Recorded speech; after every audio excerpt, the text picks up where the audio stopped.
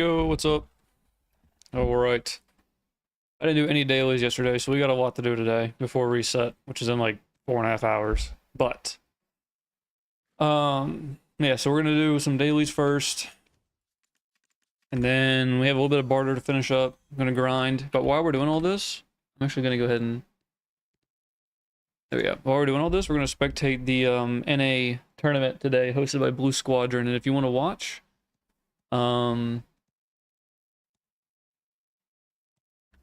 if you want to watch, you can go to Blue Squadron's Twitch, twitch.tv/Blue Squadron, and just accidentally closed it.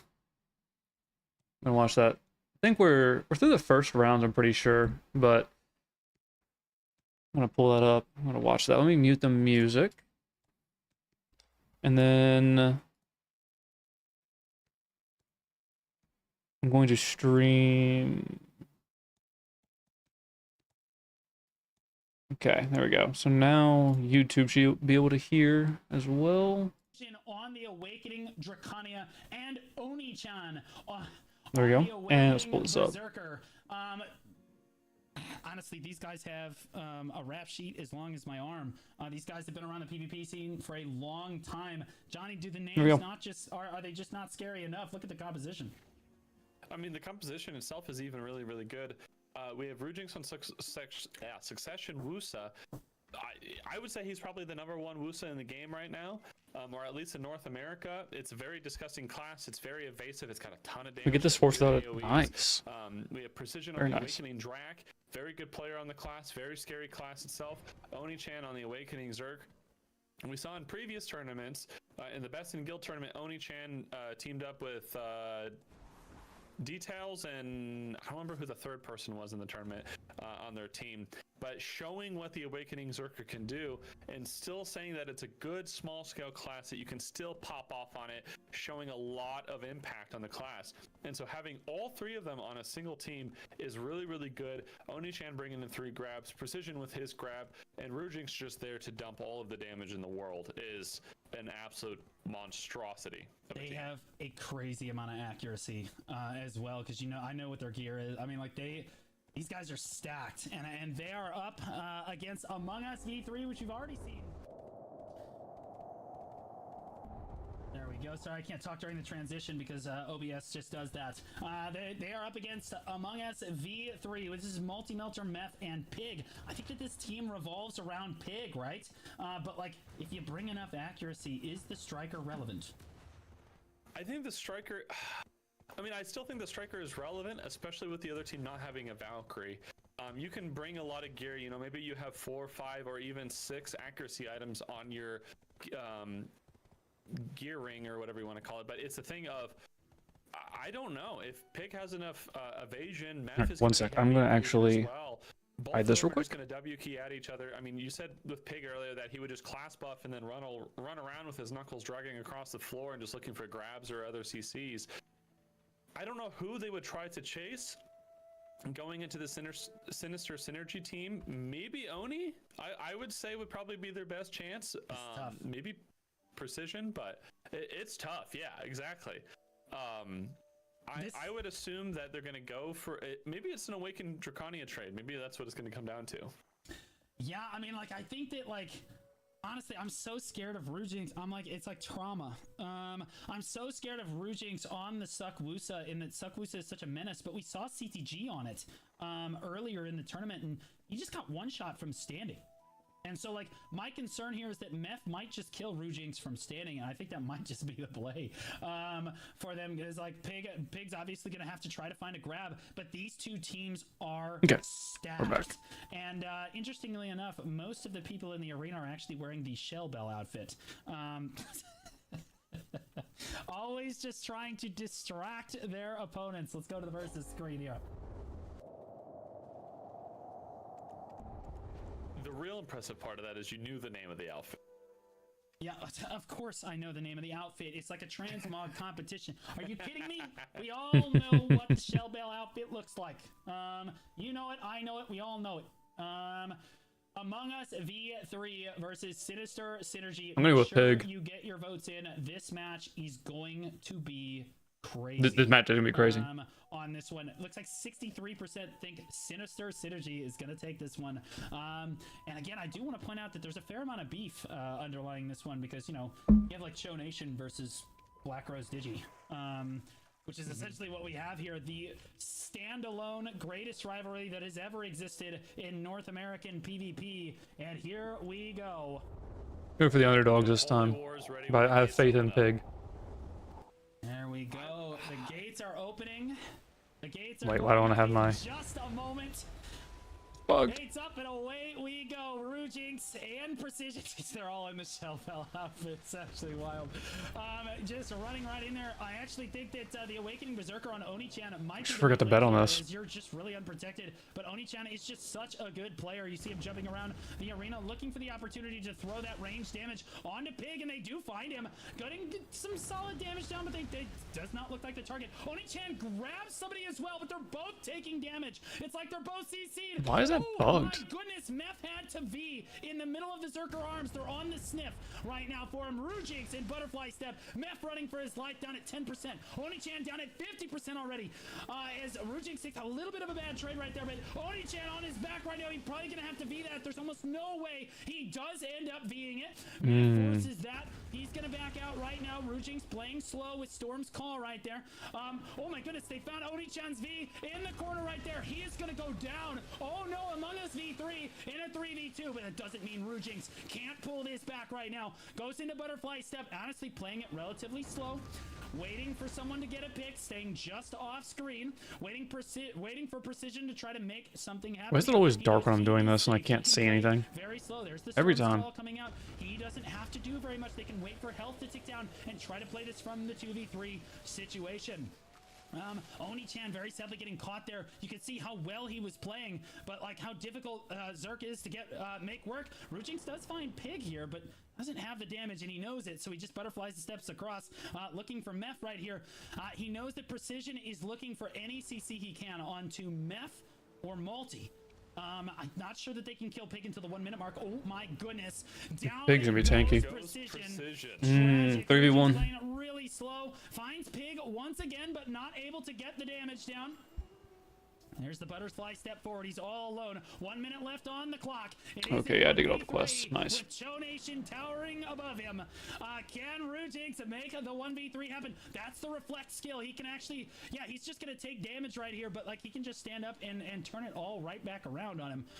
As he just should have it charged up with any sort of Segunja expelled at this point. He might just be able to one-shot somebody if he has the damage to make it work there, but they're just running from him. There's Pig CC once again. Oh my goodness. Forces the V right there. Rujinx says, get out of my face, you're trash. Puts him on the ground, looking for the V. Oh, doesn't quite find the storm, the catch on that one, the Thunderstruck on that one. Trying to kill Pig, 15 seconds left on the clock. Not actually gonna get it in there. They just don't want anything to do with Rujinx. As he moves around here, it's cloudy with a chance of thunderstorms, but Rujinx's team, Sinister Synergy, not gonna take the first round of this. Among Us V3, Meth and Pig are titans of industry. Should have bet on this. I forgot to. Forgot about my points. What you can do on Succession Wusa, even being alone in a 1v3, still getting Pig, a very, very tanky Awakening Striker, all the way down to like 10% HP, and Pig having to back off for a little bit. Meth ended up going down to like 10% in that fight. Was able to V into the one spot where he was safe in the pavilion, or the whatever it's called, but just sitting there when Oni-chan was trying to hunt him down, made it so Meth was able to stay alive, while when Oni-chan tried to V, was hunted down by Pig. So maybe it's very back and forth here as we go into the next round. Yeah, no, we have Oni-chan coming out here. Oni-chan had a lot of catches right at the start of that last round, and they need him to get those initiates down. You can see how critical he is to this team's strategy on that Awakening Berserker, but him going down just meant that they just couldn't make anything happen. Pig finds Oni-chan. Here comes Meth and Multi from off screen. That's how this composition works. Pig finds a grab, and then out of nowhere, here come the rats. Oni's got a grab now too, but he's really low. Oh my gosh, 1%. Down onto the Draconia. He has to be out of that one. Multi is It's a Drac though, it should be fun. It looks like Oh, he's not. go down. and Sinister Synergy bringing this back. They're in a 2v3 now. It's Meth and Pig against the world now. Oni-chan bringing it back for round 2, turning on the gas. Meth not able to get on top of this Awakening Berserker, getting CC'd right there. There's the damage. Oh, everyone's on the ground. But Meth, does he have the damage to throw it down? Crush comes out, but doesn't quite kill anybody. Oni-chan gets back to his feet, supporting from range right there. He's super slow. Look how slow that Awakening Berserker is right there. As Meth and Pig, they're saying that we're still on this strategy. We've still got the same game plan. Pig looking for a grab. Meth running for his life, waiting for Pig to get that grab. Pig just holding that W key. Oni-chan moving back in. Meth's really low. He can't stop the Awakening Berserker from pelting him. He just can't run from it in an arena this small. He's in V. They're on the sniff right now. Oni-chan gets CC'd. But Meth was in V, so they couldn't capitalize on it. Meth does come out of V, but you see Oni-chan just free firing now. And Meth can't run away from range skills like that. It's very difficult to do that. And now Pig is in hot pursuit, trying to find any sort of CC that they can. But look how hard Meth is to run down in this matchup. Both these teams just do not want to die. 1 minute left on the clock. HP bars tick down 50%. Meth, if any big CC happens here, Meth turns this immediately. This is actually getting a little sweaty here as Pig lands a single CC. Meth could come in And you say, yeah, this is the time when the comeback happens. Pressuring Meth from range. Anybody can one combo here. No. And it's fire on every level. Fresh chicken, hot. 2.5 minutes of ads, bro.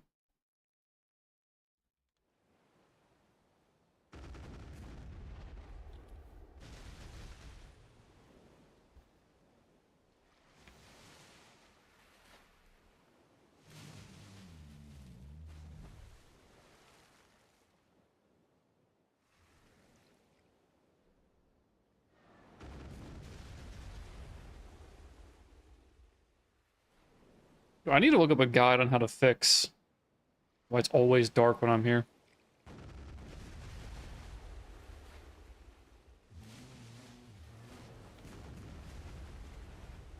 Nice, all those missed because he was underwater.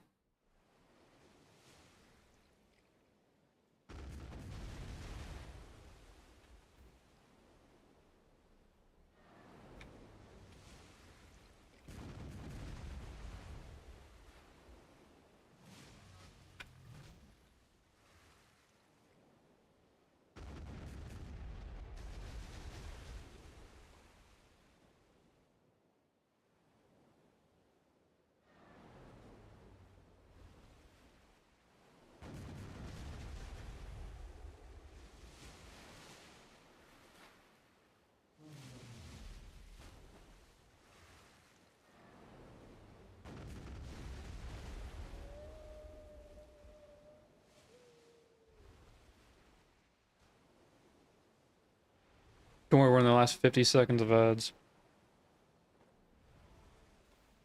Okay, I'm pretty sure...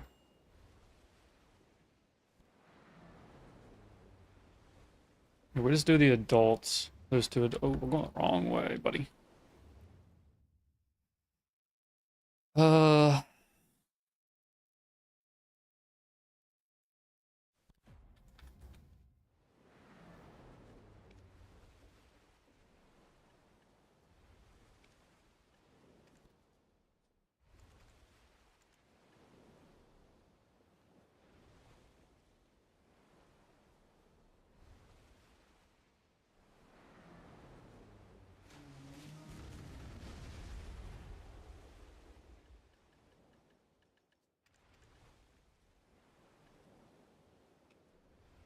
A little bit of a lack of thought, in a sense. I don't know, man. It was just so close, start to finish on this one. And it looks like they are getting the next match ready. So we're excited to see those teams once again. It does look like that our boys Sinister Synergy are going to move on in the winners bracket, whereas Among Us V3 has a long way to go through the losers bracket to battle that back. And now we have our next matchup, which is Rule 11 versus Skeptic Love Shies. Take a look at this. So Rule 11 we haven't seen yet. Oh, wait. Now go. Yeah, we can't. Now we go. The transition means that they can't hear us during the transition for the most part. So you gotta wait till the transition finishes. There we go. yeah, so this is Rule 11. This is Kosini, Alusha, and Kairos. If you remember, this is the exact same team that played in the Best in Guild tournament and had such a good showing in that tournament. Alusha actually managing to get out of the gate 3 out of 4 times in that tournament. It's crazy good. But like, how do you feel about them here? I mean, Kosini, like basically the Jesus of Awakening Wizard here. Well, Kosini being on the Awakening Wizard is going to be very tanky. I believe he is evasion. Last time I checked, I might be wrong here, or at least it feels like it in RBF. Coming in with the incredibly tanky, incredibly skilled Awakening Wizard. Alusha, again, that Awakening Valkyrie that you need. It has the accuracy, it has the utilities. It's such a good class. So far, I'm 100% on predictions. And then finally, everyone's apparently recent favorite, Awakening Draconia, coming in. So yeah, we're gonna. Maybe they had more practice. This is their another tournament that they have together. They're going to be able I'm gonna to go fight, Skeptic. A team that isn't like a number 1 seed per se. So I think that Bet they're all gonna the have points. A good time. They're going to have a decent fight here for sure. It's not just anyone's free game like there was sometimes in the Best of Guild tournament. All of these are. Who won the last all one? of these are good fights. So I'm ready to see this. In terms of who I would bet on, well, here, if we want to go, let's and look at Skeptic. over at the other team. Yeah, I was gonna say, let's look at Skeptic. The pig one? All right, this is the Skeptic left shot, guys, from before. Armin, no gamble, no loss, and Skeptic. And again, we saw Don getting caught a number of times in the first round, but Armin and Dude, no it's gamble, always pitch pulling black. it What back the for him fuck? there. So, like, honestly, Can't see who do you think shit. wins this? I want to give it to Rule 11, but again, I don't think it's going to be any sort of sweep. I think it's like a 60-40 kind of a situation where they're going to have to battle it out. It's anyone's game. It's slightly in their favor, but I don't think it's... I think it's going to be... I'm hoping for a 1-2 situation from either way. Yeah, I'm not... Man, I want to see 3 rounds. What we need to see here is Skeptic not get caught at all on that Awakening DK, and they should be just fine. Let's look over at the versus screen here. Make sure that you get your bets in No, we're all in on Skeptic. on who you think is going to win in this matchup here. I will close the betting when we transition over, so your versus screen is basically the cue that you got to get those point bets in, boys. It's Skeptic Love Shy versus Rule 11, and I got to say, I have to favor Rule 11 here. Bro, like, I can't even Kosini, see the Alusha, youngs. and Like, I Kairos can't see play so shit. well together. And I think that If I turn this on, Kairos, he could get caught, and I think Armin knows that. I think that if they're going to pull this back, Armin would know. He's seen these players in basically every tournament. Armin's on like a We'll 1450 see if evasion we can meme. actually find a catch here. Who do you predict to win this one? Stuck ninja. I say Rule 11 as well. Now, I said 60-40. How favored do you think they are? I think it's Rule 11, 70-30. Because I think 70-30. Skeptic gets caught here, and then I think that they can play safe. This is, of course, assuming that Alusha can find the exit to the gate. Let's go see here. I think this is definitely going to be a situation where Skeptic might have an easier time with the Awakened DK not getting CC, just because this isn't that super oppressive rat team that we've seen before. So I guess we'll find out, though. This looks like so shit on my Yeah, screen. no, What the and fuck? Awakening Wizard is not considered a particularly great class, but man, oh man, do they make this stuff look good. Am I even playing in BDO the still? 3v3. Alusha does get out of the gate, already a better start right there as they just collapse right down. Family aggressive, trying to put the damage down to Kosini, but he gets Rabam heal off, and now it's no gamble, no loss. That looks like he's sitting on a casting couch. He has to V and backs out of this one. Are they gonna? Oh my goodness! Oh Alusha my with the God. catch on that one from across the arena, catches both Armin and No Gamble on that one. Absolutely crazy sniff out of Alusha right there. No Gamble, no loss, sitting in the tornado. He is trying to get safe right here. Look how impactful that Valkyrie is. Skeptic trying to keep his distance. Alusha is just climbing up his butt with that lance, though. Good grab down on a No Gamble. He's gonna go down. Kosini is just eating on this wizard. He said, I'm here and I am helping. While Alusha Alusha is just gas, gas, gas. He has the Eurobeat music on, and he has his foot on the pedal. Absolutely crazy. Skeptic on the back foot of it. He's losing a lot of health. You cannot get away from Awakening Draconia. As an Awakening DK, it is just a miserable class to have to fight. Armin's very low as well, trying to get his way through the arena there. Skeptic doing his best, goes into Nocturne, kites back with Trap of Vadir, keeps moving, gets just blown away by Cosini on the Awakening Wizard right there, and it is just Armin left alive. Might be our first bet that we lose. Why this composition is just so The first ones are pretty easy to Armin's just trying to predict. die right now. That is 100% intentional on his part. He did not get caught unintentionally right there. He's just trying to die for cooldowns purposes. He's a very advanced player. He absolutely is going to know how to do that. So, Johnny, did it go how you expected? I mean, I definitely wasn't expecting for the enemy Skeptic's team to come out and just jump on top of Cosini, putting him on the ground. I mean, he got double CC'd, he was knocked down, and he got up and he was thunder stiffed. Immediately backed up, did the heal like you said, and just continued to fight it out. So that's a lot of more tankiness out of Cosini than I think they were expecting. Yeah, no, and Alusha comes out, and again, he does leave the gate, which gives them a much higher chance of winning this round, but oh, that's not good. Gets CC'd right there, but stands right back up because Valkyrie is so tanky on this one. Hostiludium's forward, doesn't find the CC on a no gamble, but oh my goodness, that core onto Hosti is so good. Armin's on the ground, but in evasion, oh, never mind. In evasion, maybe we don't trust so much anymore. 12%, wow. Trying to get away right now, down at 20%. He needs to back up there.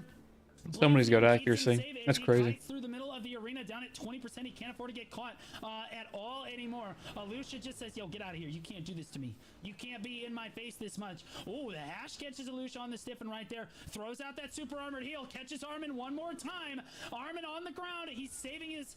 Oh my goodness, catches a heal right there from something. It may have been a whale tendon or something, I'm not sure. But it does stand right back up and does just fine. Armin comes back in to re-engage, throws Red Rain down onto Cosini, which is a bleed and a DP debuff, but not gonna find enough damage to kill him right there. Is Alusha is just not gonna let him die. And Kairos on the Awakening Draconia has all the sustain in the world with the Valkyrie as well. Armin, floor POV in this round here, just struggling to make anything happen for this team right now. Cosini doing a great job on the Awakening Wizard right here, just playing safe. Why not killing Black keeping Rust? Everyone slowed, throwing out his AoEs. The evasion debuffs are critical so that his team can do any amount of damage. It's a Black Rust. Alusha just ran across, one-shot Skeptic, There we go. and then runs back and says, okay, I'm back.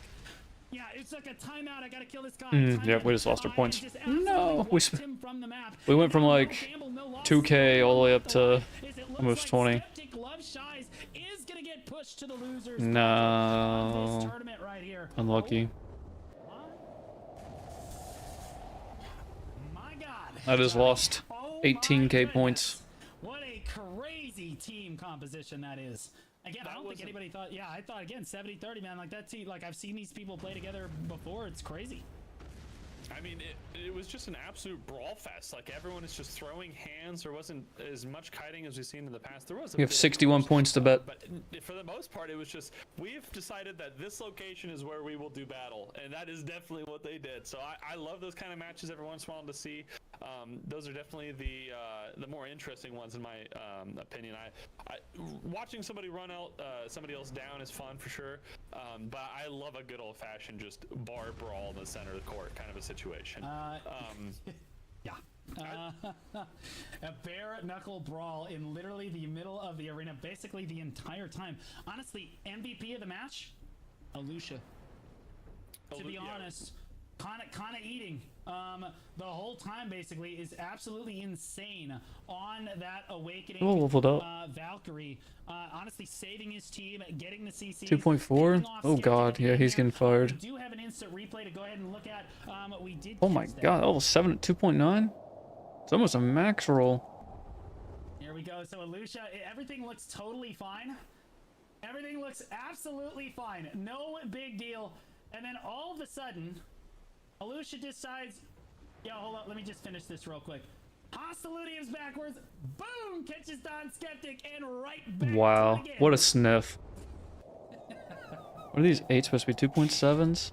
Absolutely crazy. crazy. It was a great heads-up awareness. We're gonna fire that guy by him there ASAP. to actually catch that there. If we look ahead to our next match here, we have Tuvala Tims versus Dragons, and this is our first match of the losers bracket. So let's go ahead and take a look. Oh, we're doing the loser bracket now. As we're jumping into that with the first match of the losers bracket, in the Um, audience of how far we are going in the tournament today, I have received a few questions. Saw some in the chat as well. It is the first 2 rounds of the tournament today, so that is it for the winners bracket. If you won both Oh, rounds, wow, you we're are almost over finished with it for then. today. Okay. The losers bracket will go 2 rounds as well, and then we will finish up next Saturday, round of 3, all the way through the finals there. Sheesh. So yeah, this is the very first round of the I was gonna losers fire that bracket guy. for the day. This is Dragons with Flowers, Junzo, and Travesty. How'd you like how this team played the first time around? This guy too. Yeah, this guy's getting fired. It was a little bit lacking of damage was the big thing I noticed. It just felt like that there was nothing coming out. Like 7s at maybe it was just the team 2.6. Yeah, they're good. The comp 8s. If I remember correctly, they Should be fought the 2.7. Skeptic team, and He's it not just very seemed like good. they had the CCs that See they if we needed, can but there was find somebody never better. any follow-up damage to secure the kills, which is something that's super important. I don't know if Jonzo is built super tanky with like a cadre, or maybe just the team wasn't working very well together. But I would like to see, now that they've warmed up and had some time to look over any of the previous footage, if they decided to do so, that they can kind of clear up those mistakes and really try to push forward to do what they need to do. Because I like the team, I like the composition. It just felt like something was lacking. Good one. It's like when you're cooking something and you taste it and you're like, it's missing a little bit of something, a dash of something, but I don't know what it is yet. So I think it's damage. I guess we'll find out. We will find out now. They are up against Tuvala Tims. That's Style, Dragon Drop, and CTG on that Succession. Musa again in his very first tournament appearance here. Didn't do super hot in the first match there, but I think it may have been a compositional You know what? diff on that one. Oh. How do you feel about this comp here, moving in here with the Suck Wusa, Awakening Valk, Suck Zerk? That's a crazy good comp. So the Style is on the Awakened Draconian, just for the reminder from earlier. I think Tuvala Tim's comp is better, maybe you said that. but I am gonna go with Flowers. But Style on the Awakened Draconia felt like the weak link in the previous match that we saw. The Awakening Valkyrie and Succession Wusa from Dragon Drop and CTG respectively are those two like good classes that you want to see in those compositions that we keep seeing over and over and over again by teams that are competing and doing really well. I think maybe they just needed a little bit of a warm-up. I can't remember exactly what it felt like that held them back, if it was anything particular, if maybe they're just outmatched in general. But I think that those are very good players all around. A little bit more of a warm-up. Maybe that's all they need, is just to shoot through the Okay, losers let's put that bracket. sailor on. My bets are on Tuvala Tims. I would say... Yeah, I think Tuvala Tim's is the better meta. Okay, all right. Well, here, let's go to the versus screen here. All right, and we have Dragons versus Tuvala Tims. Make sure you get your votes in, because when we leave the versus screen, that's when the prediction ends. How far away is You this? have Flowers, Junzo, and Travesty. Holy, oh, we can grab that too. Your assessment, I think that they lack damage on Team Dragons over there. I think Tuvala Tims probably has this. They have enough damage. Unless Trav can find a really good pick on that Awakening Mystic, I think it's going to be a little tough. But I mean, Junzo on the Guardian might be able to shout out. I mean, the Awakened Dracs cancel each other out. Flowers is way better, probably. And then they have the Valk, which is just insane. And then Wusa has so much damage. The other two are kind of lacking on their classes, so Tuvala definitely has the better meta team, I feel like. As we come in, we see the Flowers POV on that Draconia. Flowers is really good on track. Respectful as always. Look how cool that it's no wonder that people love that class so much. I mean, just look at the block, bro. It's just, you literally pull a dragon's wing around your body. How cool is that? All right, the gates open and away we go. Junzo actually getting really aggressive on the Awakening Guardian. He does like to be in the middle of everything to get that passive stacking. Flowers gets a grab. Wow. Not able to capitalize too much on it though, because his team That almost killed so too. much damage. Junzo goes down to 10% basically immediately. Flowers going down to 40% himself as he flies around trying to stay with his team here. You see them staying in position. That communication Once everybody else is on very 100. important. Wow, that's crazy. Junso can iframe for days on that Awakening Guardian, but gets CC'd by Style, and then Style gets styled on by Flowers. Oh my goodness, that follow-up was crazy. It was just one into... Dude. I've been watching this all day. Well, for the last 3 hours that has been live, and I've gotten one ad.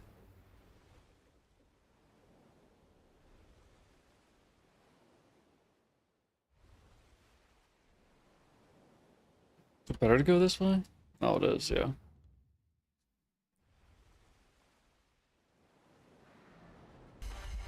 It is tough to land. It's very, very slow and tough to actually aim properly there. But he is landing that Guardian passive on everyone. Everyone just nice and slowed right now. Travesty doing his best to throw out what CC he can here, but they're both actually getting pretty low here in this 2v3. Oh, Junso gets a good grab, but he's the only damage, so hopefully he's got it here. Does Junso have the damage? No, Trav might die too. They actually do get a kill onto Rujix. Junso down at 1% health, lingering his iframes as much as he can. It is a 2v2. They're scrambling to try to get health back right now. Junso trying to buy as much time as he can. Trav trying to come in and help him on that DP set. They bring it back right now. Trav has a DP set on. He should be just fine. I'm not sure they have the damage to actually kill Travesty anymore. And now Junso actually getting his health back on this Guardian. Is this the turn of the century or what right now? As both teams trading CCs back and forth. Trav is on the ground. Forces a V. 45 seconds left on the clock means HP timers are down at 50, but Junso goes down while Trav is in V, and that is tragic as they battled it back from a 3v2, and now Trav doesn't have the damage to actually make it happen. So I can't see anything anytime I'm doing sailing. The fuck? It was, I wasn't sure what was gonna happen. I saw Styles with the grab on Travesty towards the gate, and I was sitting there thinking, I'm like, okay, this is Junso's turn. All he's got to do is just hit them in the back and deal as much damage as possible. He did the shift F, trying to find a CC, went right into God Incinerator, I believe, immediately afterwards, and then tried to use another skill, and I didn't quite catch what the skill was, but it was unprotected or it was a forward guard, and immediately got CC'd, and the clutch didn't happen because of it, unfortunately, for Team Dragons here. Yo, big shout out to Zethian for that monster raid, man. You're an absolute unit. Awakening Sage, Specimen. We're in the losers bracket here, so the loser gets knocked out of the tournament. CTG Butterfly stepping through as Dragons seems to be having a tough time pulling Styles this one back. Oh, Styles is on the ground. There's mob ball soccer in the middle of the arena as everyone just piles damage in. CTG does get CC'd on the Wusa. V's backward. Flowers doing his best to trade around. Lots of iframes on the Awakening Draconia. Again, the class has absolutely no downsides, so he can just bail himself out. Good grab right there to follow up and get that re-CC. Does he have the damage to finish Dragon Drop? Not quite. He's down at 1%. I can't believe he's still in the middle of everyone. Finally does go down. It is a 2v3. Now, Dragons on top of this one look like they are going to battle this one back in round 2. They're actually waiting for cooldowns right now. They know how sweaty this is. If they lose this match, they are out of the tournament, so they're actually waiting for cooldowns right now. They're waiting for their class buds, which they used in the first round of the tournament. And now it's just CTG all by himself. They can get 1v3 by CTG. I would not discount that man. It's the best large-scale player probably in the entire world. If anyone was gonna 1v3, it would be him. So they need to make sure they stay protected. He can come out of nowhere and make it happen. He certainly has the gear. Flowers is getting kind of low. He knows who he needs to focus here. Flowers is a sweep the leg situation. Travesty just keeping him on the ground too, making sure he's slowed and CC'd as much as possible. That's what is good about Awakening Mystic, is that you're constantly using it. It's so good in this position where you're already up like this, as the Awakening Mystic can basically just run at the opponent, keep them slowed, keep them CC'd, keep them occupied. As the match continues to move on, CTG doesn't have a V. The reason he's waiting right now is he's waiting for the 1 minute mark, which we just hit. HP bars are now capped at 50%. He can basically kill someone with Segunja Plum at this point and just one-shot them from behind. So we're all eyes on CTG as we go into this one. You see, Junzo is in block with his back to the wall. Chastity belt is tight as can be on that Awakening Guardian right now. He is not risking anything. Standing in forward guarded super armor with his back to a wall. Not a chance. CTG doing his best to try to get behind someone, but 20 seconds left on the clock. I'm not sure that he can actually make it happen. You can see how much damage he actually did to Junzo in one shot. Oh my goodness. CTG down at 10% health. 13 seconds left on the clock. Finds Travesty. Oh my goodness. Re-CC, forcing a V. He forced a V? What is going on? Oh my goodness. Down at 5 seconds. Bro, there's no way they're gonna throw this with 3 seconds left. Junzo gets down to 1%. Oh my goodness. But see, that's why they were playing it so safe. Oh my god. Wusa does so much damage. That's you got to be careful with the Succession Wusa, especially with a good and geared player.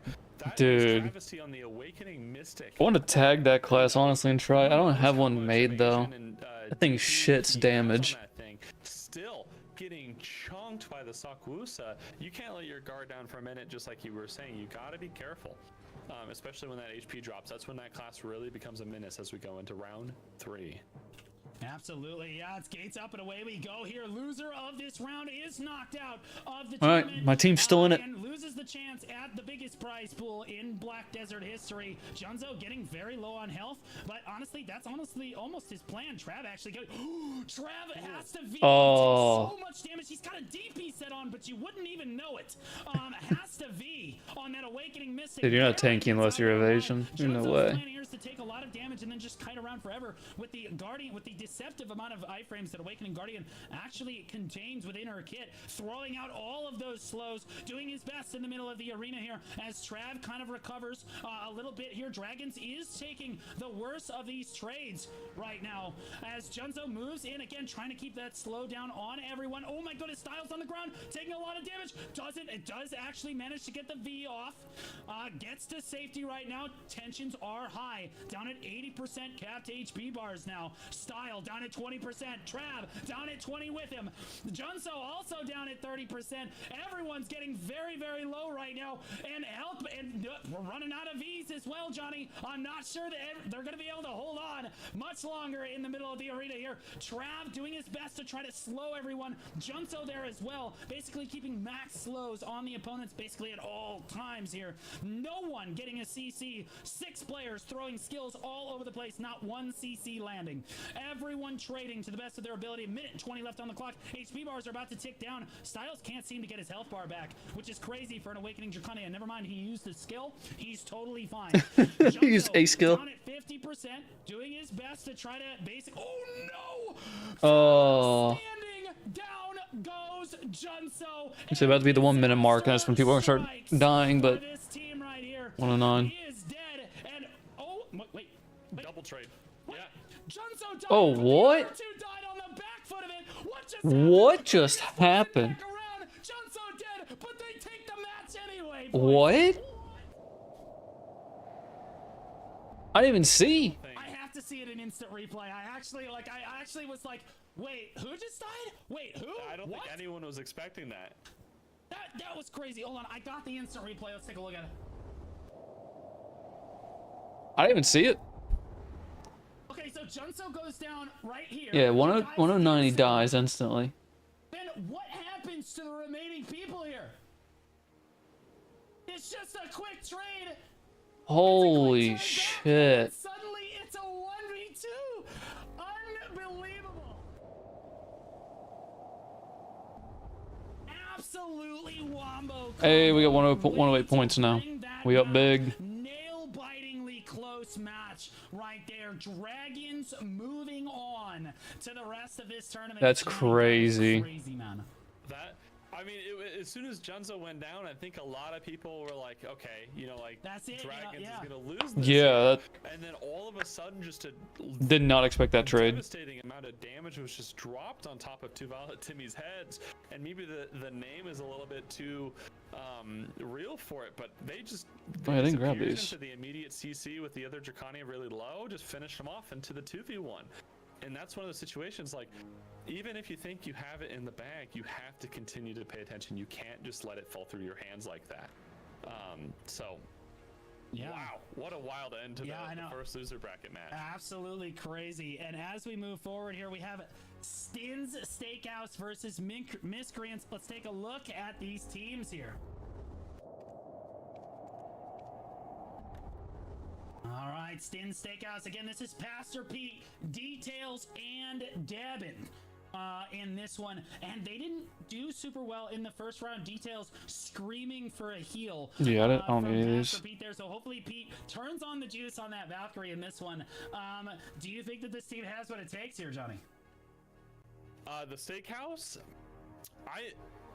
so going 84 into the helms. first match they fought against Sniffa, I believe. Yes. I was kind of rooting for him. I was thinking that they're Go going ahead to and be the team grab that the passed close Pete on ones. the Awakening Valkyrie. We've talked about it over and over. The class.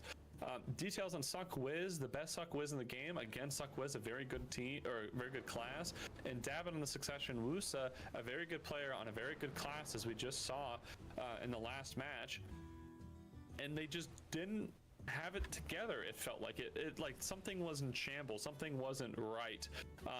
Somebody added sugar instead of salt to the recipe, and that's not what they needed. Against Miscreants as well. Oh, Miscreants was kind of like the opposite of what we were expecting. We thought that they were going to get dumpstered, and they barely lost, arguably to Suna crashing mid-match in round 2. Oh yeah, that was when Suna crashed. Yeah, no, we have Miscreants right here. Enza, Retrospect, and Suna. Awakening Ninja, Suck Nova, Suck Musa on this one. I'm not sure. Gosh, I'm not sure who wins this, man. You have the first I'm going with Miscreants. They should have won the last one. This unlucky on the crash. I feel like they got it easy. That's a lot of damage. Right? They have a pretty clean team composition, and Retro showed in the first one. He's ready. Ooh, we need some more bird meat. Yeah, I mean, we saw in round 1 of their first match where they were just trying to dump damage on top of Ratro, and Suna would come in and just blast people to oblivion. So maybe we'll see it again versus this this other team, the Steakhouse team. I think Suna, if he wants to, is going to have a really, really good shot at trying to rush down Details and blow him up again.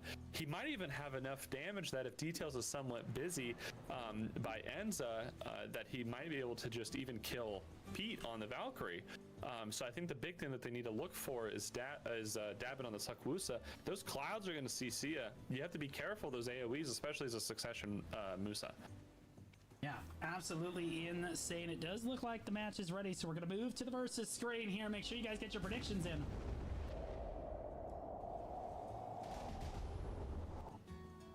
There we go. Miscreants versus Stin Steakhouse. Predictions, Johnny. What do you think, man? I kind of want to give it to the underdog this time. I kind of want to see Miscreants come out with this thing. Yeah.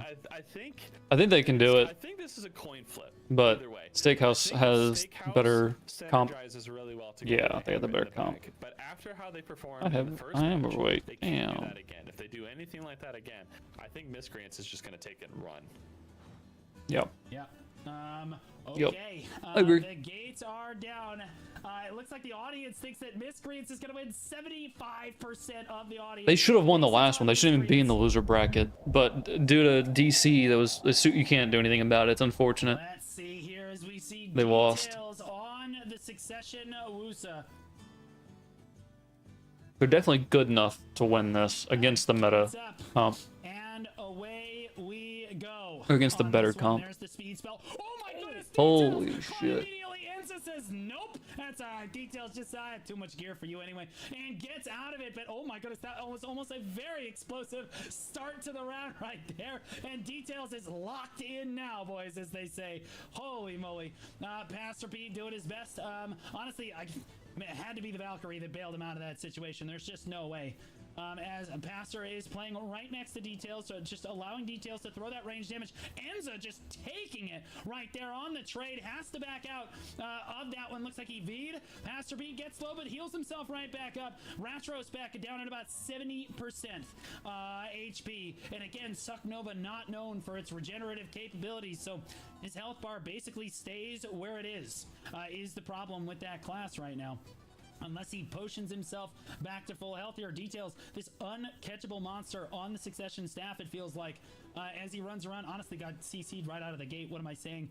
Earthquake evade right there into Aqua Jail, just making sure he doesn't get... Oh my goodness, look at all the damage he is throwing out right here. TPs to the other side of the fight. Very good Wizards do that because everyone starts facing one way at the start of the fight. You TP to the other side, and boom, look at all that back attack damage that you kind of roll in right there. Look at that, hugging each other like they haven't even cut the umbilical cord yet is Pastor Pete and Details here. Pastor doing a much better job of playing around his teammates this time around. Dabin throwing out Storm's Call on that Wusa, not gonna quite find anything there. He has the V. Yep, Enza's on the ground, gets caught by Bulleye from Details right there. As again, look at the damage. 30%. Wow. Gets CC'd. Beautiful catch right there by Suna was on good. the Succession Musa to catch Details. Finds the sniff. Oh, but he V'd right on the edge right there. That was perfect V'ing right there as he just got away from it. We did lose 2 people. We lost Suna and we lost Davin. It's a 2v2 now. Valkyrie Succession Wizard versus Succession Valkyrie Succession Musa. And normally you would say that the Valkyrie and the Wizard here, Johnny, but like so much damage and health bars are capped at 50%. Suck Musa can just one-shot somebody. Details doing his best to keep his distance. Okay, Pete's on the ground, but Ratro's the one down at 20% right now, as Details is just shelling damage into that frontal guard, doing the best he can. 26 seconds left on the clock. Is this going to come down to HP here, or are we going to see a clear victor? TP away, fireball explosion. There's a meteor right there, not going to get through Ratro's frontal guard though, sadly. And Pete is going to go down. Oh no, it's not good for them. Now it's 1v1. 10 seconds. Holy shit, they traded? Oh. Yep, never mind. Trying to get the heal off. Ratro's trying. There it is. Details takes it home. Oh my goodness. Wow, that was crazy. Every trade they traded back. Oh, like... Wow.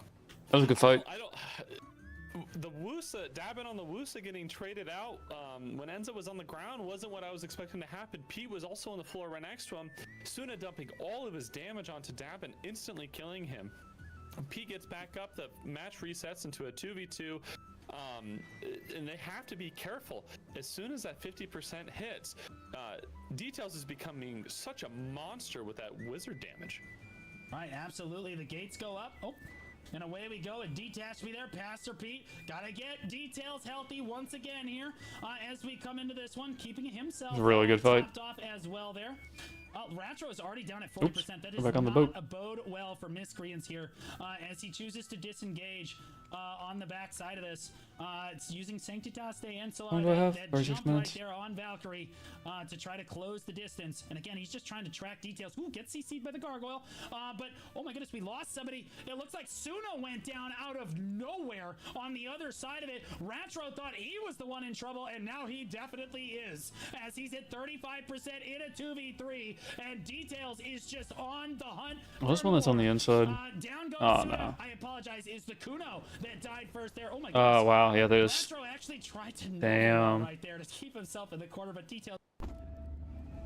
Dear Subaru. Oh, that's the second time I lost points. My points are doomed. Facts, brother. I'm right there with you. I was up like 9... yeah, I was up a lot. Did I say I started with like 2k, maybe? 2 or 4k? Worked my way up to like 18k?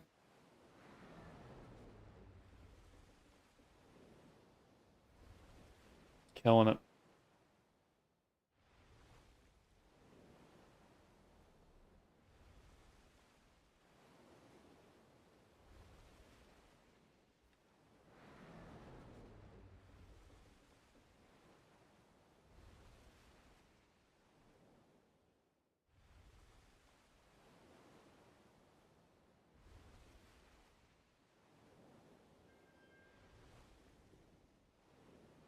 That's its own argument, and that's its own situation entirely, but you have to just keep that in count the entire time you play. If you're not in heavy iframe class, you're gonna die standing.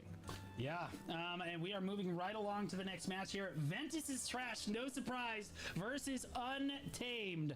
Let's go ahead and take a look at this. Where is my There they are. There we go. This is Ventus's Trash. This is Greed's Image and Emma Watson. Suck Tamer, Awakening Valk, Awakening Megu. Didn't have the best showing in the first round of it. But honestly, Johnny, how do you feel about it in the losers bracket? In the losers bracket, I'm not really feeling it. I wouldn't say too much. I wasn't really impressed by what they were able to accomplish with the team composition. I think Emma Watson would have been better on the Awakening Tamer. I don't think the Awakening Megu is a play. The Awakening Valkyrie is great, but we need Image to be able to show off on it, and I don't know if it was just the last team's comp that did really well into them, or if it was a matter of personal play. But this was a little bit different of a team, and I don't think it played off this time. Yeah, well, I think that they actually might have the upper hand going up against this Untamed team. Let's take a look at them.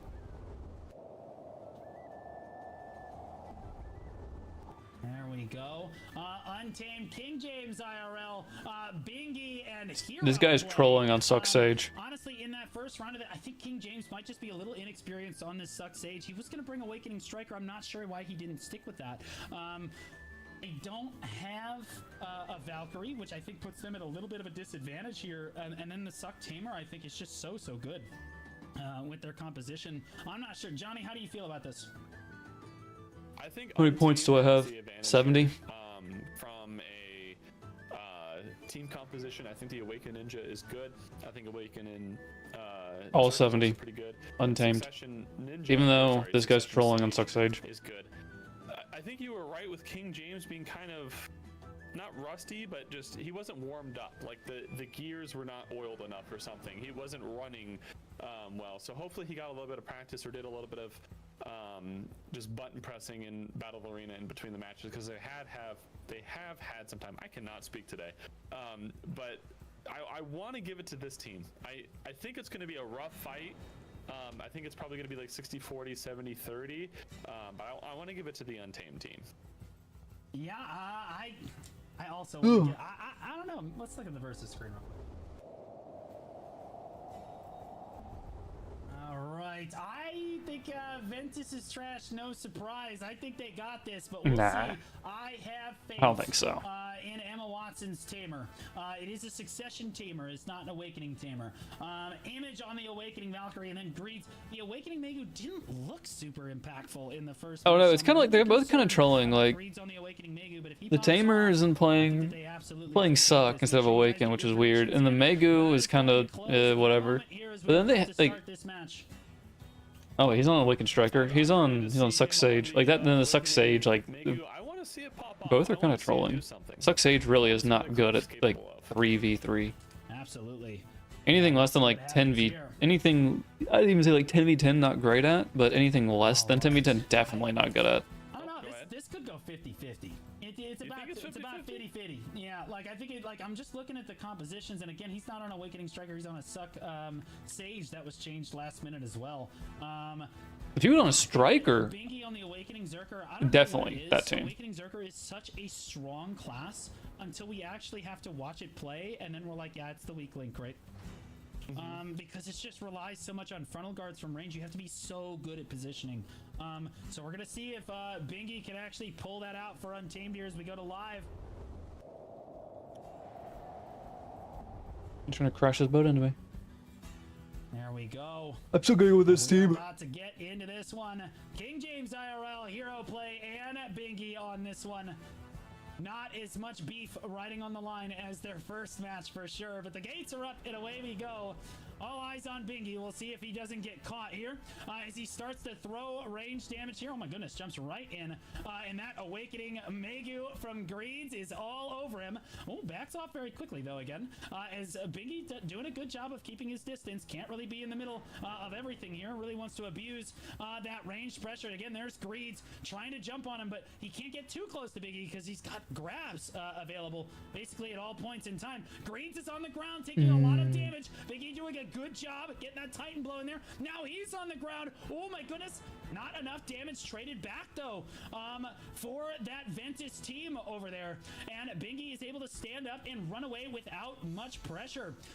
Does look like that Emma Watson on that tamer iframing away as well. Are Everybody we even trying to doing keep kill bosses themselves today? safe, How many food are on? At the moment here, the Sage does go down, and that's what I mean.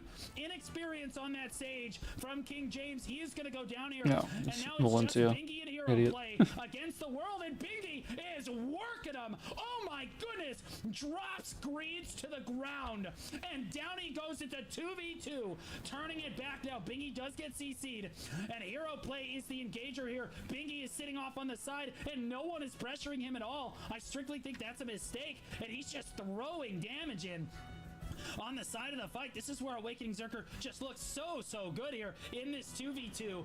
The compositional diff here, it's a Succession, or I'm sorry, Awakening Ninja and an Awakening Berserker versus a Succession Tamer and an Awakening Valkyrie. Johnny, who do you think wins this? I want to give it to the Zerker and the Ninja here. Hold that thought. Special, Image on the the double ground. CC. Quick double CC and down, there you go. And just as we think it's gonna cool off for a couple minutes and they're gonna wait, nope, they just take it home. Untamed managed to take the round despite losing King James first in that one.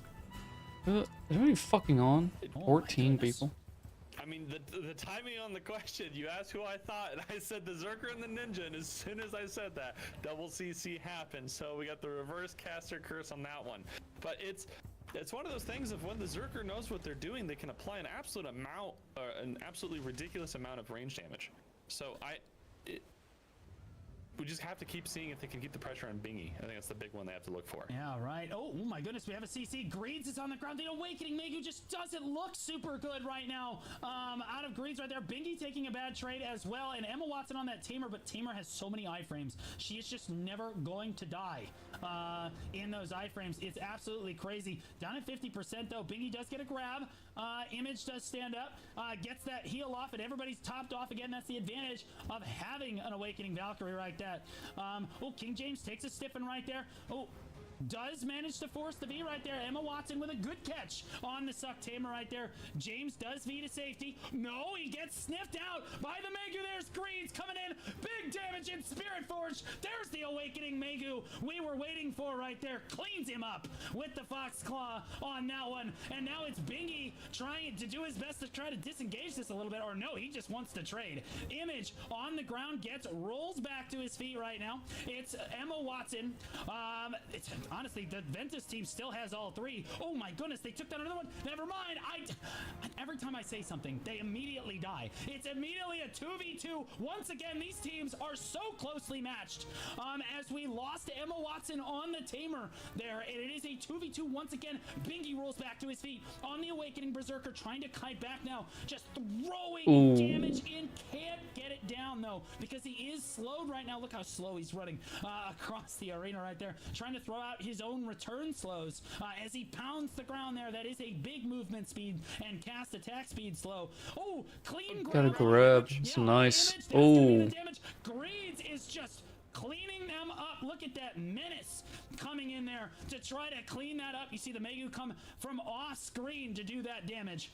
Hero Play coming in to try to get a CC for Bingy, who's honestly been putting in work right now. Hero Play gets a good grab on the Image. Image is gonna die, but Bingy's on the ground. Does the Megu have the damage? Double CC. No, never mind. Never mind. It was him that got C. I thought he got Hero Play too. And that is gonna be 2-0 for Untamed. You were absolutely right. I mean, even then, the last match, it was really close. It was a bit back and forth. Bingy was monstrously tanky, or was just not getting hit by a few of the abilities, just able to survive a lot of the situations more than he should have, in honesty. Bingy having an absolute grab early on Image, full extending the animation for it too. I got my points back, right? Follow-up damage from his team. I was sitting there kind of clenching a little bit, waiting for somebody to do the follow-up damage on top of Image to kill him, or even just to kill Bingy himself, because that's the duality of those extended grabs. Of if you grab somebody and you have no team damage to follow up, but the enemy team is punishing you for getting that grab, you might be the one who dies from it instead. Yay, we're at 129. We had a 1.8. They have to keep in mind of as soon as Bingy gets that grab, he has to be calling as loud. Alright, what's our they're probably 305. communicating back and forth like, I have a grab, I need help, and then the team just has to dump whatever they can, protect it or not, on top of it to try to secure the kill. Otherwise, you might end up having just your own teammate dying instead. Yeah, absolutely. We're going to look ahead to our next match here, which is getting ready to go here. It is going to be, actually, this looks really close. Of the Console Boys versus Yellow Squadron. Console Boys versus Yellow Squadron. Console Boys actually came out so strong in their first. No one even thought that they could take a round off of Lazzy Noodles, but they did indeed and almost won that match. And now they're up against Yellow Squadron here. Remember, Console Boys, guys, Pinks is actually playing with a controller. All three of these players came from console and are now in this tournament here. Combat on the Awakening Wizard, Mahiro on the Succession Kuno, and then Pinks on the Succession Meiwa. Suck Meiwa actually looking so good in this tournament, Johnny. The Console Boys were The Succession killing it. Was one of the classes coming into it. And killing it last fight. Ones that I said I thought would be But the other team was just But in the Succession good, matches we very have good. seen, it has a ridiculous amount of damage even after some of the nerfs. I thought that after they kind of nerfed the my refresh. range Keep arrow doing skill, P I'm for not sure refresh. all that it was going to be a lot 23 minutes still. Damn. lackluster, but the Meiwa players in the tournament like Akari and Ash or Akari How many crow coins do we have now? 11. We need, what did I say it was 50k per each Yeah, let's look over piece? at Yellow Squadron here, Regent Jupiter, Hunter Blue, and Yellowheart. Remember from our first match of the day, the problem here was Hunter Blue just basically getting one shot on the Awakening Ranger, so he's got to make sure. Oh, these are he's kind of an worth, right? expert at the Oh, they're class. 1 day. He's gotta Yeah, make $1 sure for a he day is doesn't not get bad. caught. He's up against a Succession Meiwa. That's got to be a little bit scary. Right, Johnny? What is this? In 100 for last city match, expansion? It might have been a little bit different. It was Pig and it was Meth just running him down. Again, Pig just Knuckles full on the floor, just leaving scratches in the arena as he's chasing down. Amazing cosplayer. Putting full pressure with LaFonda. I don't know if Console Boys will be able to put that same pressure having So mediocre, no one knows who he is after Ranger being on Ranger for 5 years. Not Succession, but the Meiwa and the Kuno might be able to keep that pressure up. So I think Hunter Blue is going to be the same target again. Absolutely. We'll see here. We're gonna move over to the versus screen. Make sure you guys get your predictions. Dude, the in. Console Boys were killing it. Like, I want to go for the other team, but like, dude, Alright, they... Console Boys versus Yellow Squadron. Johnny, let's do our predictions. I think Yellow Squadron, I gotta go with the homies on this one. I would like to go with Yellow Squadron, but dude, Console Boys were running it. Coin flip. Yeah, like I think it could go.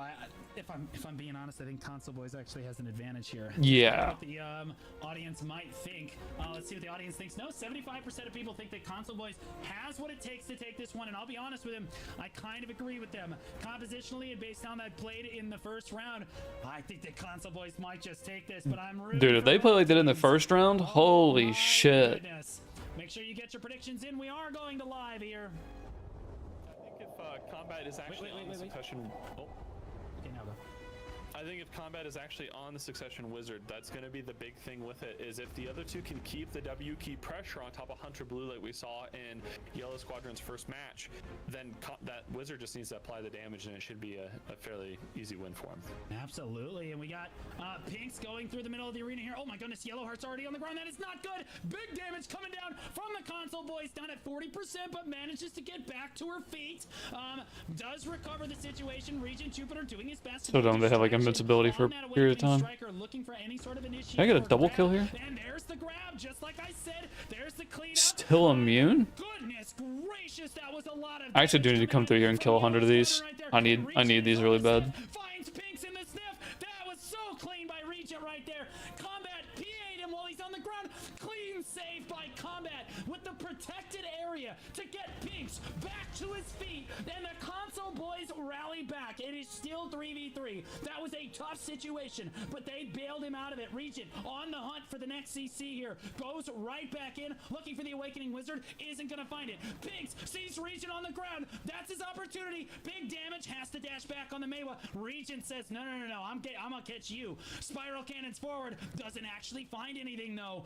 As we move right back on into it, the fight just keeps resetting. My hero's down at 20% on that Kuno for Console Boys there. And Yellowheart's Gargoyle is so good against Kuno. Catching and finding those gaps. The pets don't care about your gaps. They're basically a honey badger. It's absolutely insane. Regent Jupiter finds the grab onto Combat. Oh, somebody's dying in here. Does get the V off, though.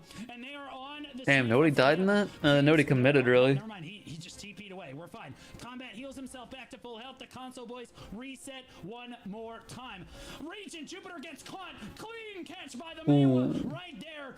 And Regent has to be on that one. God, Pinks is just playing out of his mind on this. And he's on a controller. Finds Regent in Yeah, the all the corner. console boys are actually on controller. He does find it right there. And it looks like it is now a 2v3. Hunter Blue and Yellowheart. That is the Awakening Ranger. Wild. Succession Nova into 3 of the console boys. Can they make it happen? I did controller on Lahn for a bit when I was like super lazy. That shit's tough. On that one, Hunter doing his Of course, they actually played on console before swapping to PC. He's trying to isolate the 1v1. Can he win the 1v1 before Yellowheart loses this 2v1? Yellowheart is on the ground, gonna go down right there. It looks like Hunter did win the 1v1 though, and Hunter Blue comes back. Now it's just a 1v2. That's what I said. Hunter was trying to isolate that 1v1, and now it's Hunter Blue flipping back on that Ranger, trying to catch his opponent, finds Combat. Combat has to be on that one. They actually are running from him. He actually is unironically 1v3 against these people right now, and Pinks is not having any of it. 6 seconds left on the clock. Guys, what? And Hunter Dude, it's is impossible on to top get of them, like, to Very chase them tragic, down. but oh my goodness. Hunter is an animal, Johnny. Holy moly. Awakening Ranger being one of those classes that if you fight it in a 1v1 or some sort of small scale.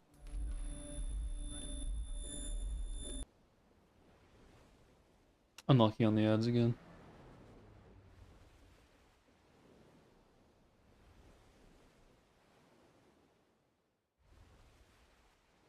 I'm just gonna close it until back up.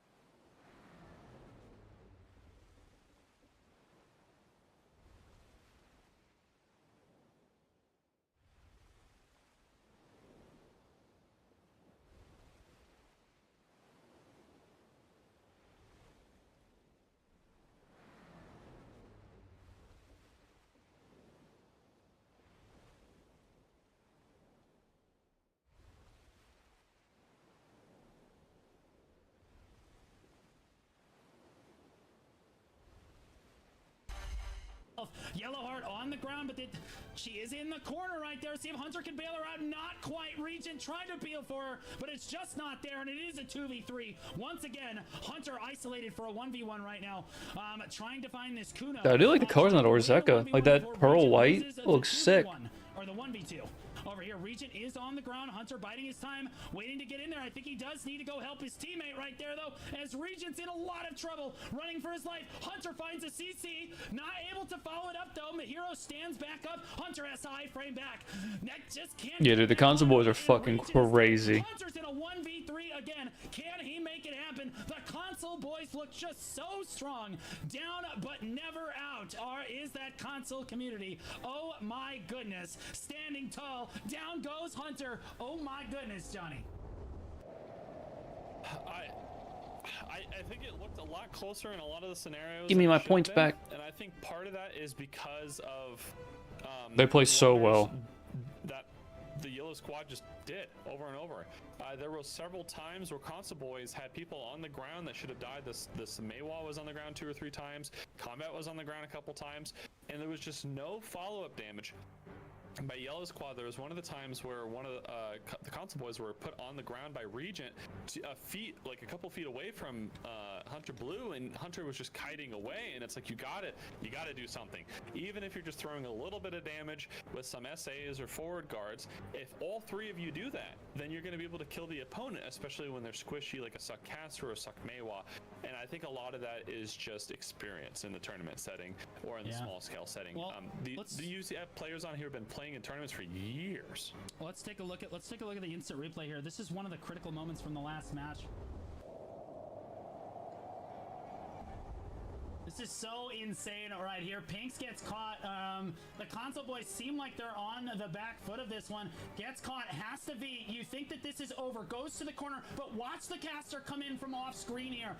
He think he's dead. Regent finds the sniff. There's combat. Gets the PA off just in time and gets Pinks to safety. Absolutely nuts.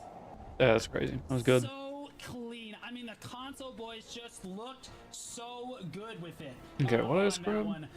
And so, honestly, Johnny, we do need to move grab forward these. to our next match here. We have Team No Wusa, Drac, and Valk Abusers against Team Dragons. Let's take a look at these teams. Just trying to get all these like plus 80 or 70 or whatever. All right, Team No Wusa, Drac, Valk Abusers is Chief, Azrelia, and Lay Fonda. What do you think the weak points of this composition are? Sucklon is way too squishy. I think Azrelia is the weakest point of the comp, and it's not because of skill. Not He's skill. One of the best Lahns in the game. He's really very, good. Very good in the class. He's shown that previously. They took their first. They were in the first match against the Yellow Squad, who we just saw. He actually lived for a They pretty were long time sometimes in the last losers fights. bracket. But it's just the thing of Sucklon's best at large scale, and this is a small scale scenario.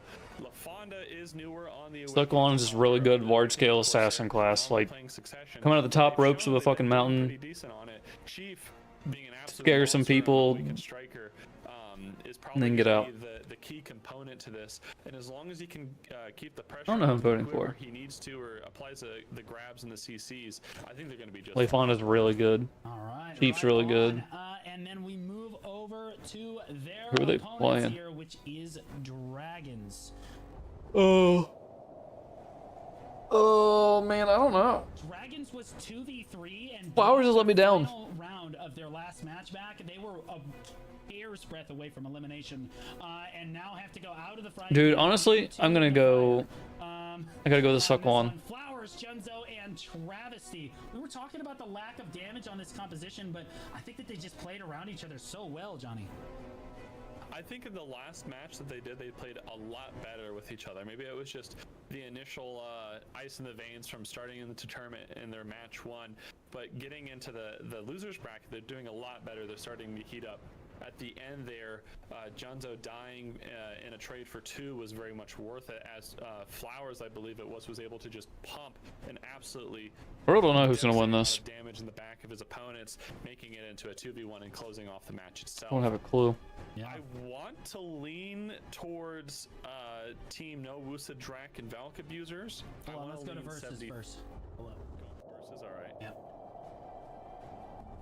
All right, yeah, so you're leaning towards No Wusa, Drac, Valk Abusers. What did you think? 60-40, 70-30? I'm thinking 70-30. I'm giving a little bit more on No Wusa, Drac, or Valk. I think it's pretty This is so 50-50. tough, but I really do think that they have the advantage. I think it's 70-30. Woos and Team No Wusa, Drac, Valk might just take this. If it's not 50-50, I think it's like Australia and Chief are just so good it's like with it. 60-40 that, you know, Chief the is just gonna run at Junzo. Team No Abusers is gonna win. It's like 60-40 to them. Guardian does have a lot of iframes. I think if you know that class well enough, you're gonna be able to grab it. Like especially in the Shift F or in God Incinerator, the Shift Q, you're just gonna be able. You just gonna grab it for free. Yeah, I mean it. We'll see. You know, you say that, but it's Junso. You know what True. I mean? It's kind of a tough situation. As we go to live here, make sure you get your bets in, as it's going to close in a moment. What's the split? All right. Oh, and it's we are pretty- about to start this one. Loser is Oh, out wow. of the No, biggest tournament in Black Desert Unlucky. history. Winner moves on to continue to fight another day. I need to be like on the downside. I need to be rooting for the underdog. Leifonda skates in on the Awakening Corsair here. Oh. Oh my goodness, gets CC'd. On the Holy ground, taking a lot of damage. shit. Trying to hold on to his V though. Very expertly holds on to it. Yep, Has we got it the last anyway. minute. Nice. Just as I'm about to praise him, has to back up there. It looked like it did bug maybe a little bit for him. Maybe it put his weapons away. I'm not sure, but he did have to V there. And Leifonda's on the back foot. He just can't get his health back. He's really struggling right now. As he's down at 10%, and Junzo is Oh, he's dead. hunting him. And he has caught him. Look at that. Down goes Leifonda. Oh my goodness. Junzo just would not let that Corsair breathe over there. And now it is a 2v3. You have Chief. And Azrelia, Awakening Striker, Succession Lahn into a 3-man matchup. We've seen crazier things happen. They absolutely could bring this back. Azrelia trying to catch people unawares, attacking from the sky here. Not going to quite find anything. Chief looking for a grab. Azrelia can't find anything. Abusing that Z-axis. Oh my goodness. Found the CC onto Chief. Junso actually forced a V though, and Azrelia has to run as well. He's up in the air, flying around the arena above at 10%, but no one can do anything about it. Chief down at 10% as well. Still in a 2v3 here. No one managing to pick anyone off quite yet. HP bars will go down at the 1 minute mark to 50% here. Travesty doing his best to try to get any amount of slows or CC down on people on this DP Awakening Mystic here. Spiral Torpedo right there. Gonna throw out the vacuum. Not gonna find anything there. Or Dragon's Rip, rather. And they're more than happy to just wait, it looks like here, Johnny. A minute and 10 seconds on the clock, and Azrelia can't really find an engage. Chief goes in, gets put on the ground, but there's Azrelia on the backside. They do find Travesty, but he's the TP mean they can't really kill him. Junzo's down at everyone's locked down at 50% now, and now it's really going to come down to Chief coming on a V here. Travesty did sniff him. He says, guys, look what I found, and keeps him CC'd in the corner until they're able to find it. Azrelia died off screen. That's going to be 1-0, Johnny. He's got to be careful on the Awakening Corsair. He can't get caught like that, especially by Junzo. Like, Yeah, he got caught real bad in the beginning. It kind of spiraled from there. You have to stay evasive. You can't get caught or ran down. Outside of the V, it's going to be a little bit more difficult to kite, of course, because you have that brief time of... No way, man. No way I got special barter. He's got to be careful. Oh, I can't even reset anyways. Another 8 minutes. Give supporting damage in CCs. I mean, that's worth. I got it. And the gates are up. That's worth. And away we go. Azrelia hiding We gotta go do that. in the middle of the arena. On this lawn, look how graceful this play style looks on this class.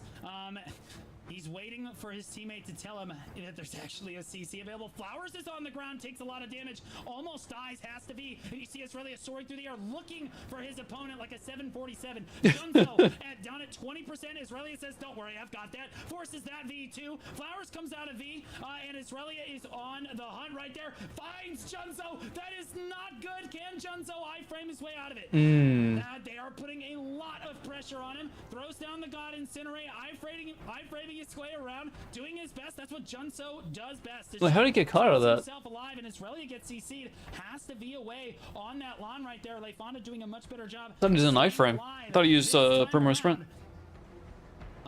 As he kites backwards here. No, Leifonda is putting a decent amount of damage down. The fight has reset somewhat, and a minute 45 on the clock here. Neither team. Oh my goodness! It looked like the Draconian. Oh, Flowers just died out of nowhere. He did have to V earlier, so like that does make a lot of sense. I mean, he just doesn't quite have the gear. Junzo taking a lot of damage now as well, but they've won without him in the past. We'll see if they could do it here as well. Leifonda, innovation we trust, gets knocked over and just stands there, says, you don't have the damage to kill me without Flowers here. Junzo getting really low. Leifonda gets stunned up again on the ground with Chief, and first time as Junzo is doing as much damage as he can. You say, can they even kill any of them without having Flowers there? They just don't quite have enough damage. Junzo is gonna go down there. Like, maybe the Awakened Guardian, but... Back. Team No Wusa, Drak, and Valk Abusers are gonna pull a round back on this one, as Travis is the only one left alive, and they don't show any interest in trying to kill him, Johnny. You say, yeah, they probably should wait out time. Not at all. I mean, he's going to be so tanky with it. They might be stalling for time, get some abilities back up. Definitely showing that it's, you know, they're still within the realm of climbing. Dude, he is hunting that one. Dude, the lawn is so squishy. These are the matches I like. I love these close 1v1-to-1s, and it comes down the last round. Yeah, Trav looks like again, they're taking damage and then they'll get away from him. Then they'll take damage and they'll get away from him. But they're waiting for their class buffs here. They do not want to get knocked out of this tournament. They know that they are one round loss away from being knocked out of this one. They played well in this round. They've got one more round to go. And basically this just buys time for class buffs. So everyone's class buff should be off cooldown coming into the last and final round here. Trav, look how effective Trav is getting CCs, even when his team isn't present there. Look how good that. Oh, he put on his 8. Looked like he may have put on his AP gear there right at the end, but no, I guess not. He can't change gear. I guess that's just Awakening Mystic damage, as little as it is coming out there. Even when you have 160 AP, proccing the dragon can do a little bit of damage. And now we go into the third round of the match. This will be the decider on who stays in the tournament, whether it'll be Team No Drak, WUSA, or Valkyrie, or Team Dragons. I don't know. I think going into this, I was favored to Team WDAV. I still think I am, but I think it says 70-30. I'm 50-50 here. Yeah, dude, it was not that big of a split. It was. The enemy composition is when the Corsair is actually alive. Yeah, that too. Leifonda kind of threw the beginning of that first round. Happens though. Slippery on that Corsair as he finds Flowers right there. Not actually gonna, neither of them, like ships in the night, just gonna pass each other. No CCs.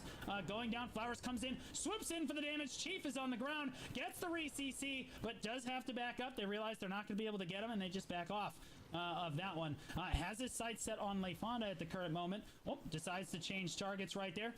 This is how fast Awakening Draconia is played on the GOAT of Awakening Draconia. Throwing out some damage right there. Does find the CC once again onto Chief, who takes too much damage and is forced to be. Leifonda, which is going to put some pressure on Leifonda, who this Awakening Corsair gets the Flowers CC, gets the V. Flowers knows he cannot survive Leifonda's damage. Chief is in the middle of everything. Is Flowers going to get sniffed out of V? No, Israelia tried to find it though. And now we're running lower on time here. People are losing Vs. Both teams are running out of get out of jail free cards as we come down here. I'm gonna dump some stuff in storage too. My inventory's horrendous. Looks like before we re-engage, the next CC might just win the match. As we dive in here, Flowers looks for a grab, doesn't quite find one. There's Chief with the grab on the Flowers. He doesn't have a V. Down he goes, and he is gonna go down. But can they trade one back in quick succession?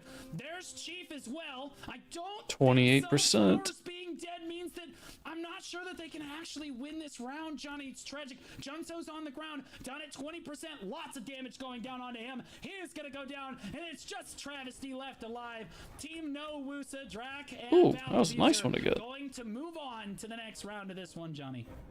And there is no stalling this time. They're just going to look for him and finish off because 10 Gs and 5 of them. The bag for this round anyway, or at least the loser's bracket. All right. I'm not going all the way out here to not have it. Holy moly. That was good. That was a good fight. I love those kind of matches. Those are always Yeah, we got to 381 points. Close every time. Yep. Yeah, crazy close the whole time. Goes to 3 rounds. Before we go forward, guys, I do want to point out that Perlibus is not sponsoring this tournament, but Invicta is. Invicta is a gaming optimization service. You've probably heard of them. They are everywhere in our category. They help out basically every content creator in our category. They sponsor everybody, and they put up money for this tournament. If you guys want to run BDO in a more optimized way, you need to use Invicta. Like I trust them so much. I invested in Invicta. These guys are units. They built Choices PC. That thing is a monster. They do custom build PCs, and they optimize no matter what game you're playing, no matter what PC you have. If you have a low-end PC, you optimize with Invicta, you're getting the most out of your money. If you have a high-end PC, you optimize with Invicta, you get the most out of your money. It's just a win-win, guys. You can use code Blue Squadron at checkout to get, I think, 20% off at checkout. But guys, we all love Invicta. They sponsor these tournaments even when Perlibus won't. So absolutely check them out. Now, Johnny, let's look at this instant replay here. All right, so we have Flowers coming in here, and he does get caught here. This is what honestly gets them killed. I said the next CC wins. Flowers just I-framing around, doing his best, but Chief grabs him, and then Leifonda's Awakening Corsair picks up that kill, and it's just downhill from there. Absolute tragedy. Losing the Draconi is going to be rough in that kind of a matchup. Yeah, like absolutely tragic on that one. But like honestly, like Flowers, they did have a good run through the tournament. They won some, they lost some. Absolutely super close. And as we look ahead to the next round here, Johnny, it's Meta Humpers versus Bruh. Dear Subaru, It's only a 10-second ad. Not bad.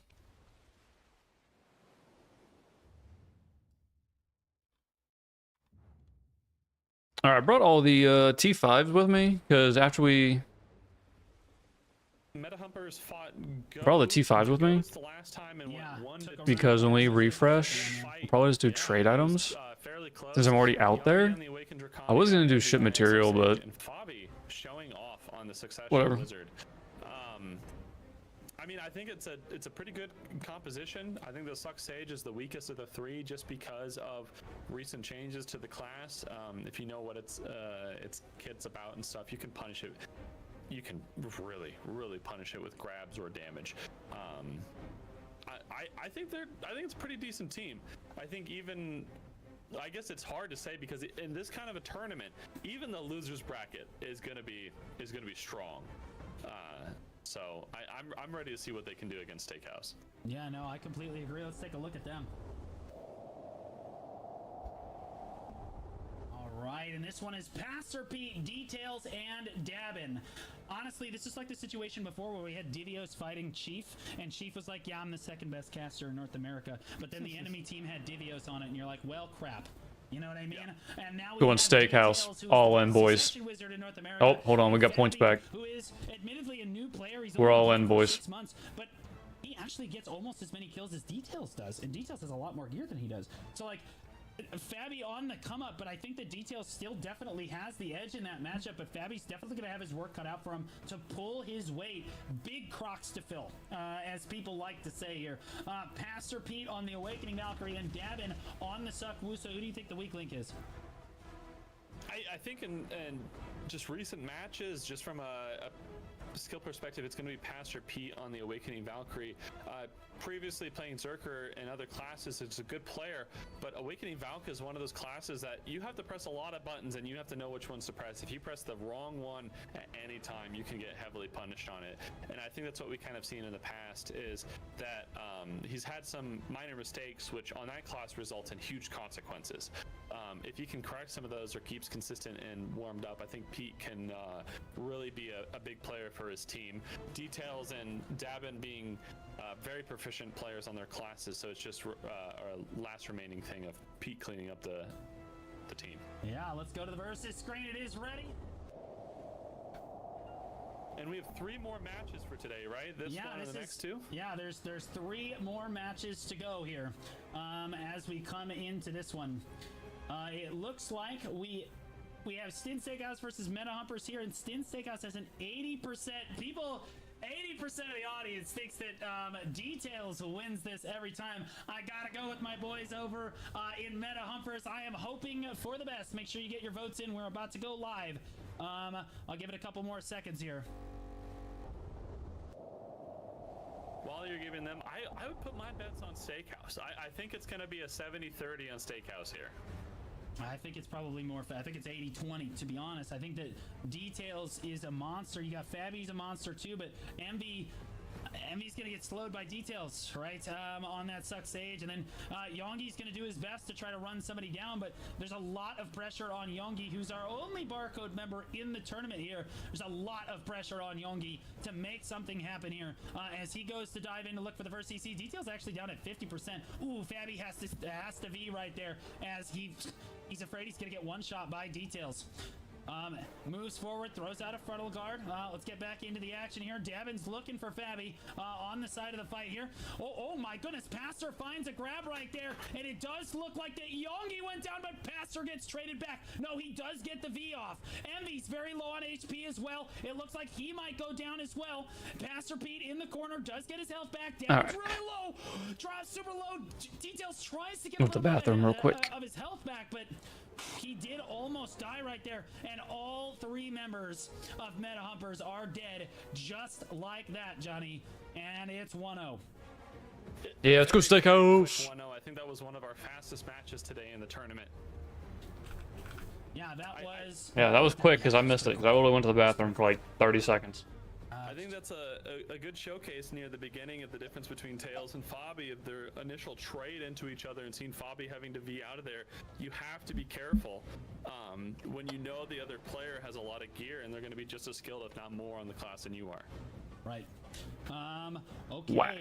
Now the gates are up and away we go, and Meta Humpers are very close to elimination here as Dabin dives right in on that Wusa, but it's okay. He was just taking a lap. It looks like Details going uncontested on the side there, and there's not much they can do about that. Envy does get behind him, looks for a CC, doesn't quite find it though, and it looks like, oh, Fabi just got one shot on the side of it. Tragically, he is down. Yongi's losing HP.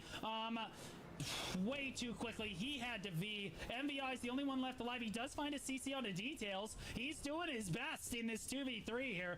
Finds Details again. Hello, Envy.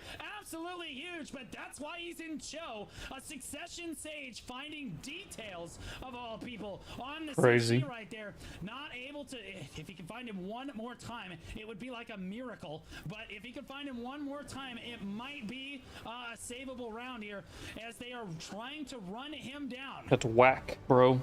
Dabin doing so much damage to him, trading back on that Suck Wusa.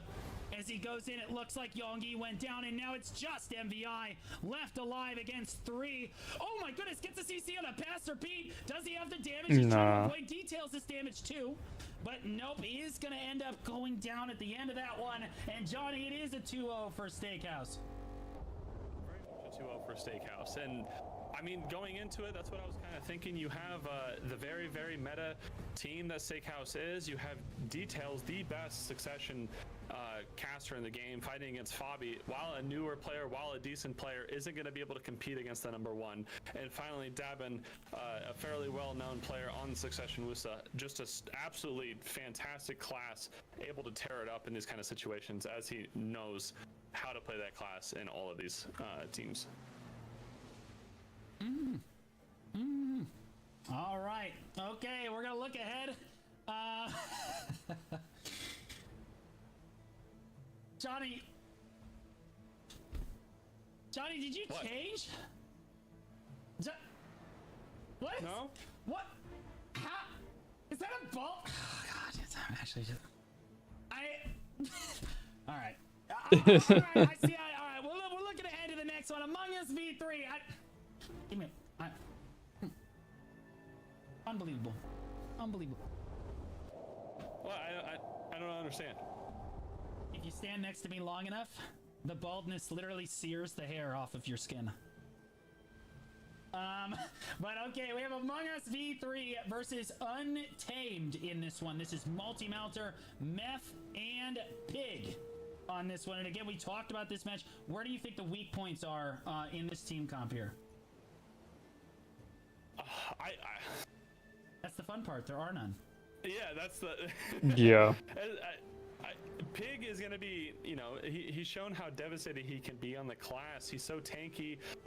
He constantly chases after you. He's holding the W key down. He gets in your face. Meth applying a lot of pressure with the speed and damage that Awakening Musa has. Who are they playing against? I'm gonna go with this. I want to go with them. But who are they? Have a Valkyrie buff or a class that specializes in killing those evasion players, you're gonna have a rough time against Pig and Meth. And then finally, Multi-Meltor, while not evasion, is still nothing to scoff at. Playing the Awakening Draconia, which is something, again, with a ton of gear, a ton of damage, and is really, really disgusting if you let it just, you know, free cast, because it's just going to pump that damage in the back of you, like we saw in previous matches with Flowers. Right on. Yeah, and then over on the other side, we have Untamed. Untamed. There we go. Untamed is King James IRL, Bingy, and Easy. Play, Wait. on this one. And Oh, we can get a bet. I'm not lying. I feel like it's really one-sided. I feel like it's Yeah. the underdog here, right? This is one of the most one-sided matches of the day so far. And that's the thing with this tournament, is that even if it's There we go. one-sided, that's not saying that a team is necessarily bad, but one team is just so far ahead that it's just it's unfair. In What's we got? whether it be 5, 6, position, 7. skill, gear, or all of the above. Right on. Okay. Yeah, no, we We'll go with Pig. absolutely- I think that Untamed has its work cut out for it, but that doesn't mean they can't win this round. We've seen crazy things so far in this tournament, but teams are starting to get knocked out now, and your backs are against the wall. Neither team can afford to lose this one as we move over towards verse. This should be a like super easy fight for them. I mean, this You is would a thing think. that's always going to be. Okay, go. Okay. Wait, where's the ship this at? is, still a game for Untamed. I don't think this is 100-0. Untamed has King James on the Succession Sage, which is very good into evasion. That's a class that I was talking about, where if you have it, it can do fine. The Awakening here it is. and the Awakening Ninja might No, struggle I a think little this bit is more, like especially trying to 80-20. get off some of that damage to that W key team. It's pretty. But I think if they play well enough, if they get some of the grabs from Bingy that they need, if hero play, It's can pretty much apply the over. pressure I don't that feel like. is required, and I think they can do Where fine. the fuck am I But going? it's gonna take some great synergy and some great gameplay from these players. Yeah, the audience has this at the most one-sided match all day at 94-6. Nope. Oh, no barter info. 92-8. Okay. So never mind. Now the Divios one was then the most favored, and they were taking a lot of damage in that round. So even the favored ones. Is there any You duplicates? just never know exactly what is going to happen. There's not. Okay. I mean, it's definitely not in their favor, but I don't know. It's difficult to say. Like if Bingy can get, I don't want to say lucky, but if Bingy can isolate one of the evasion players, that's probably going to be his best chance, because the class can do really well into evasion, but he has to be able to get his combo damage off, and a lot of that's unprotected. Yeah. Hold on, it's in transition. Hold up. Yeah, I think that Awakening Berserker doesn't struggle so much into evasion as you might think. The accuracy modifiers on that class kind of go hard, but you're right. Yeah. It is gonna be hard for him to get his damage off. Is I think kind of what you were implying there, because like Multi and Pig running you down. I don't know, man. That's gonna be a little rough, but we'll see. Pig jumping into the middle of the arena here, on the hunt, holding that W key as is tradition. Look at him just holding. Like you can see his knuckles dragging. As Biggie actually finds the first grab of the match right there, and is taking. Multi's taking a lot of damage. Multi's down at 20%, but that's okay. Awakening Dracania just uses Wow. skill and is totally fine. There is nothing wrong with that class. Absolutely no weaknesses, but this is fine. Multi Absolutely just no kinda weaknesses. kites right away from it and just heals his way straight through it. Spiral Cannon actually catches class is King fucking James here, busted. and Pig and Meth just throw a decent amount of damage down onto him. Good backflip there from Pig, catching Bingy. Bingy's on the ground. He's gonna have to be right there as Meth swoops in and throws that damage down on the Awakening Musa. Right there, Pig dashing through. Yep, there's another catch right there. Oh my goodness, Bingy does go down, but Multi's on the ground too, is forced to V. This time, it is still a 2v3, but I think that they can win this if they can catch Multi, and they did catch him. No V! Oh no, he did. Okay, there's the V from Multi. Multi is back against the wall. They have to try to disengage Pig and Meth right here, and Hero Play is on the ground. Meth comes in for the big damage, and Multi rejoins this fight here. The Awakening Dracania just needs to play safe, and I'm sure that's what they're telling him in comms here, as it is a 3v2 with 1:30 left on the clock. Again, Meth just playing the outside of the fight, waiting for Pig to make any plays happen here. There's the grab right there. We should see Meth come in from off screen. There he is on cue right there, and Meth honestly showing why this composition is so strong. Got Hero Play too, and there's Meth on his heels. So clean, the synergy between these two. It's a beautiful thing to watch. As we go in here, Hero Play is going to go Sage down. is the last one up. It is Yeah, a it's over. 1v3 now. King James IRL goes This isn't down gonna as be well. close. Johnny as predicted there. But almost not as predicted. We almost lost. But Multi give us a heart attack every time this team plays. Multi's giving us a heart attack, man. Well, I think Bingy ended up getting a really good grab on Multi, and in my opinion, Multi should have died. He's a Drac, and sure, the class can be tanky when it's casting its skills, which heal, but he was being held up for 10 seconds or so. He should die. I think that's a little bit lackluster on his teammates for not being able to kill him. But following up again, Bingy, even if he has some of that accuracy or some of that damage he wants to do, he's built tanky and he's not able to get the full combo off. He needs to get all of that accuracy buff or evade shred or anything similar to kill an evasion player full on. Yeah, it's gates up and away we go here. Potentially the last round for Untamed. If they lose this, their back is to the wall. Bingy with another clean grab. He got Meth this time. The critical grab right there. Meth trying to hold on to his V. Where's the damage? Oh my goodness. Where was the damage from Hero Play and company on that one? Absolutely tragic. But Biggie finding a clean pick on the Meph right there and not able to clean it up. Yo, Choice, thanks for the Songachi buff, buddy. Really appreciate that. In the middle of the round, everybody gets a free DP, and it's going to help Biggie. It helps the Zerker. He gets back up. Oh, my goodness. Thank you, Choice. PayPal's in your inventory. Biggie stands back up, grabs multi, returns fire, weapon spree. King James IRL does go back down on the backside of the fight, and so Biggie Living didn't do too much right there. But, boy, that was actually pretty funny. I'm not sure the 1 DP made the difference, but dang, that was pretty funny. That probably goes to Vistanity. That was crazy. Right there. Biggie running for his life right now. It is a 2v3 in the middle of this one. Biggie needs to find some sort of pick here, and Hero Plate needs to capitalize. Mephi is running low on HP, but Bingy a little unsure of who to grab in this case. Multi kiting around as well. Honestly, Multi or Meph are both good targets for him. Goes in, gets stunned. Oh no, Multi's on the ground too though. Bingy goes into V. Meph is on the sniff work, but goes the wrong way. Big attack. Damn. Bingy comes out of V very expertly, already walking and continues jumping away from Pig. Pig not able to capitalize on that. Bingy does land the slowdown, but does actually get caught right there. That's the end of him, is the multi damage from that Awakening Draconia is going to bury him. Tragically, it is just Hero Play left alive into the final minute here, and it looks like this is the last we will be seeing of the Untamed team, Johnny. In that second round there, it looked a lot better for the Untamed team. Bingy playing absolutely out of his mind there. I was quite impressed by his performance. It felt like he just didn't have the follow-up from his team that he needed. One of the super strong things about the Awakening Zerker and the Succession Sage composition together is that when that Zerker gets that grab and extends it, the Sage should just be dumping every bit of damage that he has on top of the Zerker, and that's something we just didn't see, which is quite unfortunate for the Untamed boys, because I think it resulted in a loss in both rounds due to it. Yep. And as we look ahead here, it's important to note, guys, that it looked like Don Skeptic had to leave early for brunch. And so Skeptic Love Shies actually asked me if they could sub anyone in, and they found Goldsteinberg. Of course, I have no problems with Goldstein. He absolutely can sub. So it is not going to be Don Skeptic. Oh here. my We're gonna god. see Goldstein subbed in for Skeptic Love Shy here. Absolutely. So let's go That and was- take a look at the team's compositions. That was planned. As we kind of get going into this one. Where's my? There he is.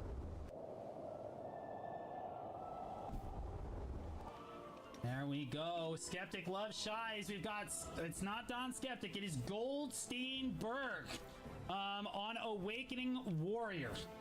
He is on his main here. No Gamble, no Losh on the Suck Hash, and Armin on the Suck Ninja. How do you think that changes this composition?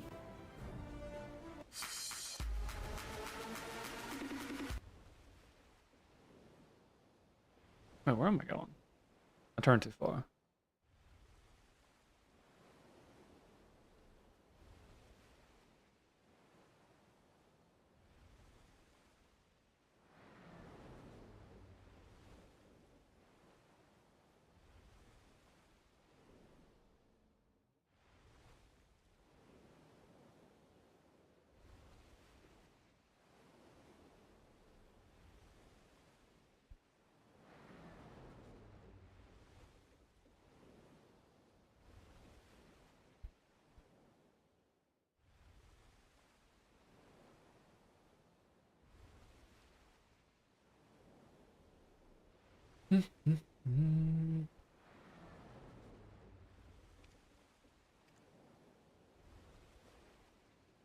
Oh, there's still one daily we haven't done. We gotta transfer those over. There we go. It's Combat and Mahiru on this one. Do you think that these boys have what it takes to come out and represent the entire console community for us and take this win, Johnny? Honestly, I don't I know. think that the console boys have done a great showing for console and both themselves. I don't know how well within the community they are known. I know Combat, but I think You know Peace and Maru. Mahiru. I feel like going against the odds. Showing out that they are skillful in their respective classes. I think this is definitely. I like this one a lot. I'm gonna this go match. It against the feels like a odds. Very evenish match. I want to put it 50-50 either. Because I want the way. points. I think if the console boys continue playing like they have, they'll do just fine. I think if Gold can synergize really well with Armin and the Suck Hash, then they'll do just fine. Yeah, I like the Suck Mewa. I'm gonna be honest with you, man. Every time we've seen a Suck Mewa play so far in this tournament, it has been just a W. Most time. Get ready for Dekia. Obviously lost their first round. But Road Sulfur. Mine. team is like Investing in that node. more geared than them, right? And like they still took a round, you know. Like I think that Mewa just brings so much damage. I think Goldstein's gonna have his work cut out for him because he's gonna be the initiator here, as Armin and No Gamble No Loss are basically just gonna have to play around him. But we're gonna see here as we look towards the versus screen.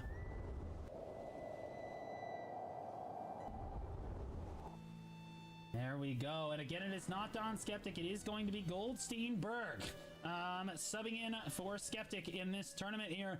So Armin, Goldstein, and No Gamble, No Loss versus Pink, Combat, and Sayu. All right, Johnny, give me your final predictions.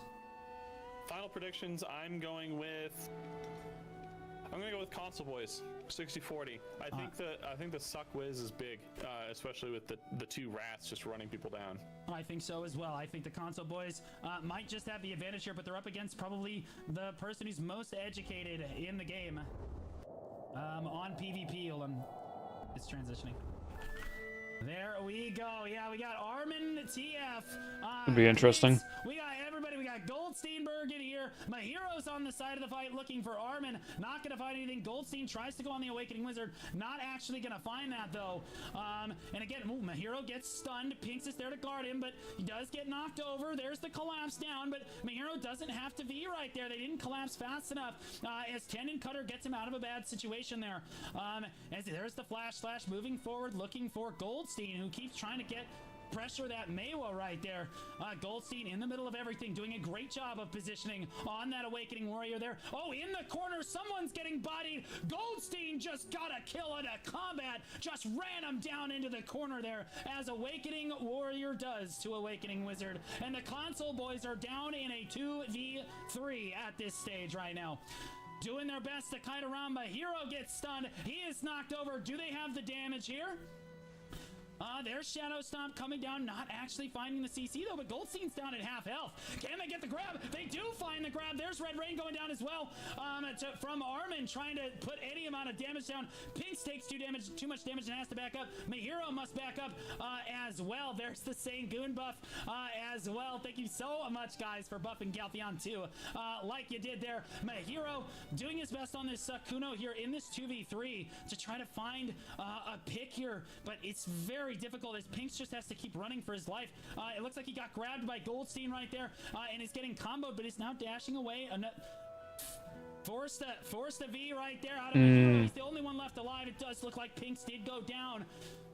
And so it looks like the Console Boys are going to lose the first round of this one. But boy, oh boy, was that actually pretty close. It didn't look close, but I promise that was pretty close.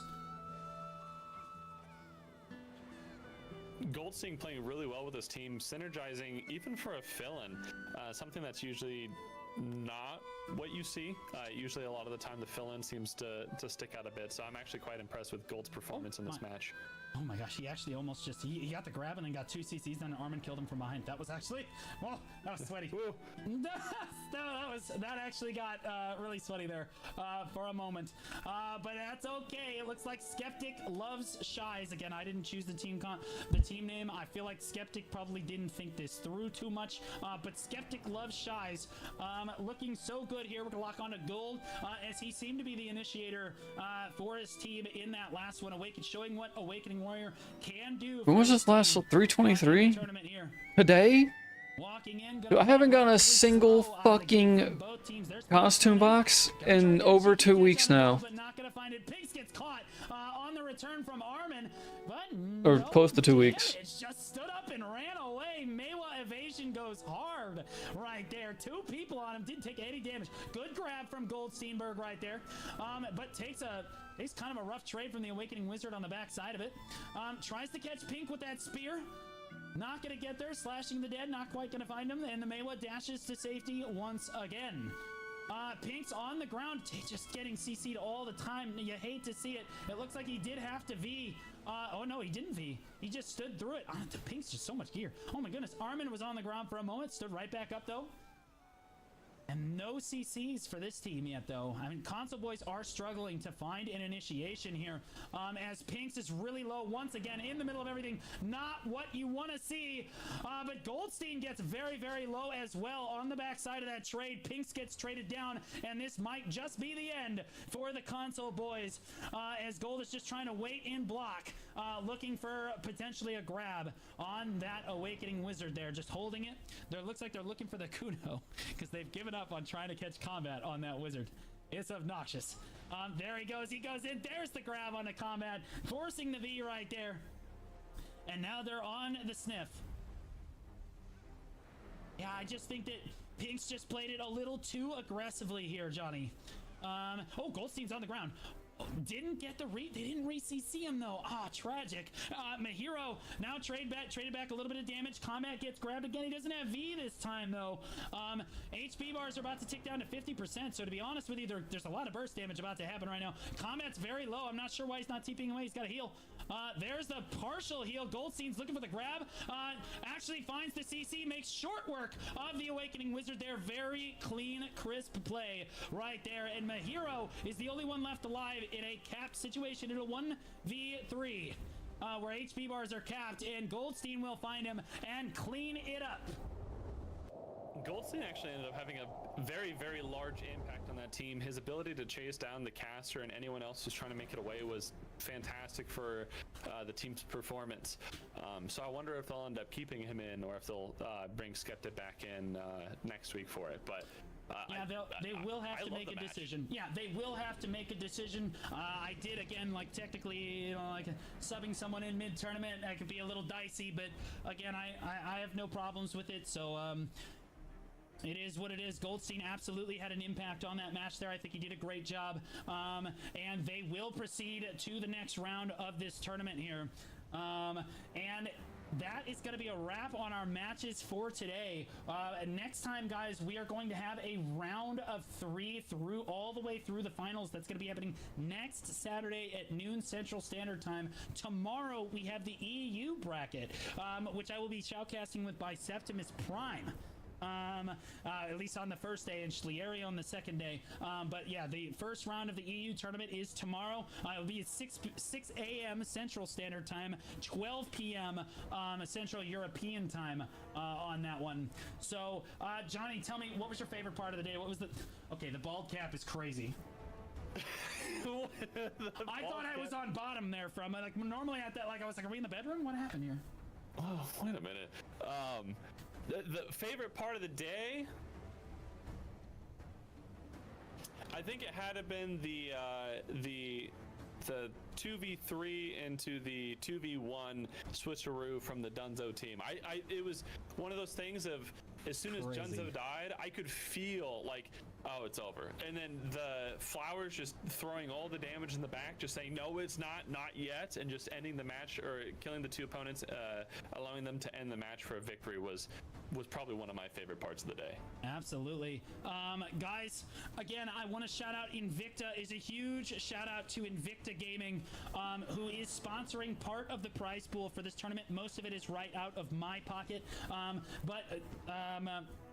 Invicta is putting up the prize for second place in this tournament. Absolutely huge, especially since Perlibus chose not to sponsor the tournament as well. So if you're looking at trying to get your PC optimized, maybe you're looking to build a new PC, or you don't know where to start, they offer free consultations for PC builds. You can ask them, go ask an expert to help you. Even if you don't necessarily use Invicta to build the custom PC, they can absolutely help you pick the best parts available to you. If you don't believe me, go ask Choice. If you don't believe me, go ask Gold scene. Go ask any creator in the category. They are absolute specimens.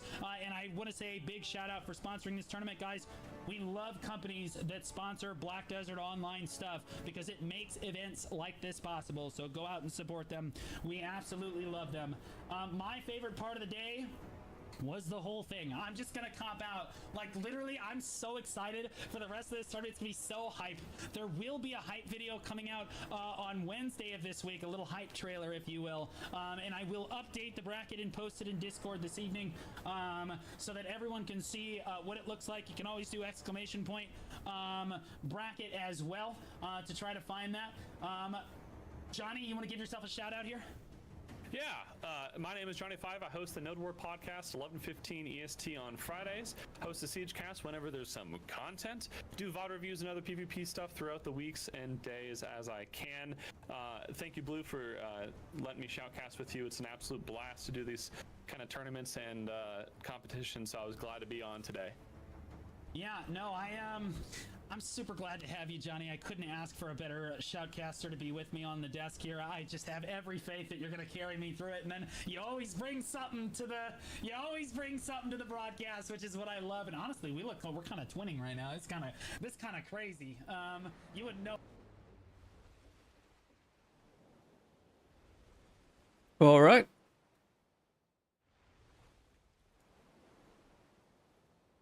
It's pretty good.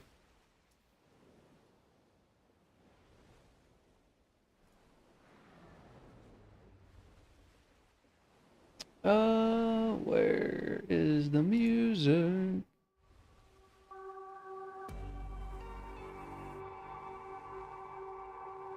Well, we lost most of our points, but we did get some of it back. Actually, no, wait, we just lost all of our points, didn't we? We just bet against. We're at 70 again. Unlucky.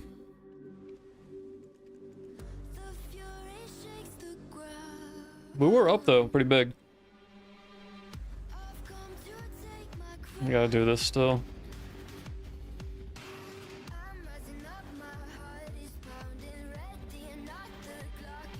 Definitely gonna watch the second part of that tourney.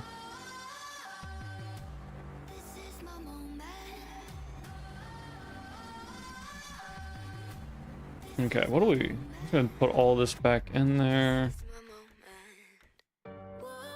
Oops, already have pulled up. Now we need the boatman's manual.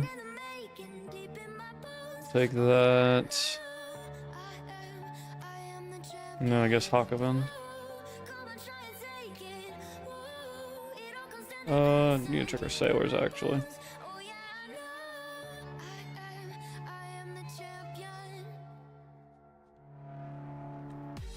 Oh, it's right here. Makes it easy.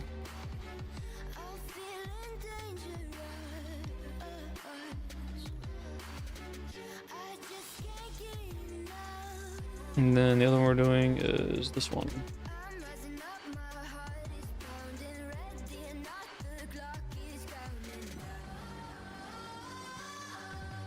Oh, all right. Take this.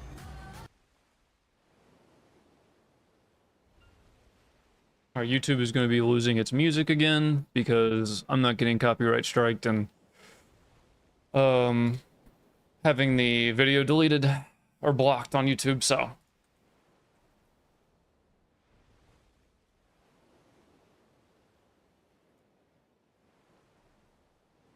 You would like to watch while listening to music? My Twitch link is on my main page of YouTube. And I stream music on Twitch.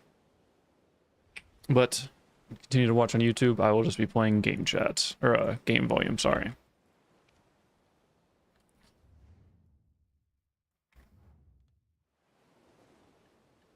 Okay, I'm gonna take a quick break and take the dogs out, grab me something to eat real quick, and we'll be right back. Be back in like 10 minutes.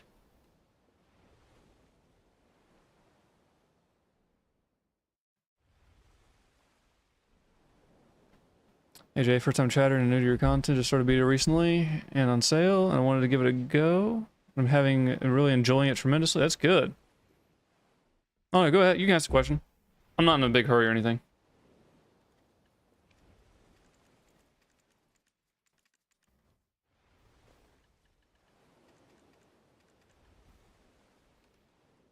glad you're enjoying the game, dude.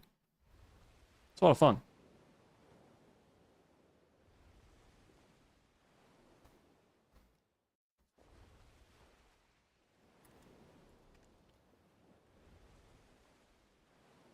Need to close out a few of these things.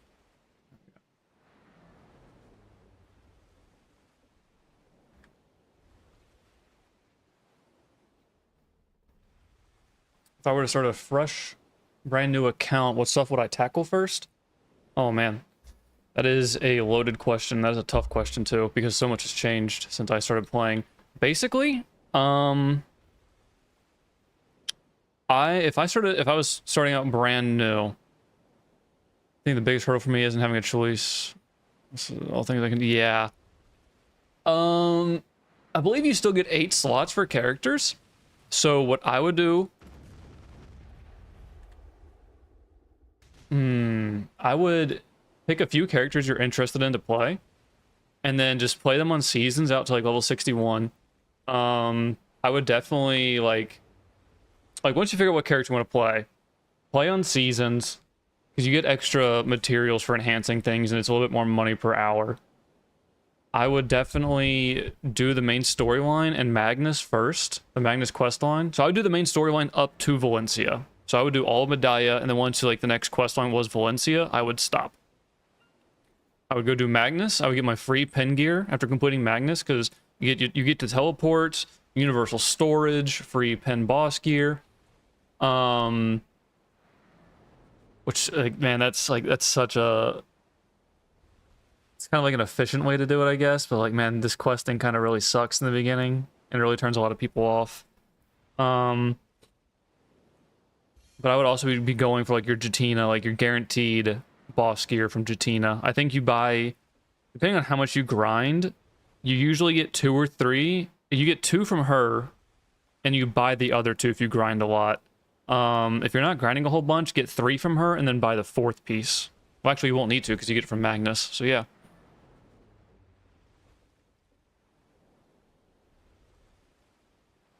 Right at that point, just finishing main story quest of Magnus. Don't mind questing. Yeah. See, that's the thing. It sucks. Like we have new people come in the guild. Like, what should we do first? And it's like, well, find a class you like first, complete the main storyline, and then go do Magnus. And like Magnus is like a 5 or 6 hour ordeal, and it's like, oh man, we hate like having to tell people that, but it's so like mandatory nowadays to like do Magnus. It's so worth it, but like it's such a pain in the ass.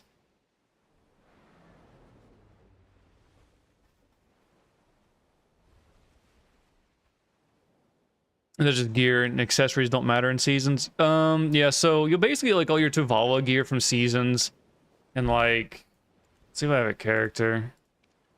Yeah, you'll have like your Tuvala, like your pen Tuvala rings and stuff, and that's good. So like, you'll graduate from seasons after you like complete it with like full Tuvala gear, while also working towards like your guaranteed pen Jatina gear as well.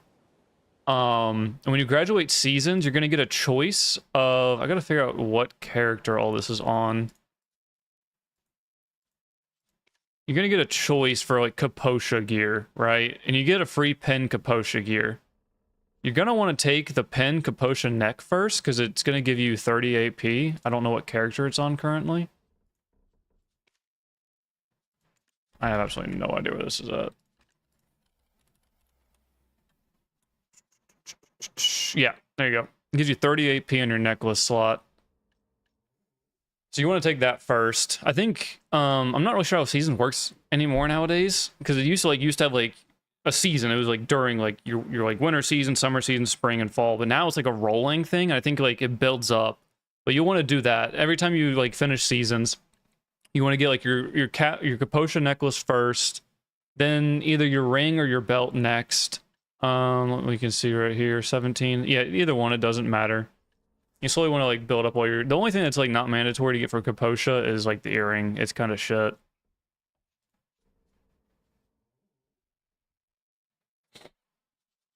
And you can get another Kaposha from second. Yeah. Yep, exactly that. There's a lot to do. There's a lot to do on seasons. It's like seasons and starting out. So it's just, just make a list and just focus on, you know, like one thing at a time, like finding what class you like, main story quest, Magnus. And while you're doing that, like get some grinding and have some fun too. You know, like you don't have to sit down there and like do Magnus all in one go. It's like an hour, take a break, go do some grinding or do some life skilling, whatever you like find enjoyable. I'm not sure exactly what you need for like Jatina gear anymore, because it's been years since I've had to do it. But like I know you need like memory fragments. Here it is. Memory fragments, magical shards, some concentrated stones, different things like that. Just kind of like put some pre-orders up or slowly work on those. Tuvala gear is going to be good for starting out.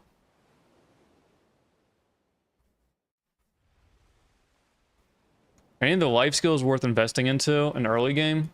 Not really, no. The life skills are honestly pretty bad.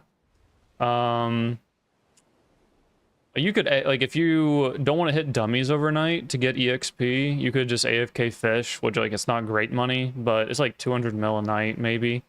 If you go to the event spots, which are, like, Grana, Under the Bridge, Velia, where everybody's fishing in Velia, Heidel, you'll see where everybody's fishing in those spots. The only thing that you might want, like, to do, like, as, like, life skilling goes, is, like, your contribution points, you can get them from alchemy, cooking, doing quests and different things like that. So like maybe getting into some cooking. Alchemy is definitely not worth it. It's just a total money dump. Cooking though, you can make some money off of later on. So it wouldn't be like a waste to like start cooking to get some CP, and then later on you can make some money once you hit like Guru, which really isn't that hard. Digging the ship, thanks man. Yeah, the ship. I just kind of, I've been working on ocean content for like a few years now. I always like quit and take a break and then come back to it. But yeah, getting a Carrack is very nice. Yeah, fishing just for, and it doesn't give you a whole lot of money, but if you are going to leave your computer on, or like if you're not going to be playing that day and you already have it turned on, you can make some decent money, I guess. And then, yeah, if you find yourself running, like, into contribution point problems for, like, your worker empire or, like, node investments and stuff like that, you could always do, like, I would definitely recommend doing some cooking and then turning the byproduct in. Actually, don't, oh, it's over here. It's in this area. Yep, the Witch's Delicacy byproduct. You can exchange list. You can put 10 of them in for 900 contribution EXP and 30 cooking EXP. I would do that. That way you get some more. That way you get some more CP. You can expand your worker empire. I have a trading empire, so like mine's goes all the way from Valencia all the way, connects all the way down here to Grana. And even for cooking, you can invest in some nodes for like some cooking stuff. So if I go to like Shakuta over here, I'm getting figs for my cooking stuff, and then if I go over to Valencia, I have date palms. So I'm not having to spend money and buy them.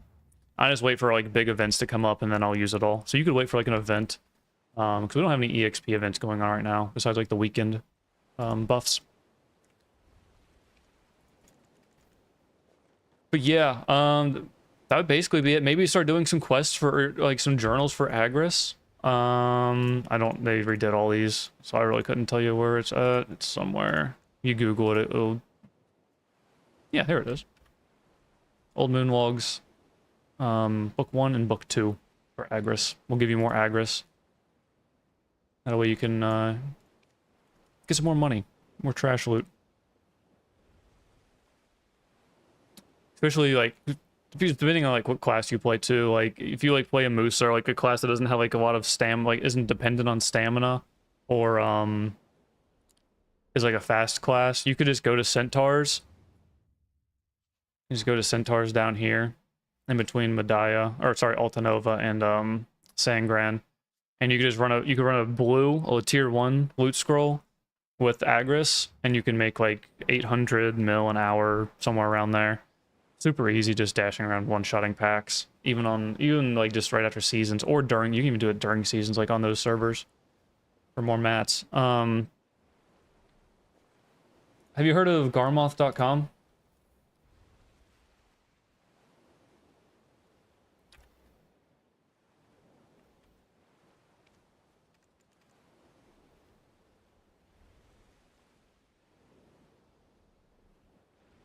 You have, okay, yeah, definitely use Garmoth too. To figure out like what spot's best for you. The site literally has everything. Question on mobs, everything. Like, yeah.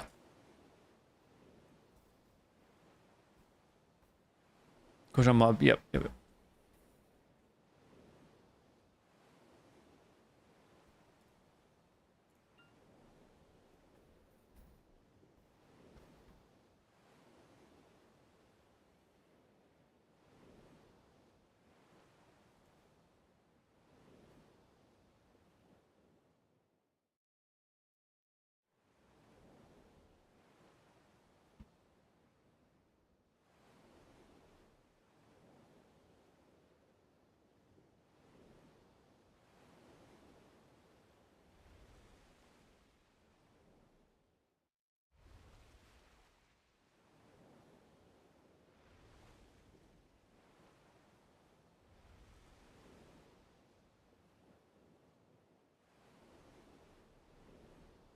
What up, Term? How you doing?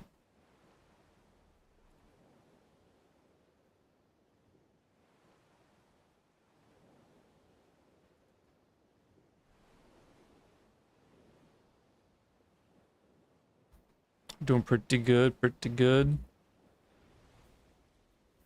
How'd your track meet go the other day?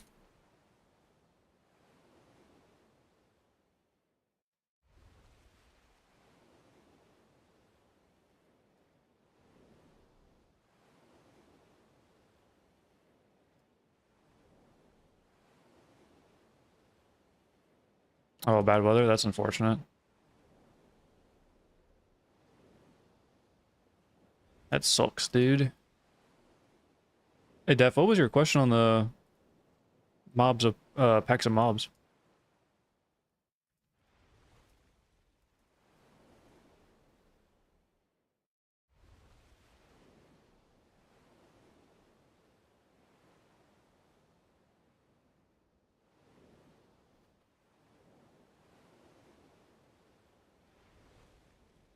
Got to the stadium. When we got there, the bus is right back to school. That sucks. That's a giant waste of time. That really sucks.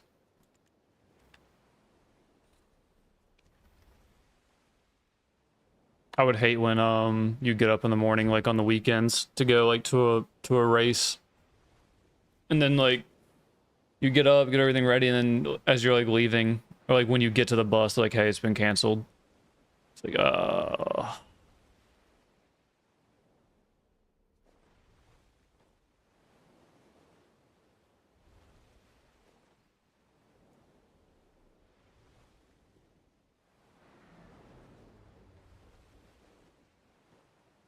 least you get to go back to bed though.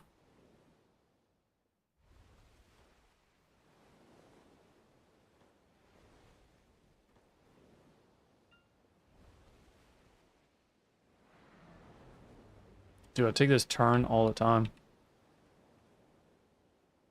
Making videos, haven't uploaded in over a month. Yeah, I took yesterday off and I just made a bunch of videos.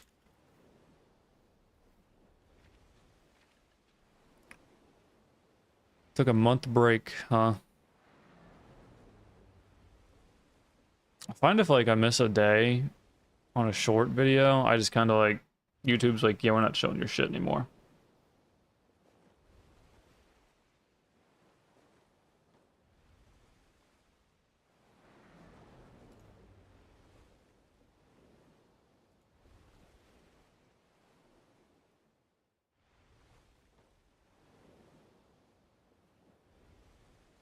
This happens with streams too, which is like, there's been some time, like last week when I was busy, I had the concert and stuff and whatnot, I had to take 4 days off of like streaming.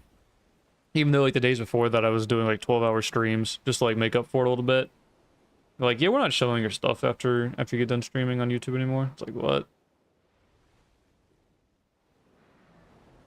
Like, sorry, I had shit going on YouTube. You uploaded one, and it's doing good. Has over 400. Yeah, that's pretty good. Not bad.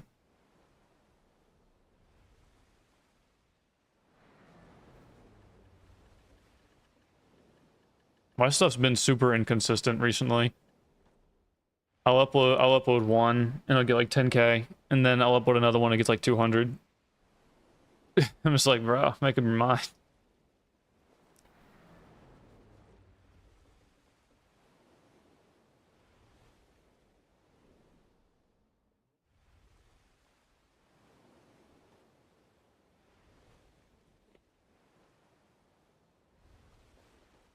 I had a few 10Ks recently, actually.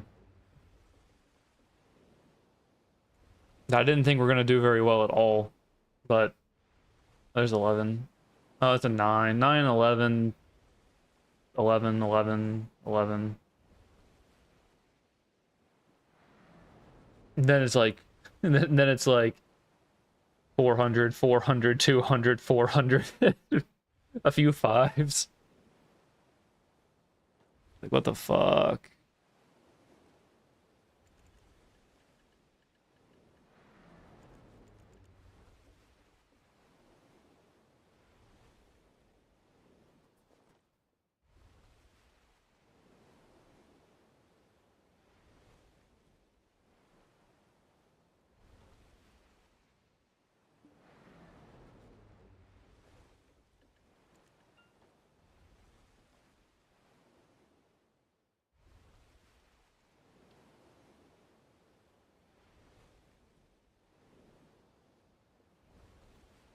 How do I explain this?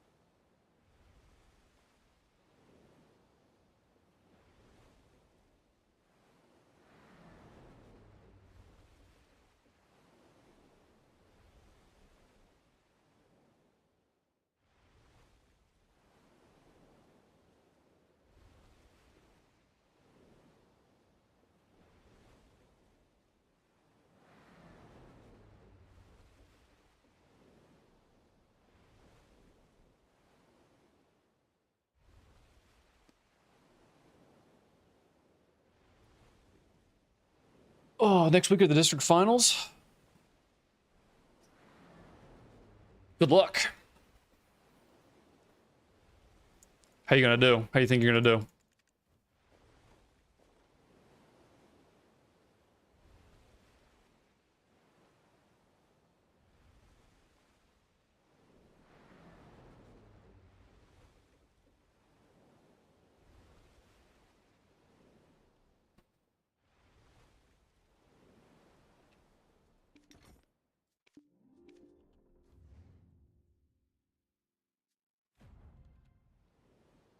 Monday is the district, and if you qualify top 8, you go to the finals on Wednesday. Last year was 8th place out of 32, and then the finals came and got last. That sucks. But hey, at least you went, though. At least you qualified.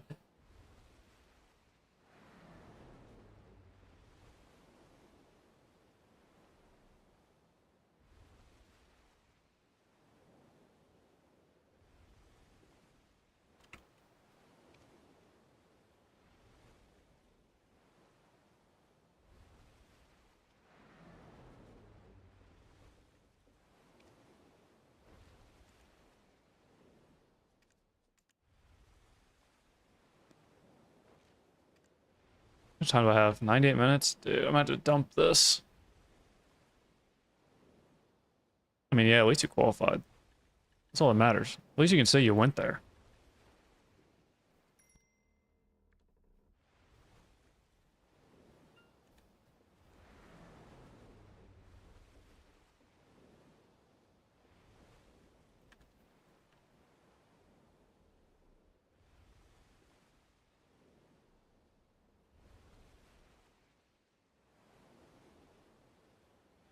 I don't know if you can do good this year because you hurt your arm. This hurts when you move it a lot. Ooh. And turf burn on your right shoulder? Would you do, like, fall on the track?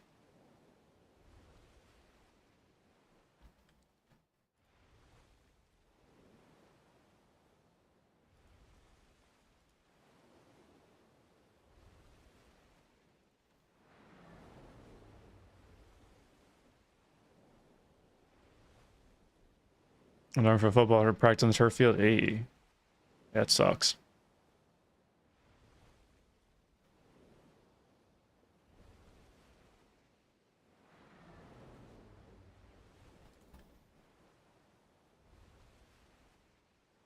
Turning green. Yeah, I'm gonna get that checked out.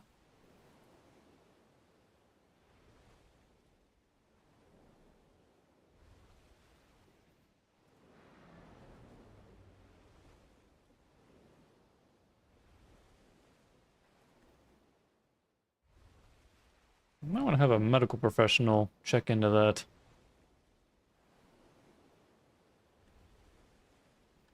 Server this guy even grinding on?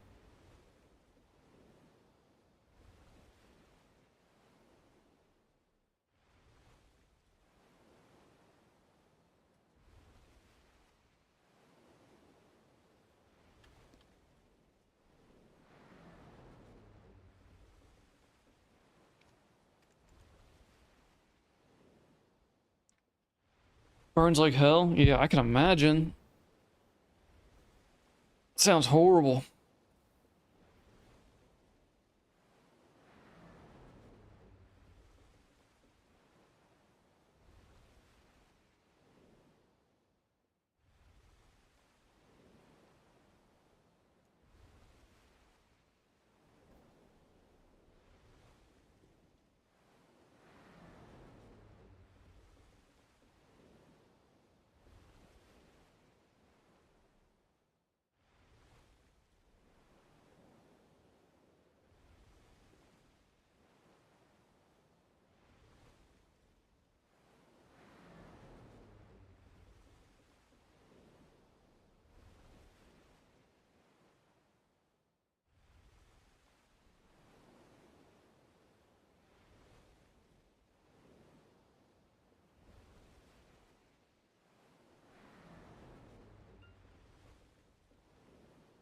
You're showering your throats for like 2 or 3 hours? Ugh.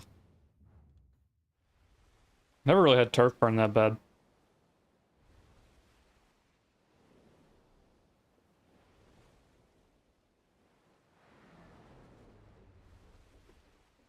It sounds awful though.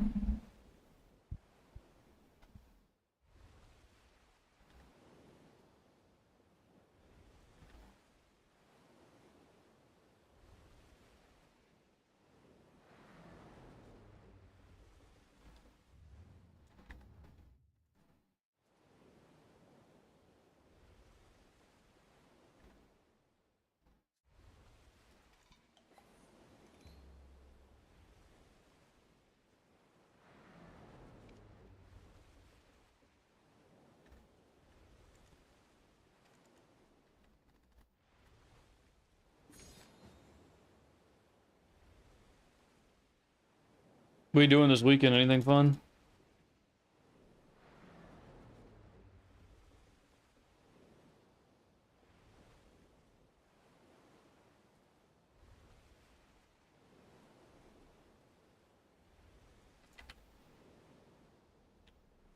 Grounded again? Grades? Yeah, grades, okay.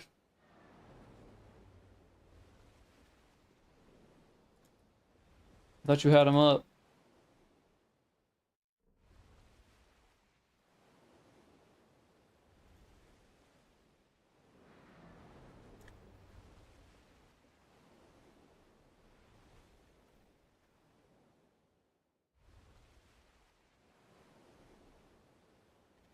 Oh, not really grounded, can't play games. Gotcha.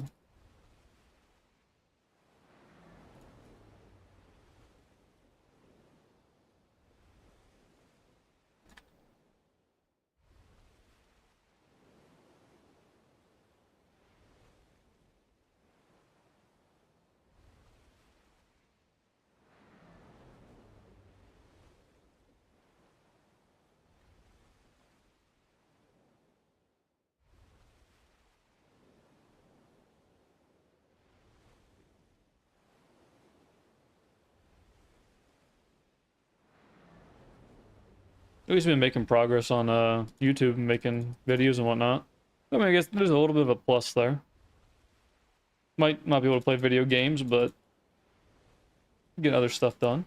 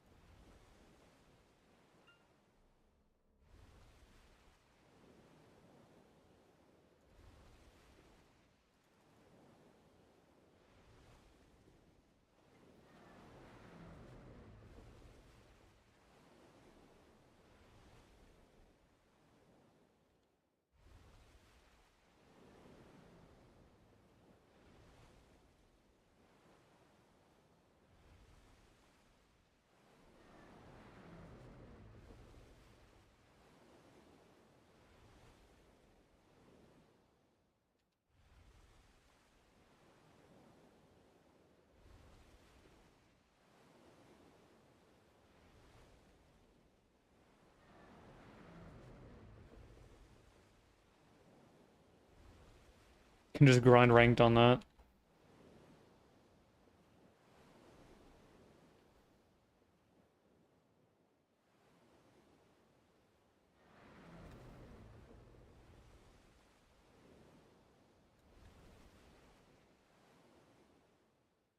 Get to elite on mobile.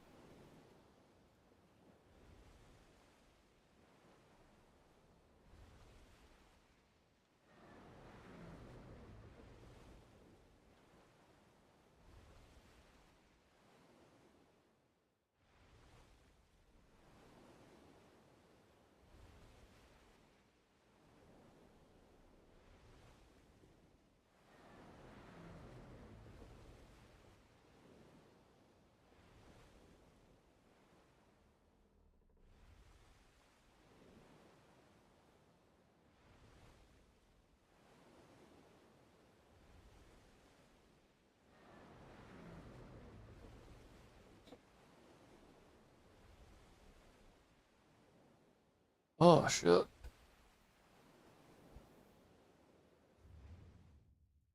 Can I just cut? Why do I have to cut across that? So dumb. Alright, I was about to take a break. For a couple of minutes here. And then Def was asking some questions, so I wanted to get with him real quick. But I'll be back. I gotta take the dogs out, and I'm gonna grab me, heat up some food real quick. Be like 10 minutes. So BRB. Thanks for stopping by, dude. If you're still here when I get back, I appreciate it. But I'll be back in like 10.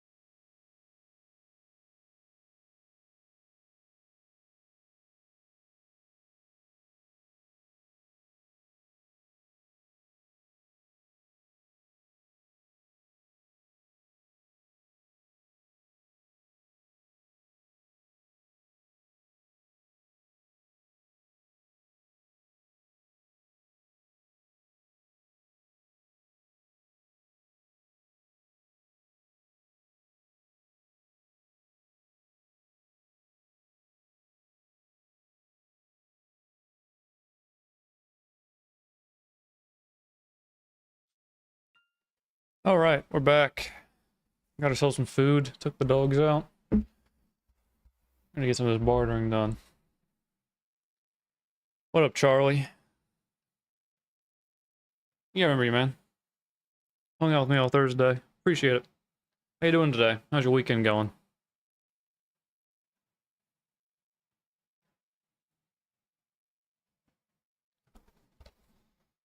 Let's see what we need here. Do we need any of these? Nah, we're pretty much chilling. Now we could use some more. Of course, this is the farthest thing away. We'll wait till they get closer. Could use some figureheads.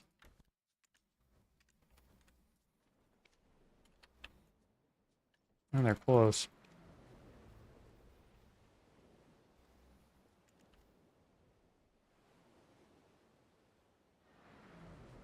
What up, lady? How you doing? Oh, I stopped. Oh, weird. Doing good, Charlie? Heck yeah, man. Good to hear.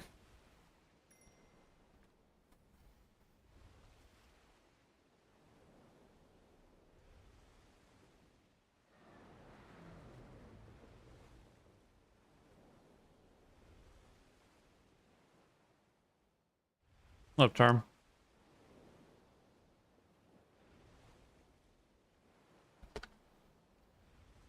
Just finished eating? I am now eating. I am starving.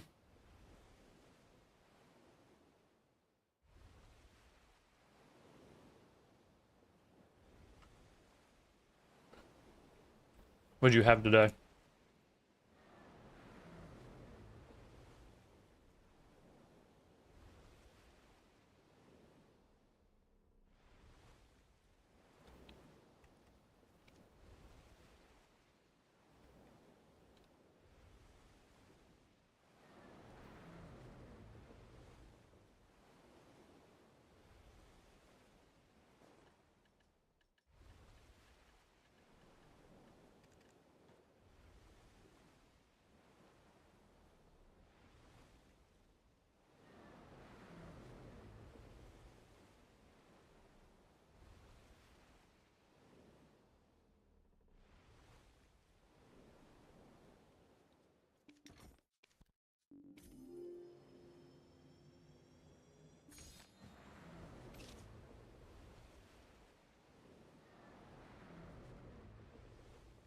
I like everything on that except for the black beans.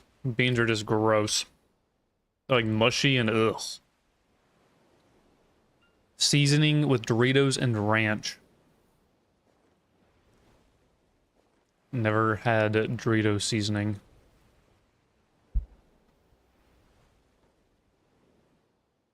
Pull from the popcorn at the movies? What movie did you see?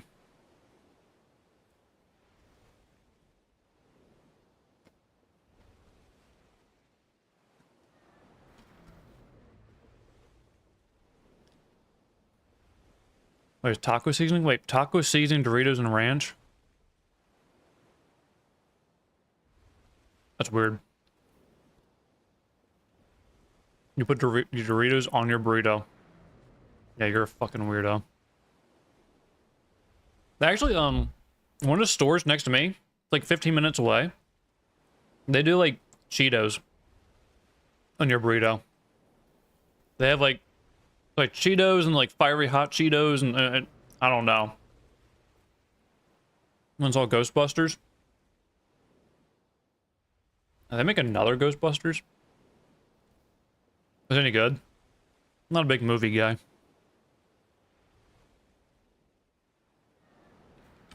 Let me see.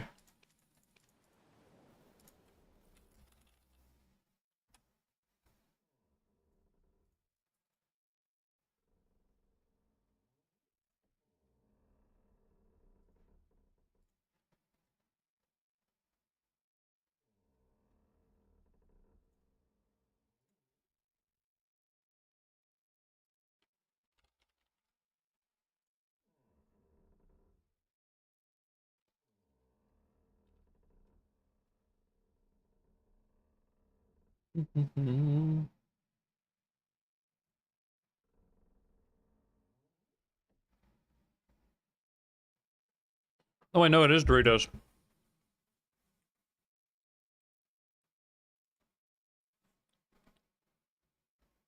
Oh yeah, and Cheetos.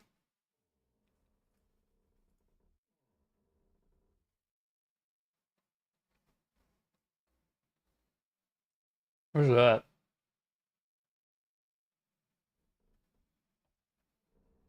Yeah, you get Cheetos Flamin' Hot, Doritos Flamin' Hot, Fritos on there.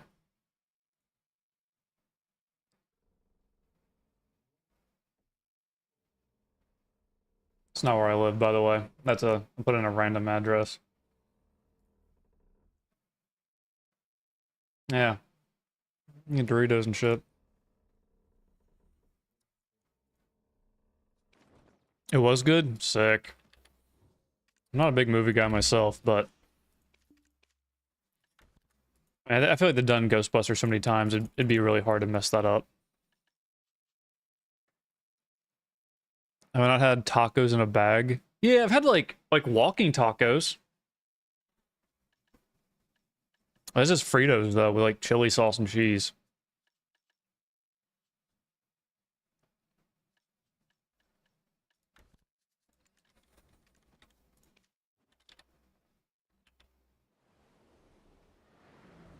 It's been a long time since I had a walking taco. Like in high school, probably.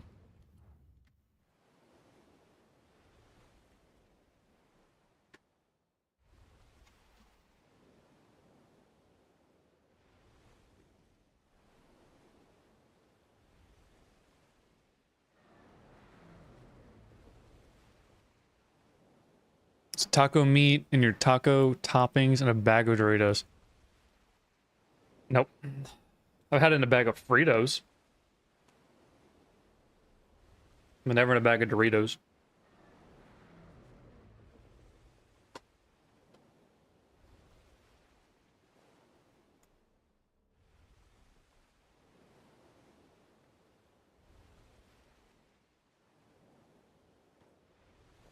I mean, I'm not saying it's bad. I'm just saying you're weird.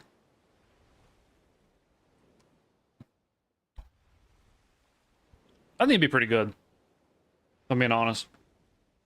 It sounds good.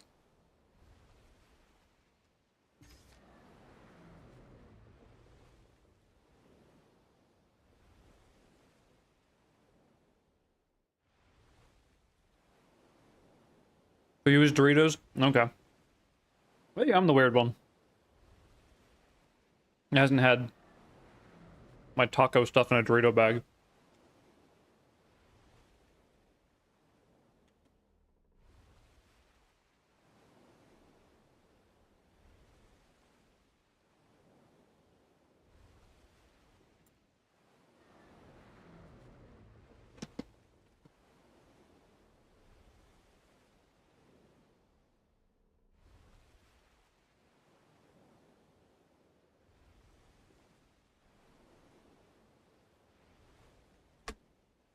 How much longer on this GM?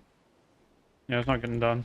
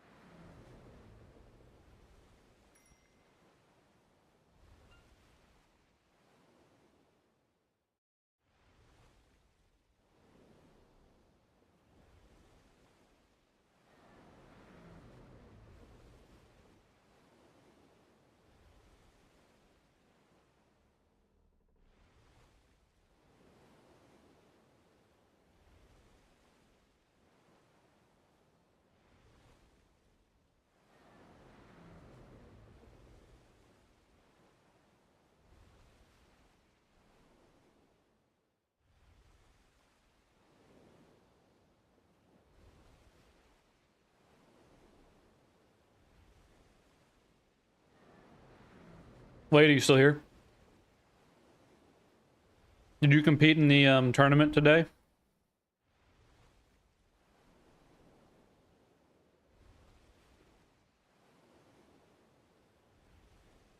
You competed in the tournament today? Oh, you're just still here.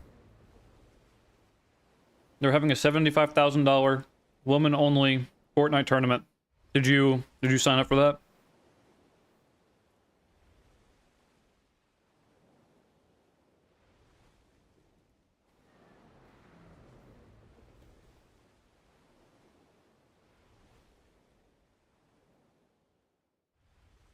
Hmm.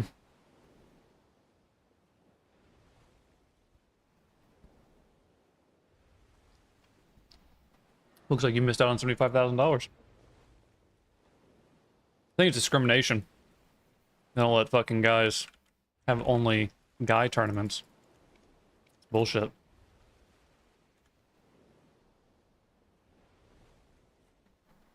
Not that majority. Yeah, I swear to God. $75,000 girls only tournament. Fortnite. It's been live for like, I don't know. How long have it been live? It's been like 2 hours now. They started like a little bit after I started streaming. Also incoming. Dude, they have girls only tournaments. Like, I can't get off a fucking boat. It's bugged. They have girls only tournaments for Fortnite. Like one every 2 months or so. Maybe 3. Once every 2 or 3 months. I don't know what you gotta do to get invited or be able to like put in for it. I don't know how you prove.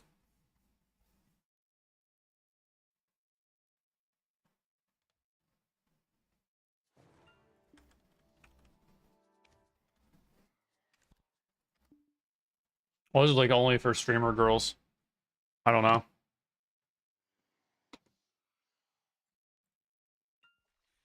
Why didn't I tell you?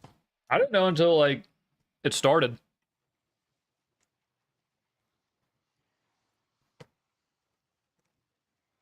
You know I haven't logged on to Fortnite in like 3 weeks, right? Or 2 weeks? Since the 9th. 2 weeks exactly on today. How the fuck am I supposed to know?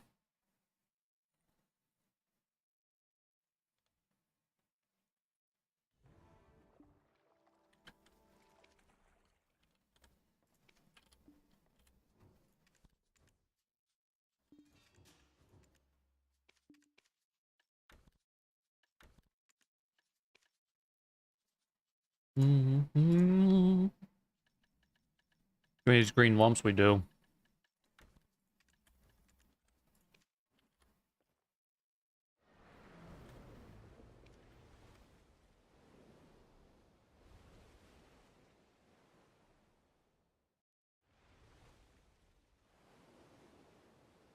It's baloney.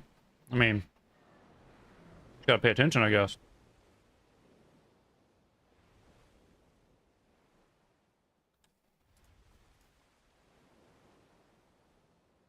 It's your target. They're targeting you. You're their target demographic for these tournaments. You gotta keep up to date with those. Speaking of Fortnite, I got Diamond 2. Congrats. Very nice. That in builds, right?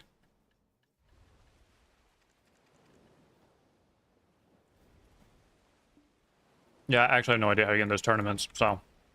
Probably like for only streamers or some shit. Let me look. I pull up Fortnite.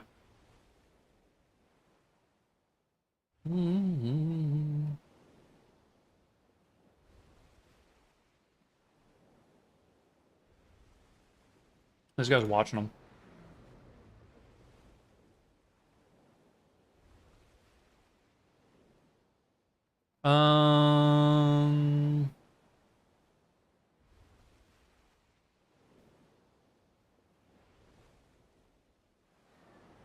Oh no, that's not a.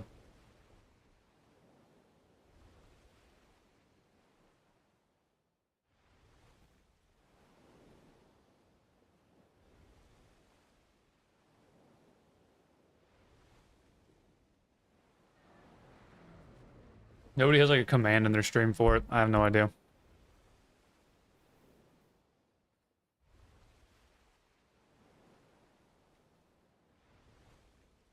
It's like Somerset, FAFC, Loser Fruit.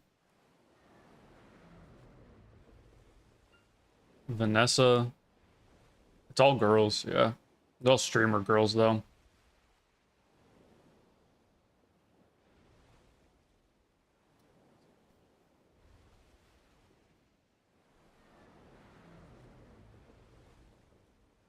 I can't believe people watch Bush Camp Dad.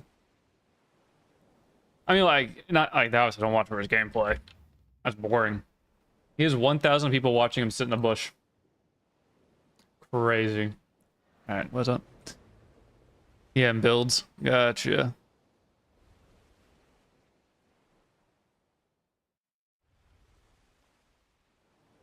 Only play 0 builds no more. Yeah.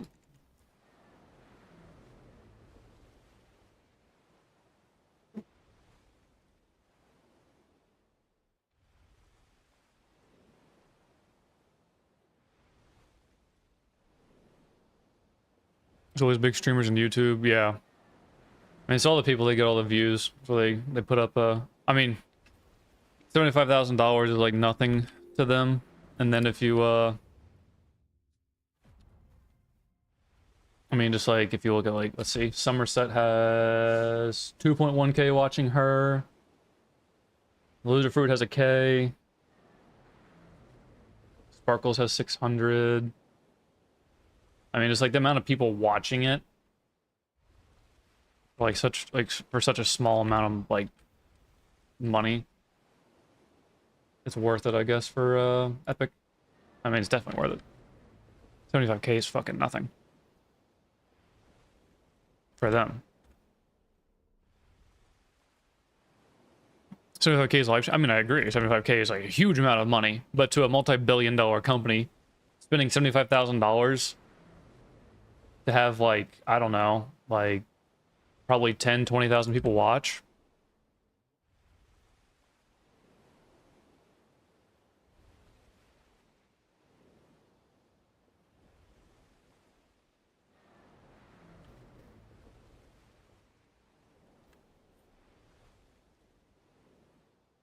How much money for anywhere people? Why wouldn't they start giving opportunities to public? Yeah.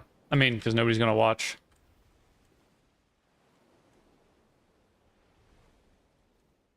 Your like your public stuff is like your duo cash cups and stuff like that.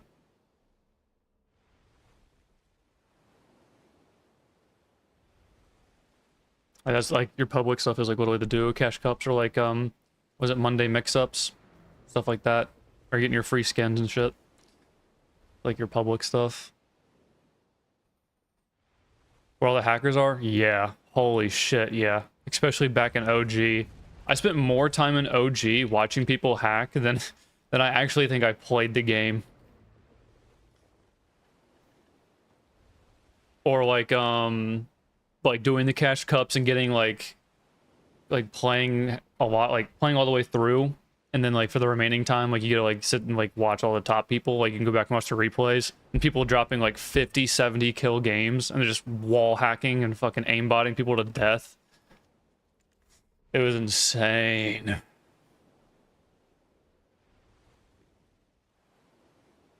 $75K is probably a penny for big streamers. Yeah, I mean, $75K is probably nothing for them.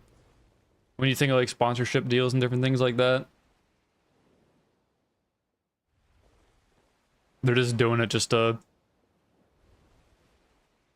you know, just for a show, basically. Mix it up from the daily routine or something, you know?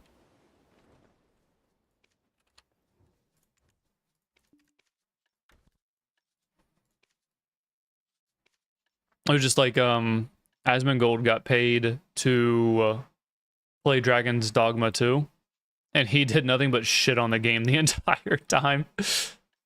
But I mean, hey, he got paid.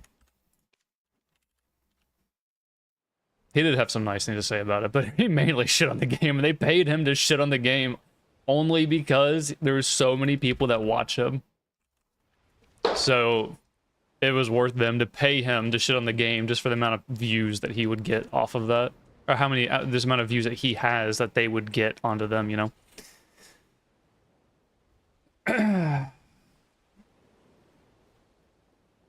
Who's fucked up, he wants a real shot. Yeah.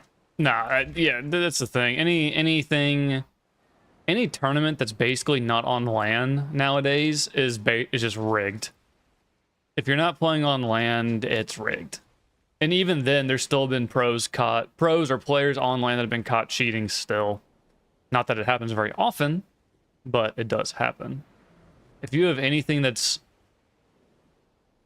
you know, not literally like there on stage, it's rigged.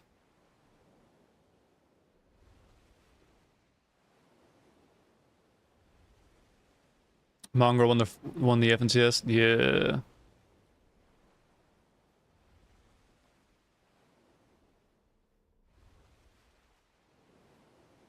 Peterbot? Is he actually legit? Did anybody ever like...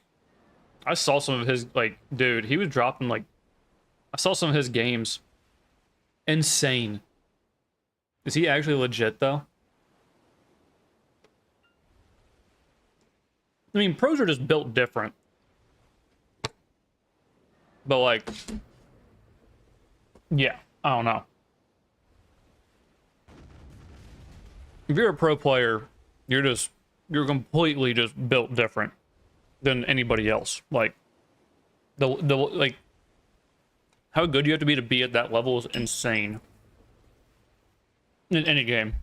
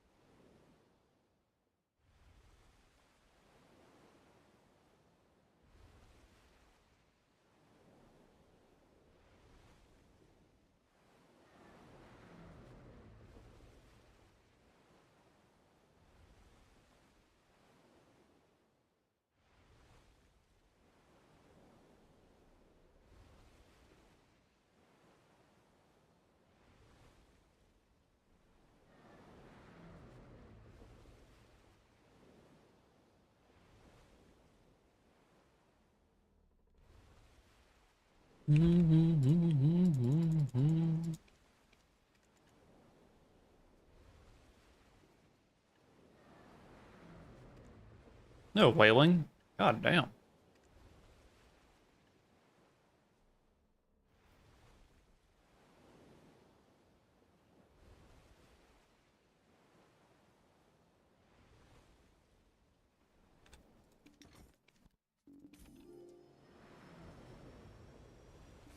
I just start streaming, lady.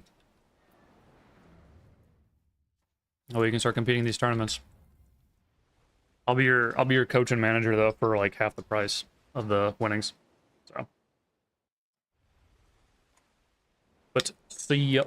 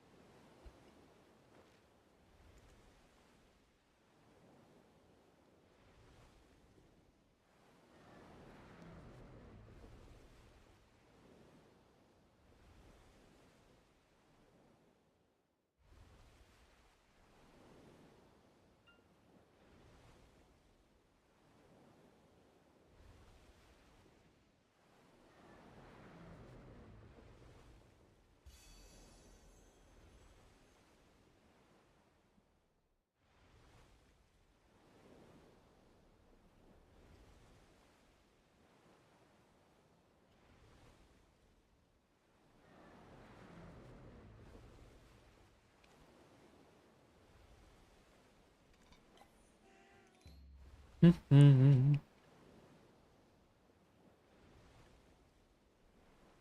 if I can open this while I'm on the ship.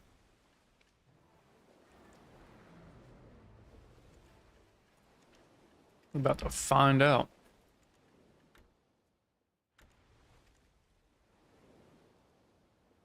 Somebody pick a number 1 through 30.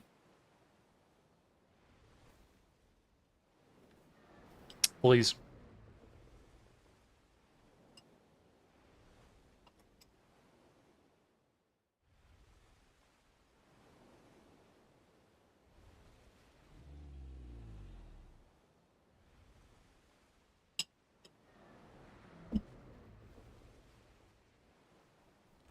Alrighty. All right.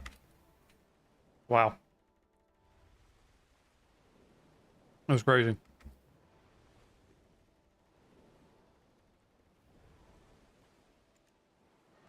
Well, that sucked. That was wild though. That was actually wild. We got a second one out of that.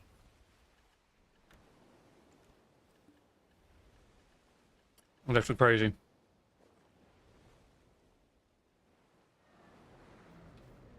Still didn't get shit, but hey, we rolled for a second time.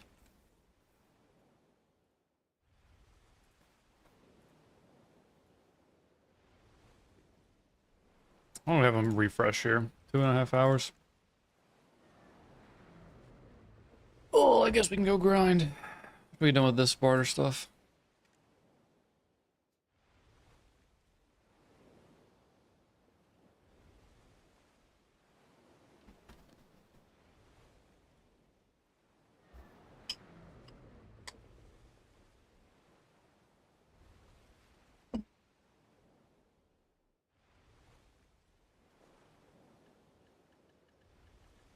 Damn,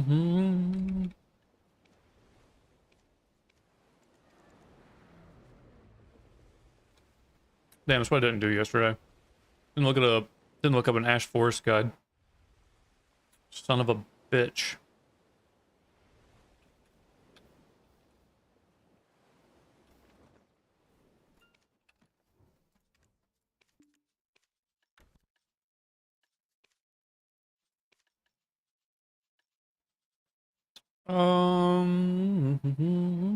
We're not doing Boatman. It's too far away. Fuck that.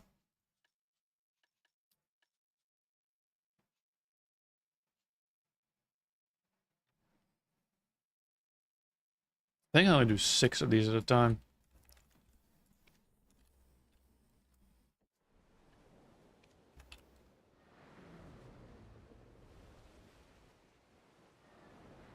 I might just go ahead and let's see.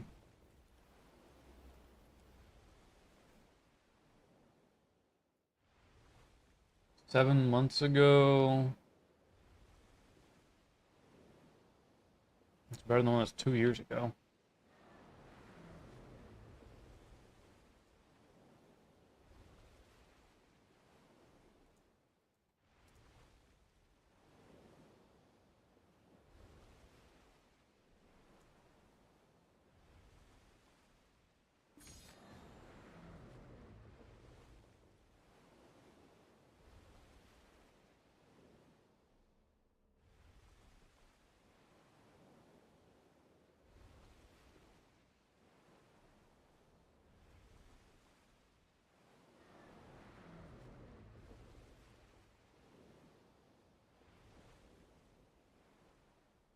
Adamantines?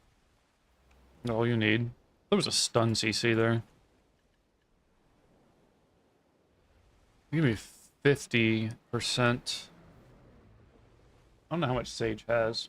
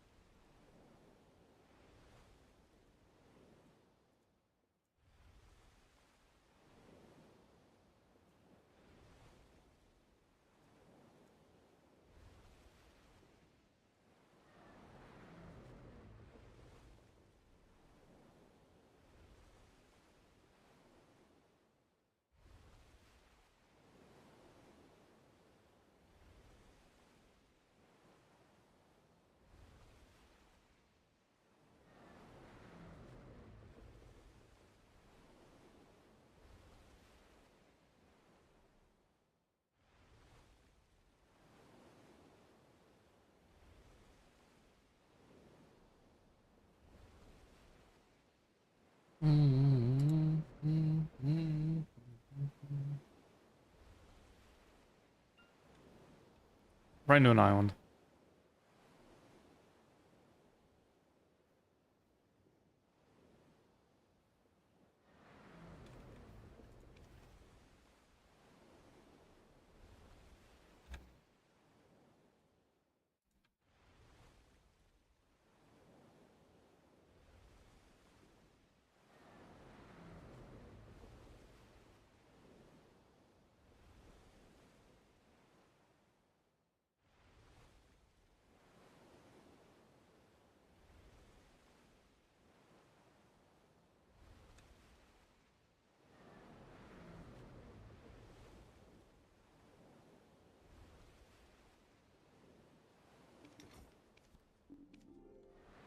I'll do 6, right? Yeah. How much more parlay do we have? Another 3 more, maybe 4.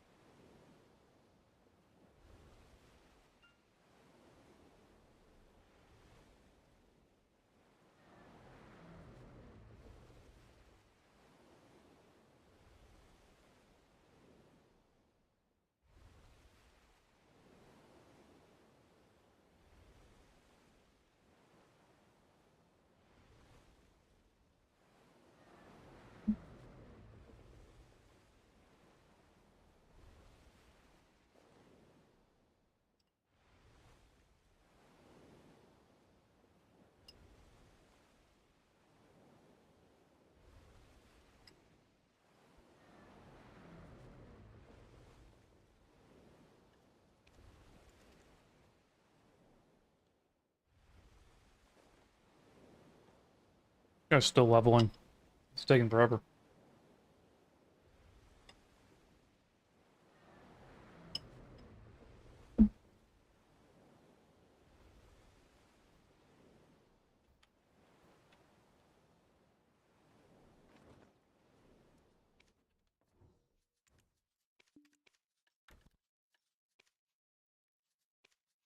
Yes. What else we got here?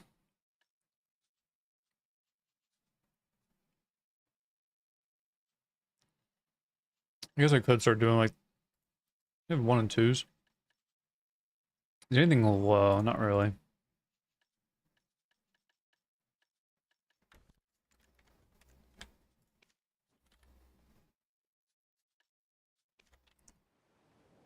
This will be a lot closer than the last one.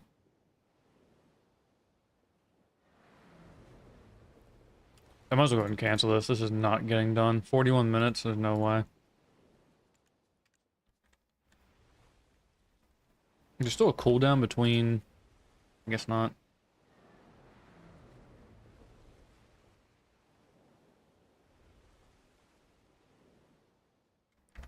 Oh, well.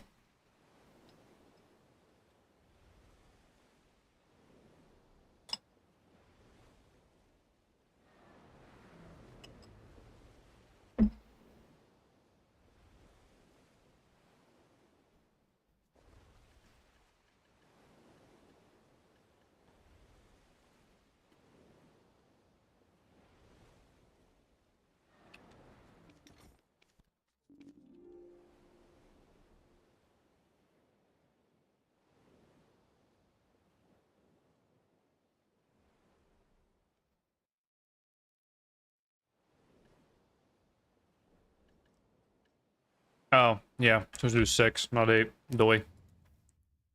I've been getting mixed up with the T4s.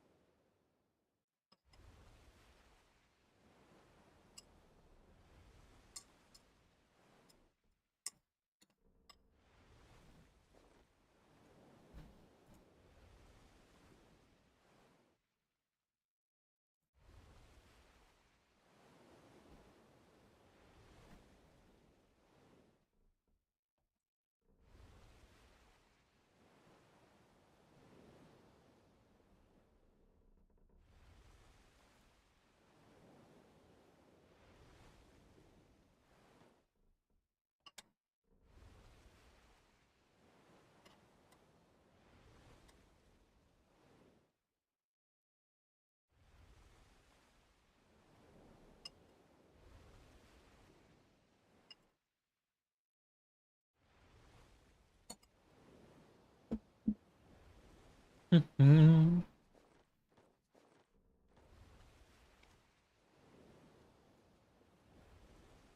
No, one more. I think. There should be one more. Maybe two.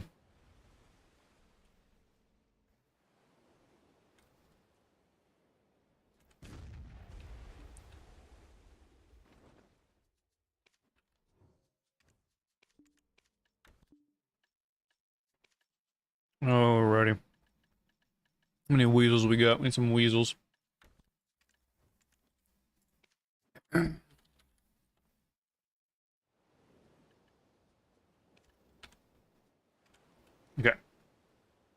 Alright, just finished eating. I'm gonna go take my stuff upstairs, clean it, and be right back.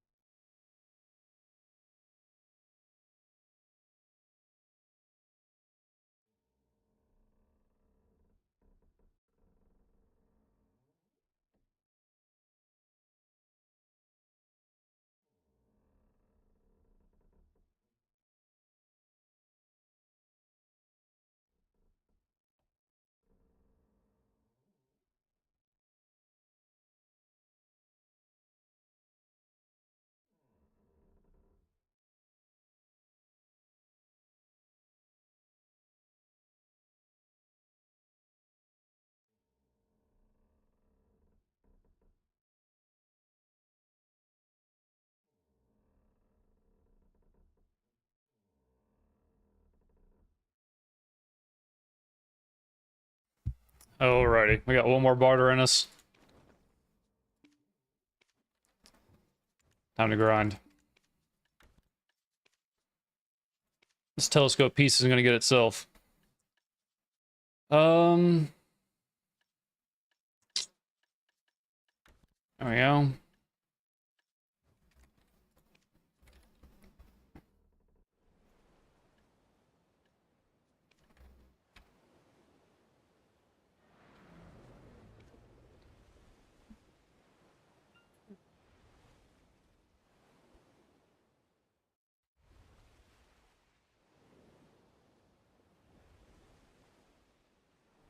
Oh yeah, we need to check see if there's even a GM for Valencia. Please let there be a GM for Valencia. Of course there's not. Typical.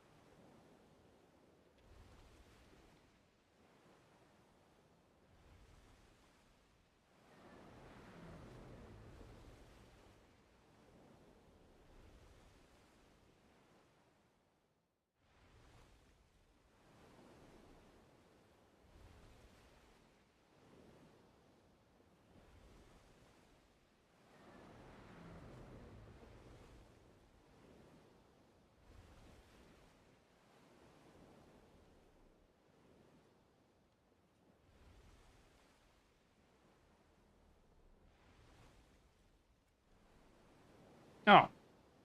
That was around the side of the mountain. Or the island.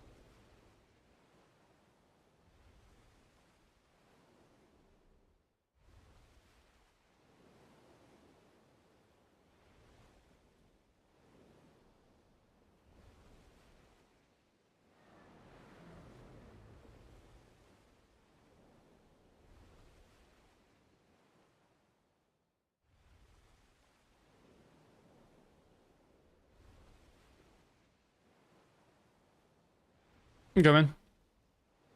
Sounds good.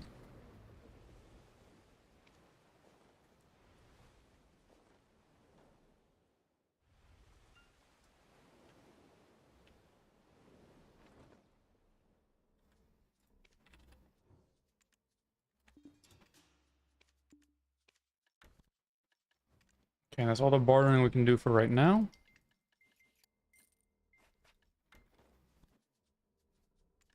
I'm going to put all this stuff in Calphian, do our daily in Calphian real quick. Be ready.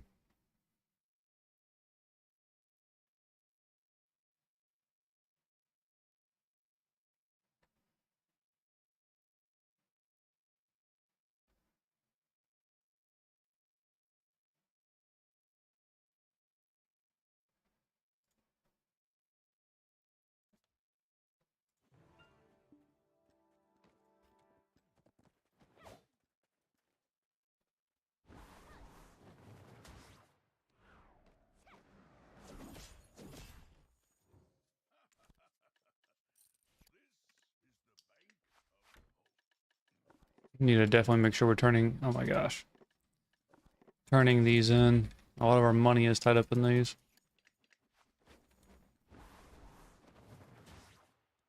Oh, you're already back? Damn, that was quick.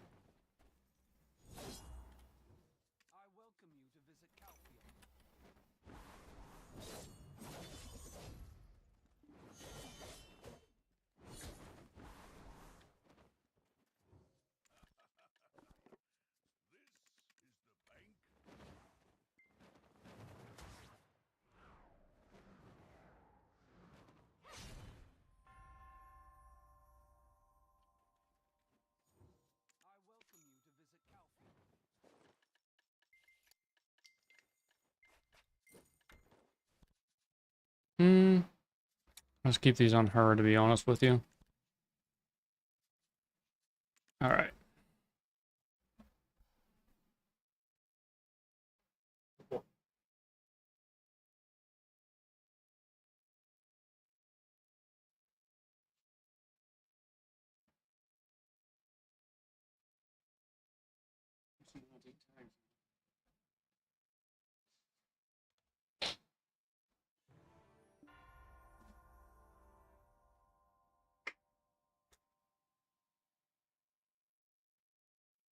Okay. An hour left on those. Not great. 2 minutes. It's the same one from last time. It is. Okay. And we are on 4.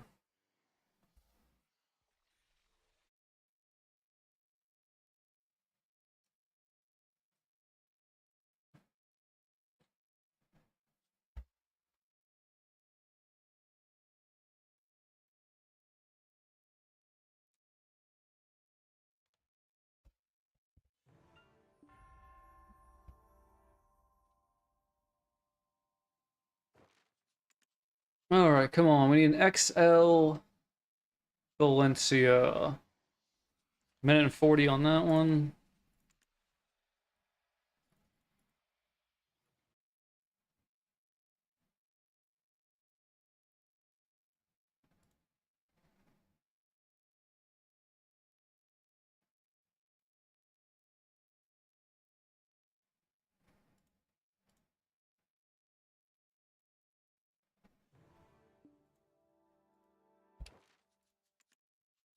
Ooh, 1 minute on these. Okay.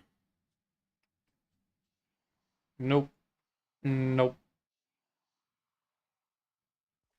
Alright, we just gotta wait out the timer, I guess. That sucks.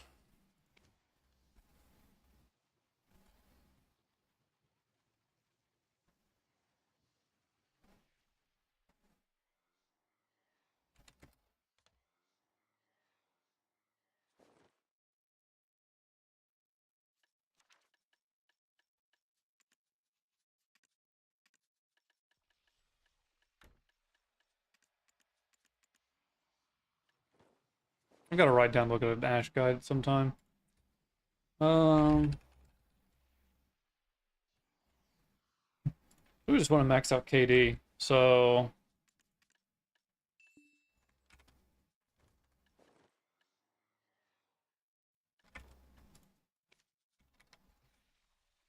hey, Dad. Huh. What are these? Knockdown. Hey, why the fuck would I run this? For the stun and stiff for 5%? Hold up.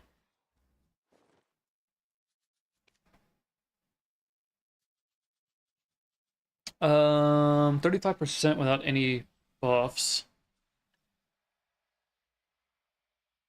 I think I run.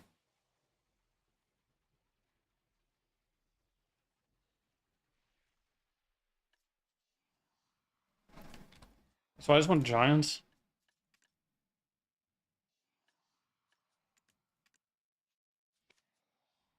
Wait, do I have one of these on me? I do. Huh. You know what? Fuck it. We're gonna transfusion, backpack, bada bing. Because that one is free and I can't do anything with it, so might as well. Ash. Where is it at? There's the Ada. There's the giant. Let's save. Let's apply this. Okay, now let's look at our stats.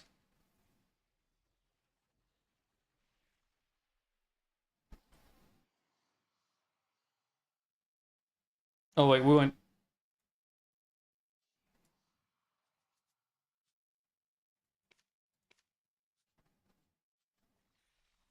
It's at 50%.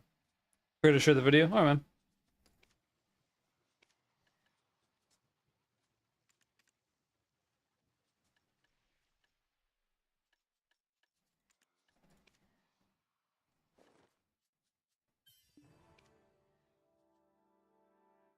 Knockback's at 25. I don't want knockback, sorry. KD, knockdown is at 25%.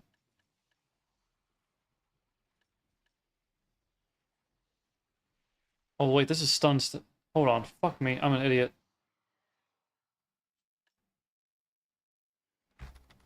Hold on, fuck. Those are giants, not Adas.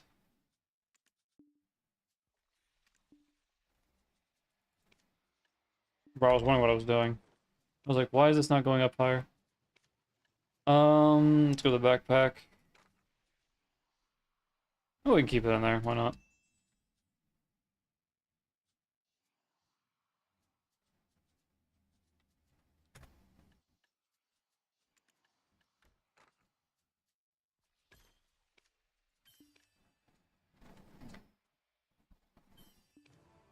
You have 75% knockdown, so we want 100.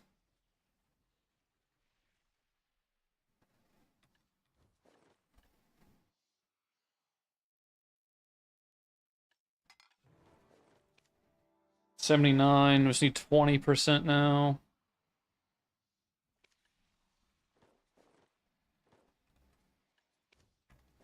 Go bust on. If I do regular Ash, I don't. I'm just gonna run a freaking frenzy at regular.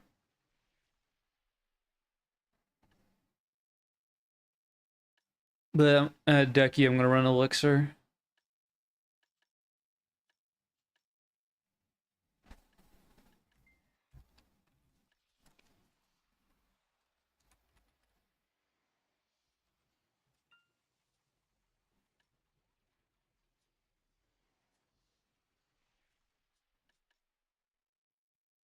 Okay, so we just want another,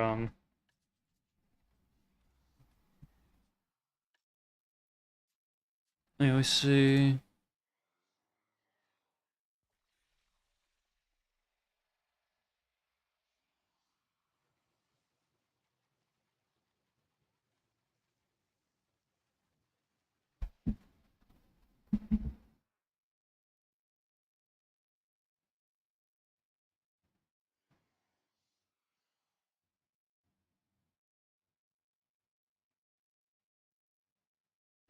Okay, yeah, so it's KD.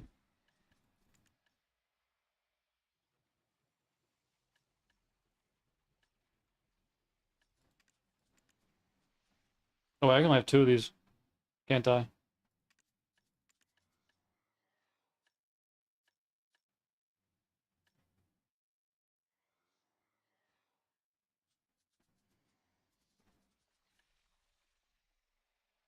What was the...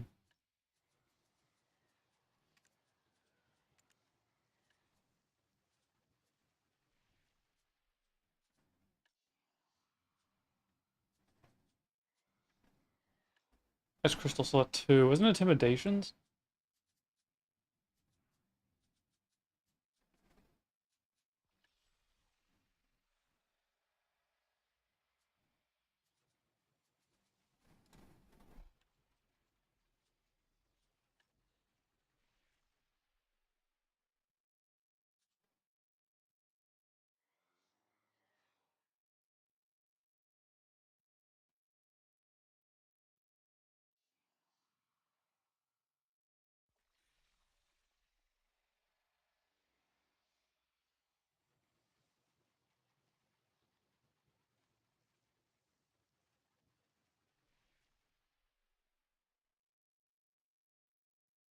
Mm.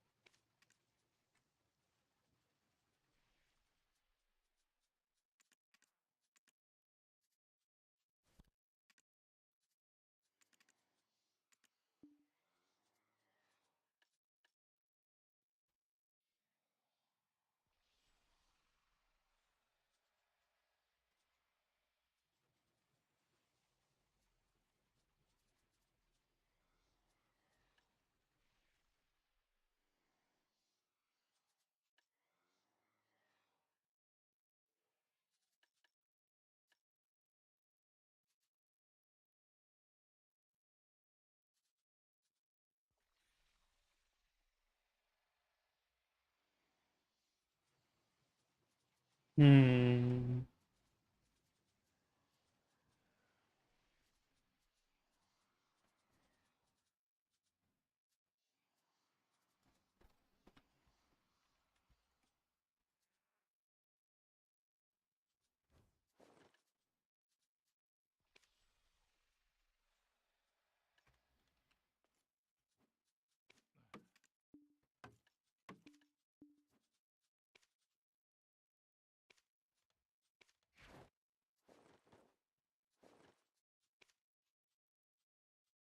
Oh, 89.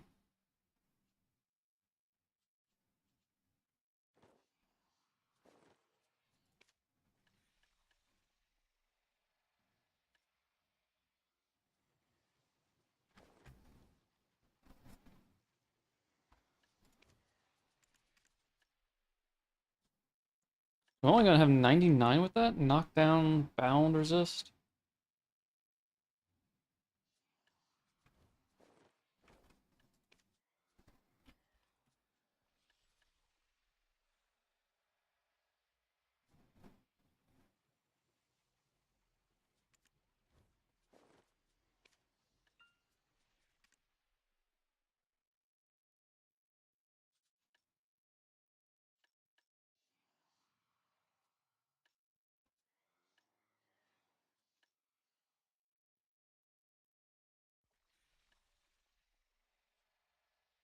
Oh, I'm not.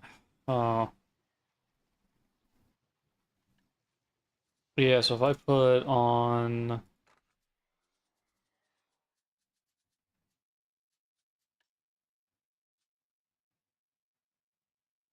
I put like one whom.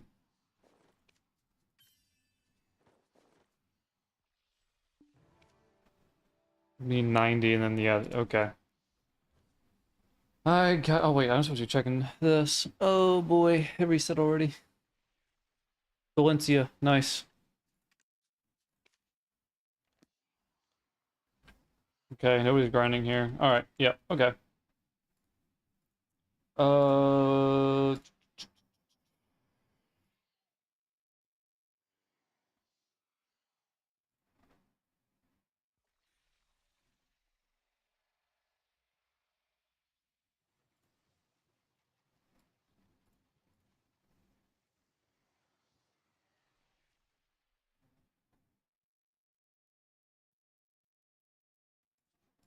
Okay, top.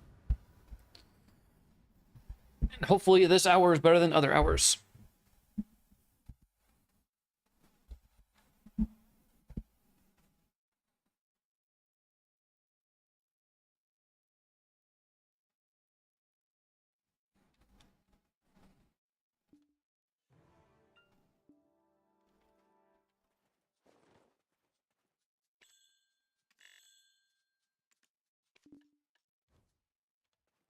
Okay. Yep. Just want to make sure we have the right crystals on. Pets are out. Villa buff is still good.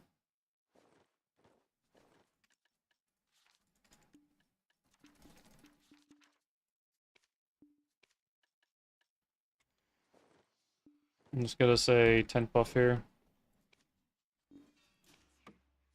No, wait, wrong one. Bam.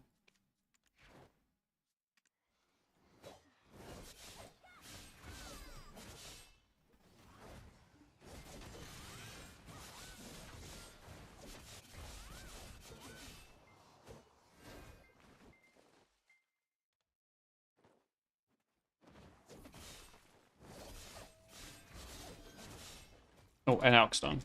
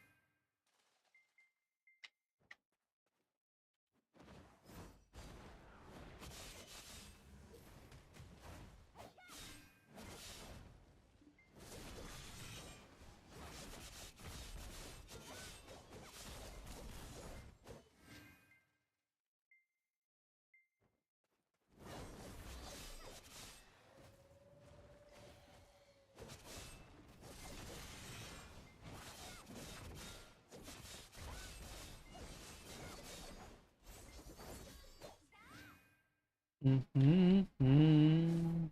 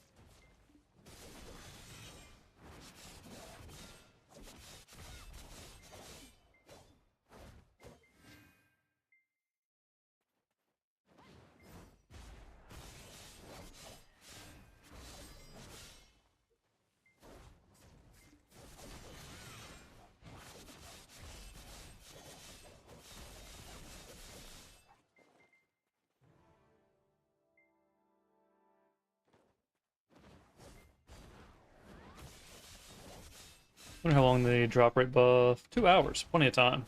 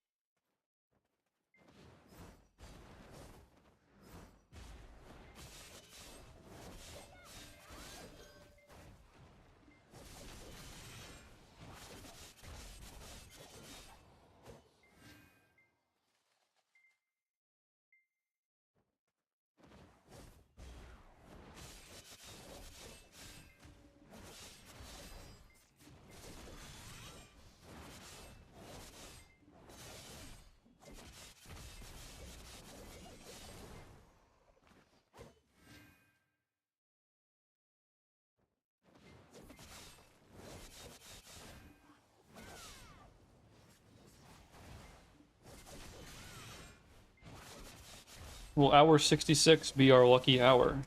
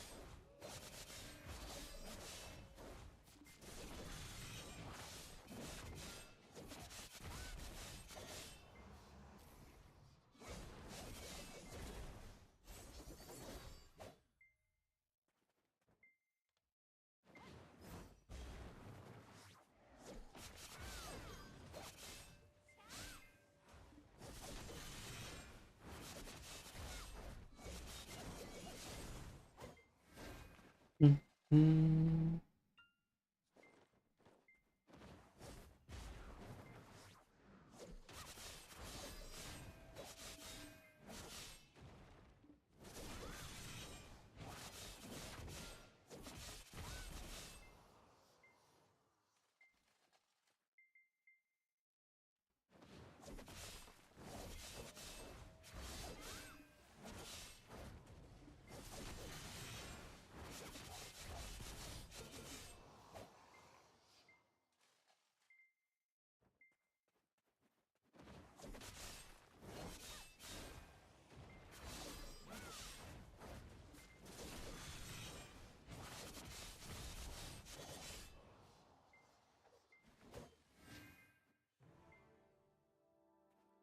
Oh, I forgot about the unknown ore. I was like, what the heck?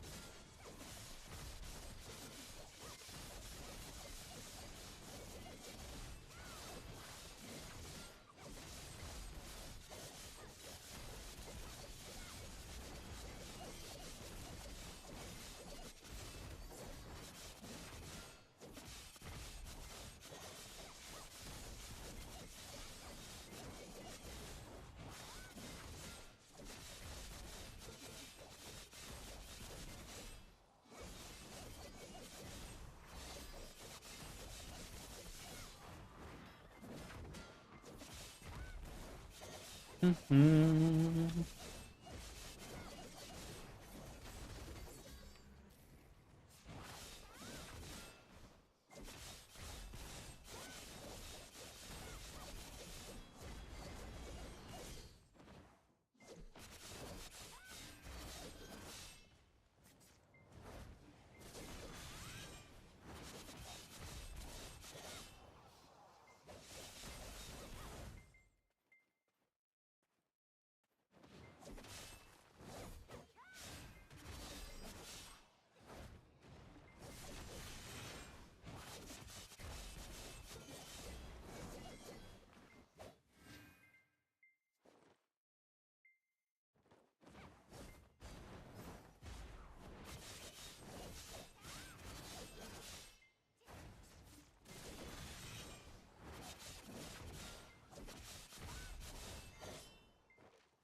How much we got done?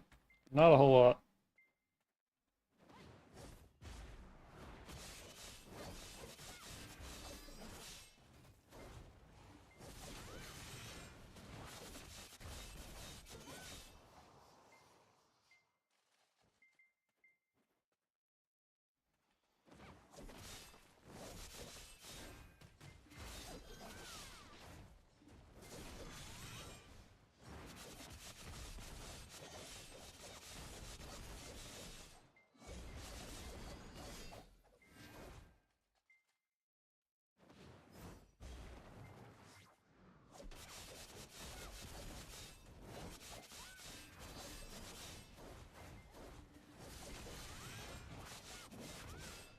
I hate when it goes up there. It's like a 50-50 if you get a CCM or not.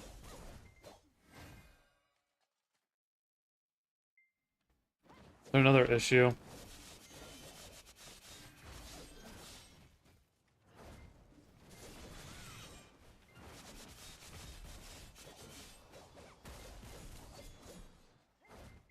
Are they still dealing with that? It's been an entire day.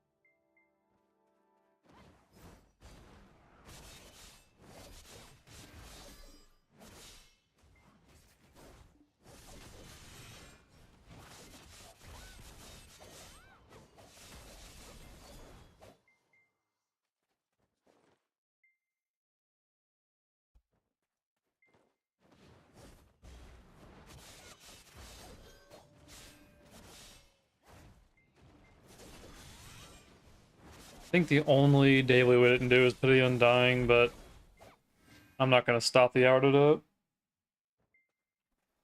before reset, so it is what it is. We need so many crow coins anyways, so it's not like it's going to be a make or break situation if we don't do it today.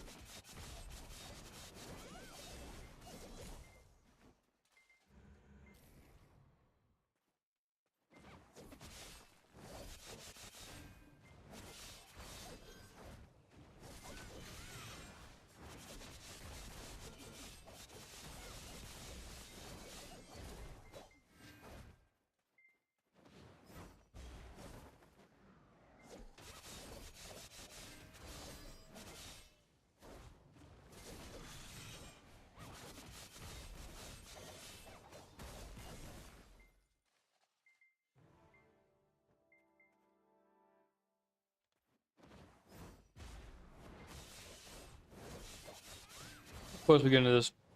About 1k into the GM. The last one we need for guild bosses tonight.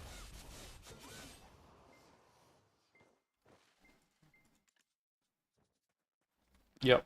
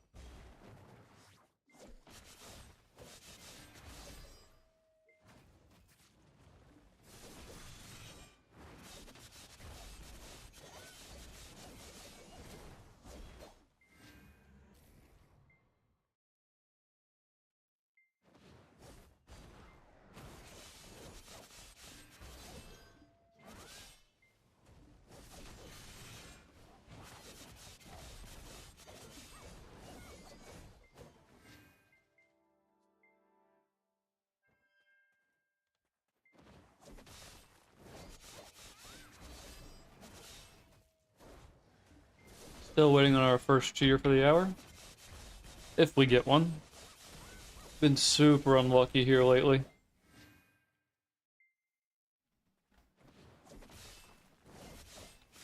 It's actually felt really bad.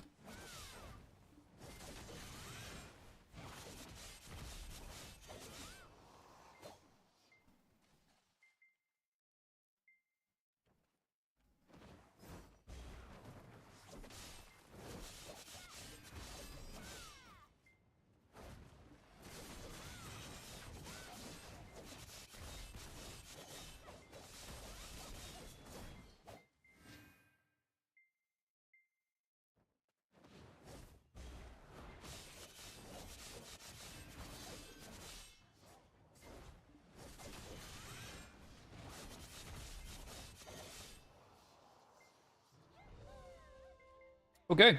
Hey, we got a cheer. Okay, just ask.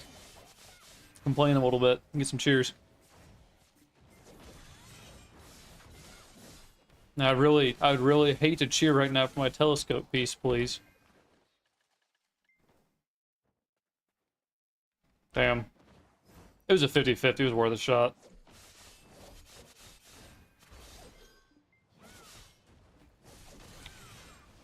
I think my problem was that I said please.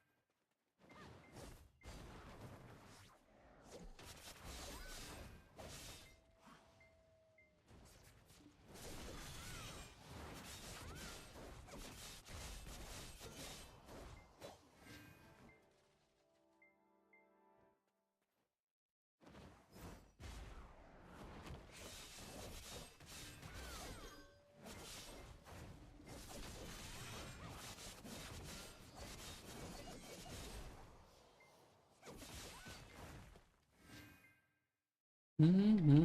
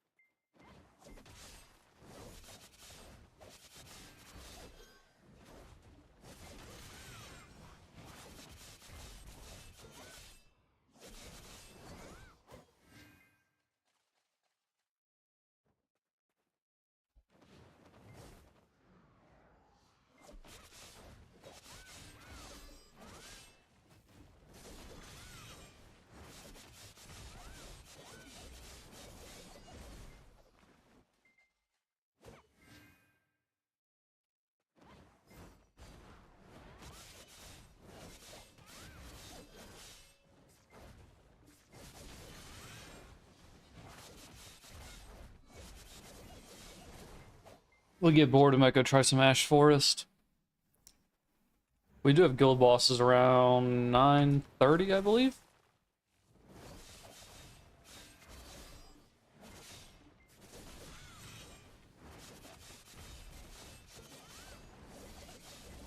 Oh, we'll be saving all of our debos at Ash until we can do like a straight up like pin attempt.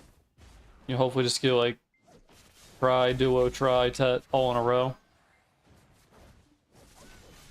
Rather than tapping them as we get them. We'll save them up. We have like 6 of them.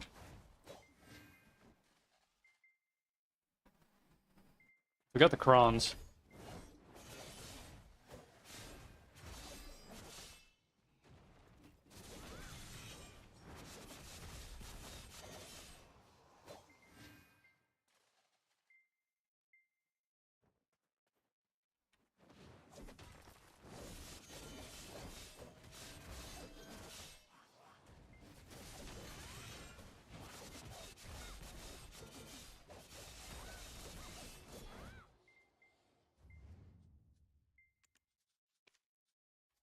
Get another hour on barter.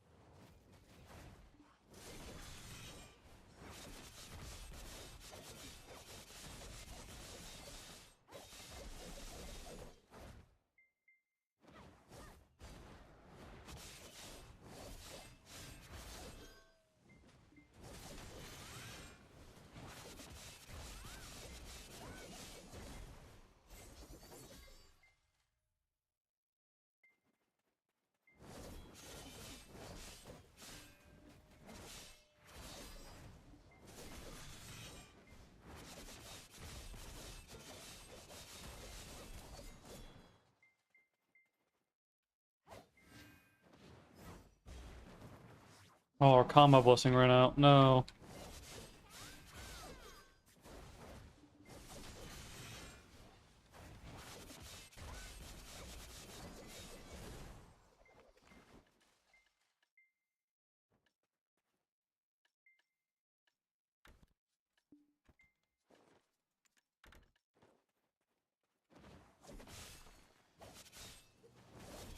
We only had like 100 more of them. All the free stuff they give us nowadays, it's so nice.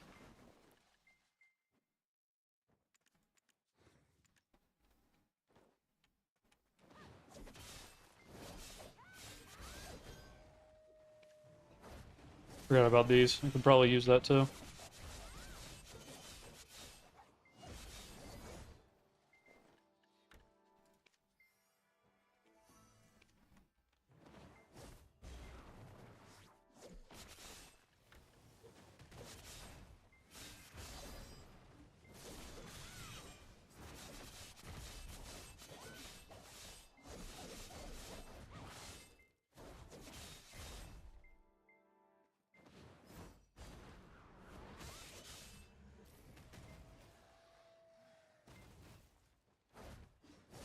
Oh, he's over here.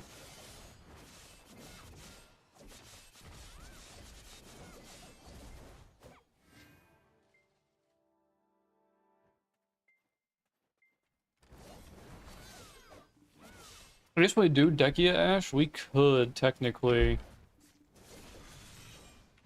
I don't know. What is the AP cap? It is kind of low, right? Like 1K? On the lower end. Like Dark Seekers and shit is 1K. Or 1.1K.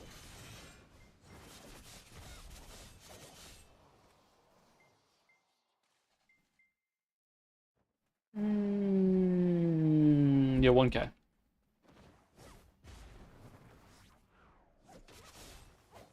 have to see if I can run.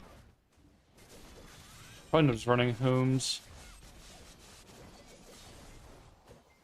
With an Ancient Power, Crimson Power, whatever. Yeah, Crimson Flame Power.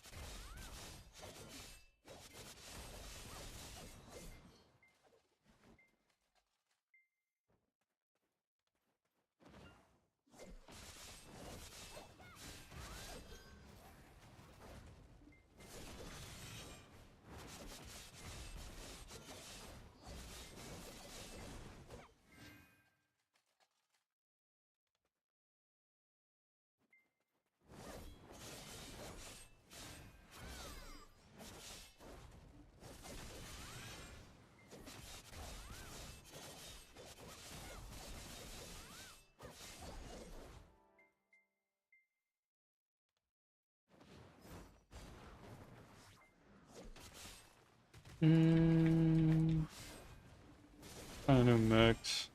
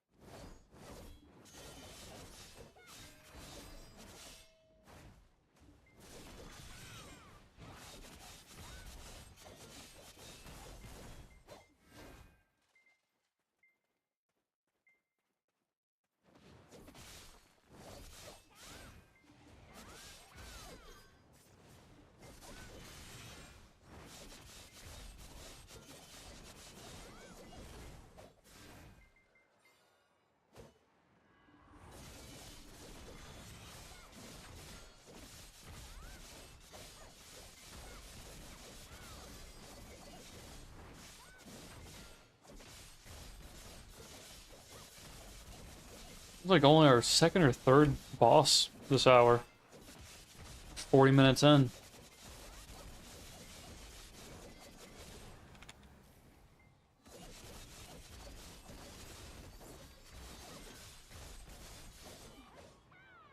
Nice. 2 cheers. Our luck has finally turned around. All week has been so shit. It has caused me physical pain to grind here all week.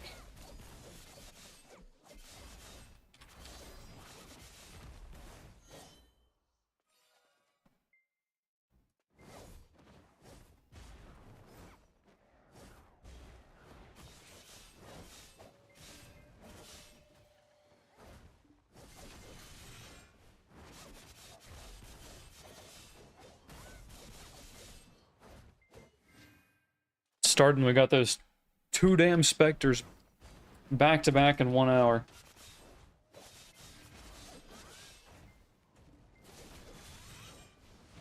Ever since we got those 2 specters, it's all been downhill.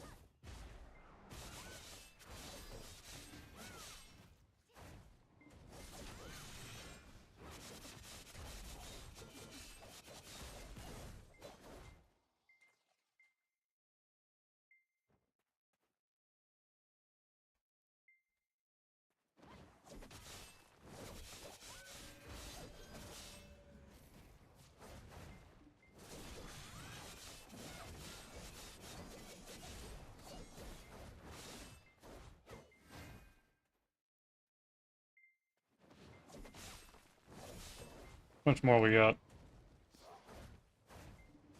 That number's like barely going up.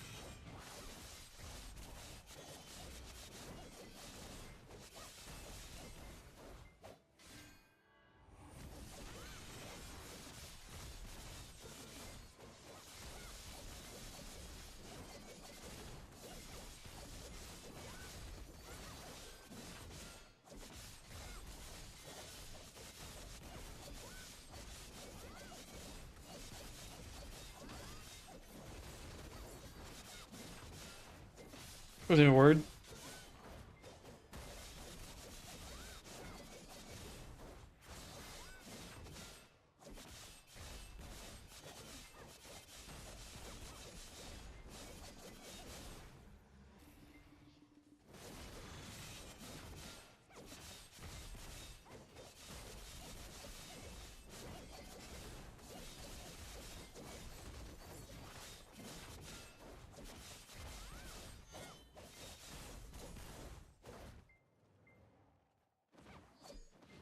Oh, we just clipped the mountain.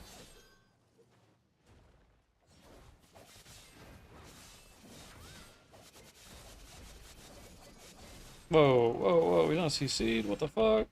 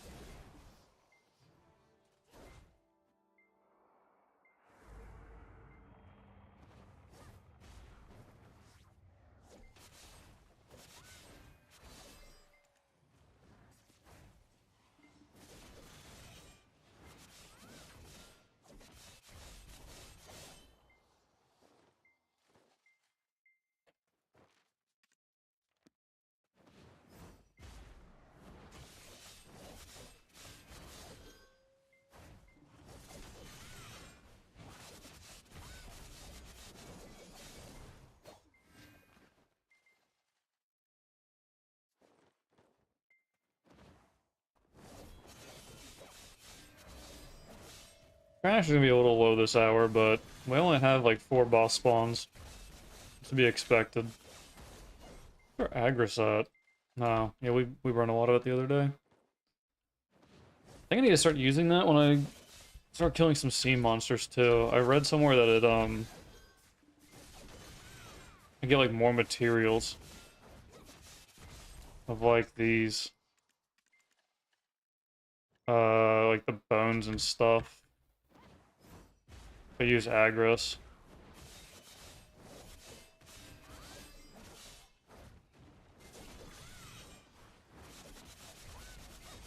Need to try that when we do our Salies today.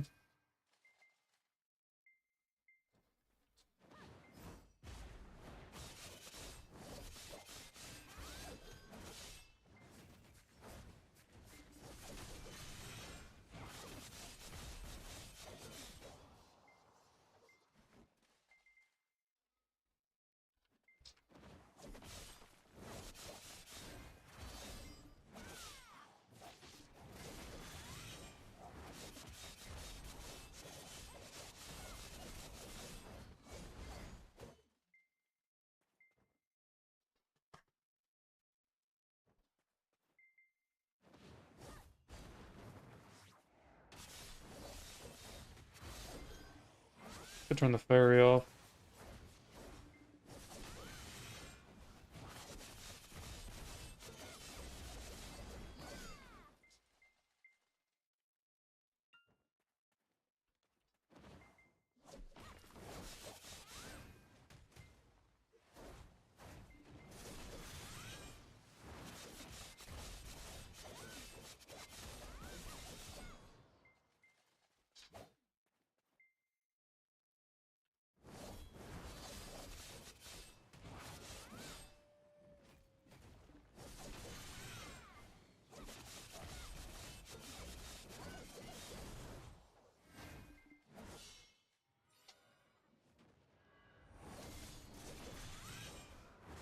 There we go. He's just gonna only spawn at the end of the hour.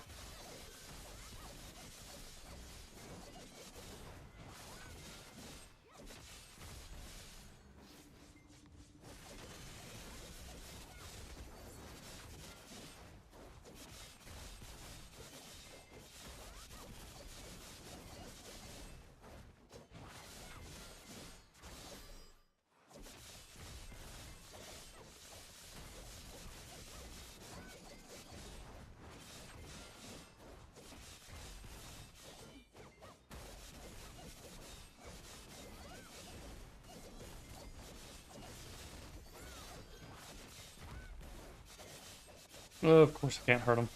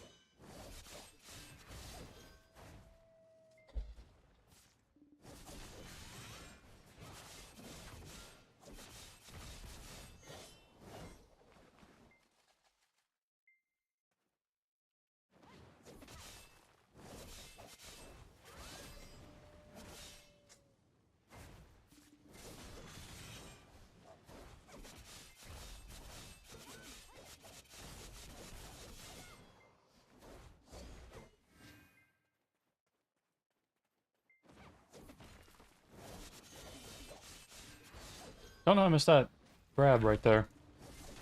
A little hook. I was within range.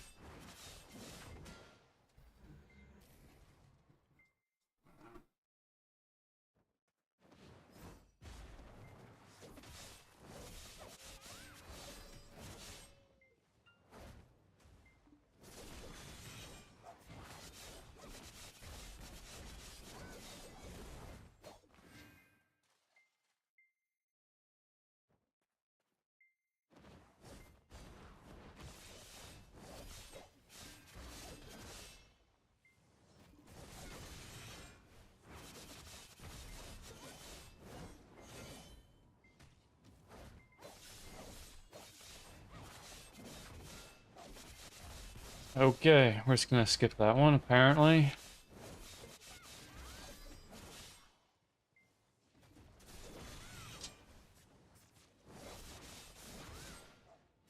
Bro.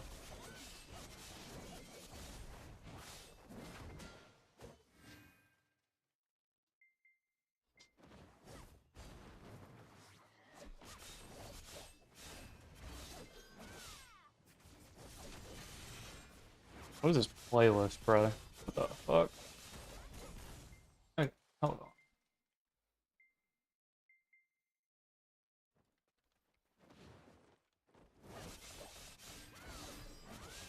We'll just start over with something completely different.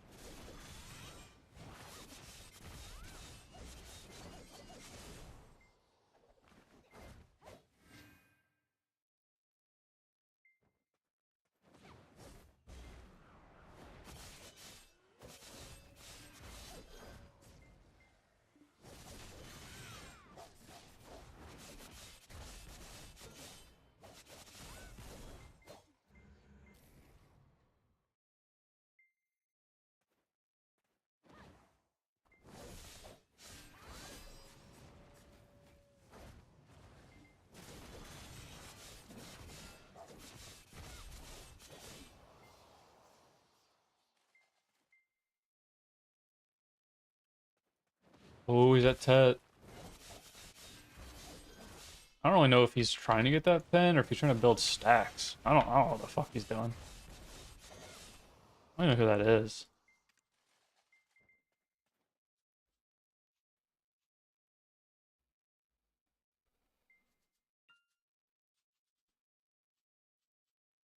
You would think building stacks.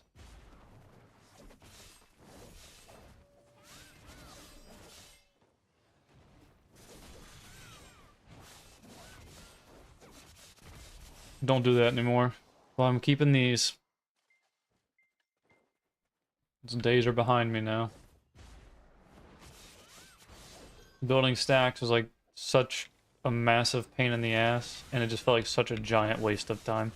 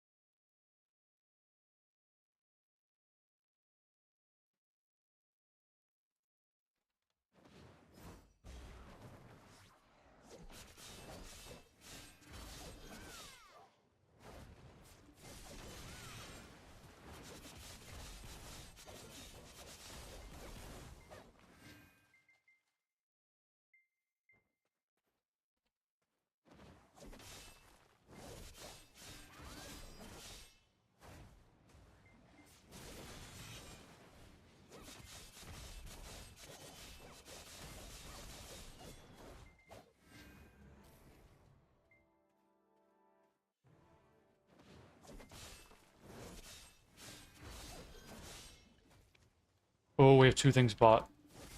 Oh, it's probably those crystals. Nah, I got so excited because I thought it was a costume.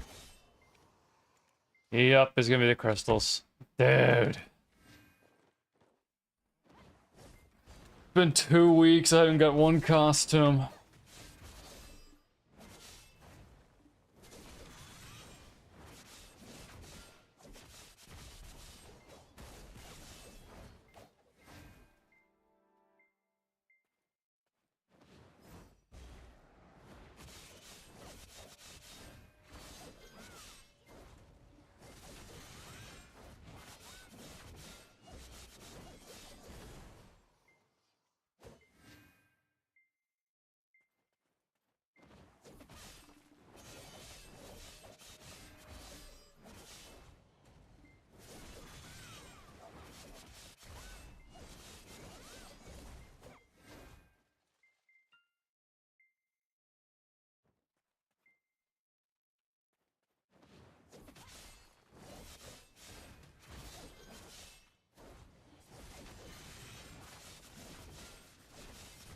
I feel like I'm losing a lot more frames today than normal.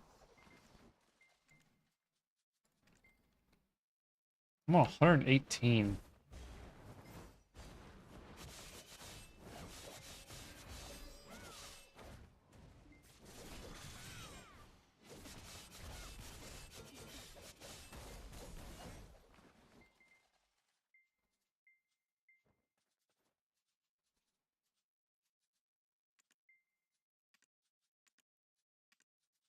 Oh yeah, I gotta go. Oh, implied fucking remastered. Unlucky. Please hold.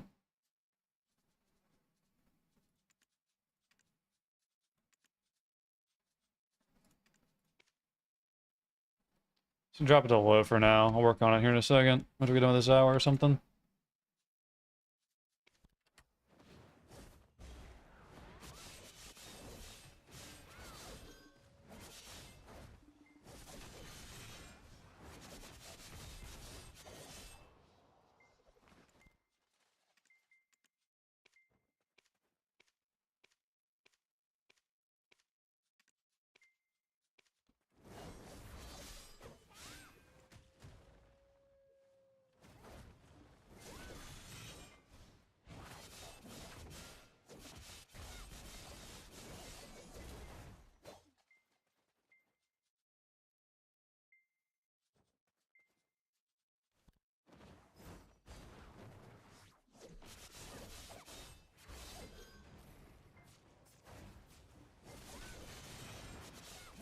You only got 20 seconds left in the hour anyways.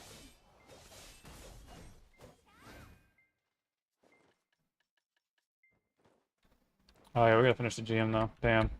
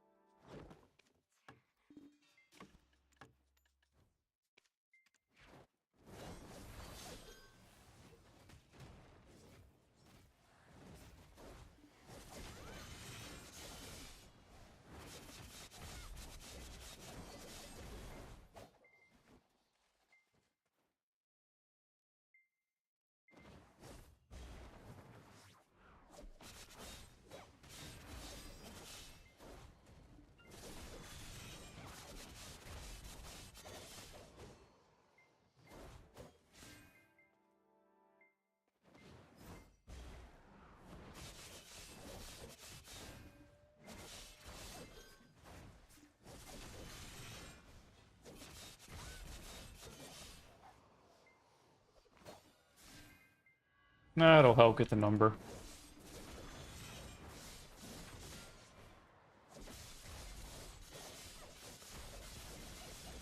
Bro, I literally don't know what these mixes are. This is so ass. It keeps... Oh, I'm about to die.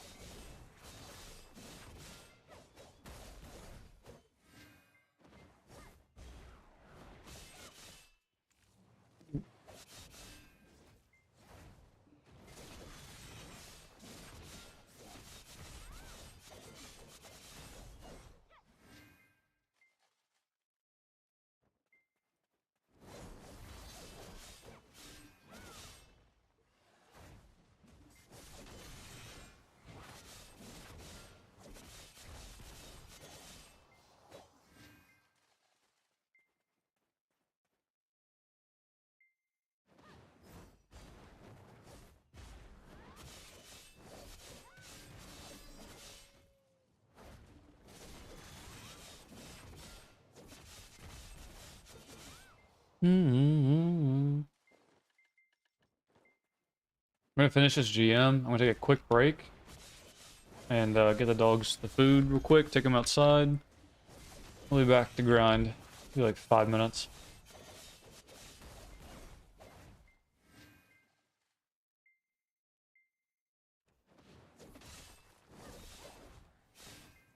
Basically, finish up this hour. Go do guild bosses. Do a little bartering and some dailies, and then probably grind a bit more.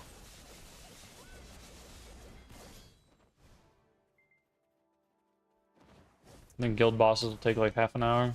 Once we do con, they'll be a bit longer.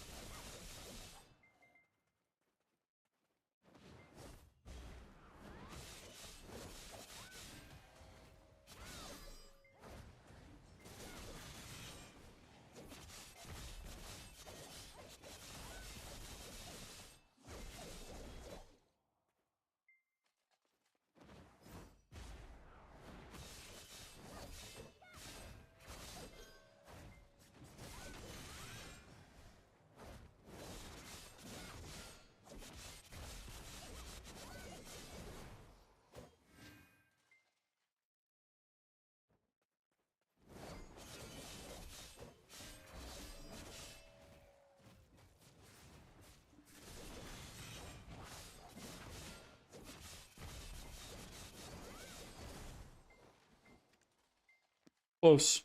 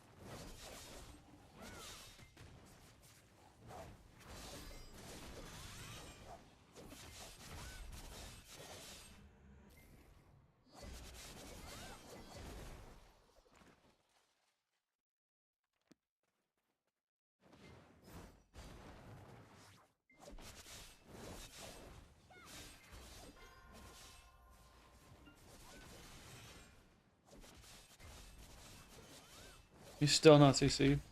Jeez.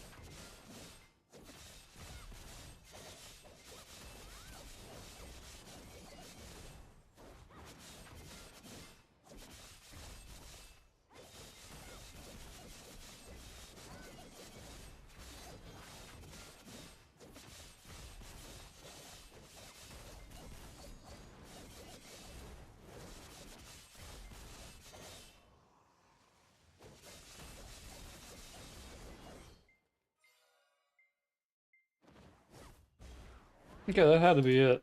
Yep. Sheesh.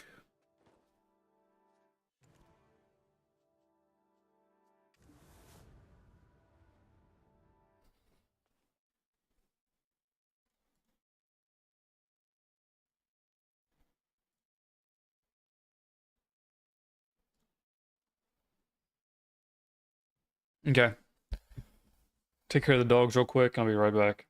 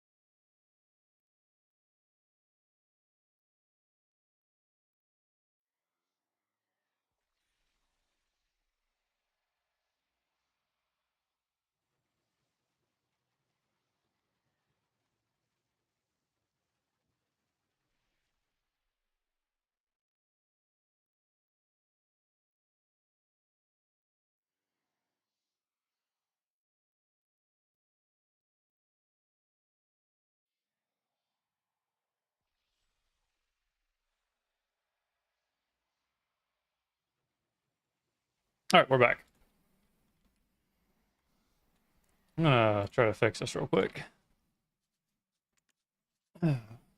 Okay, we have to go to Ultra first?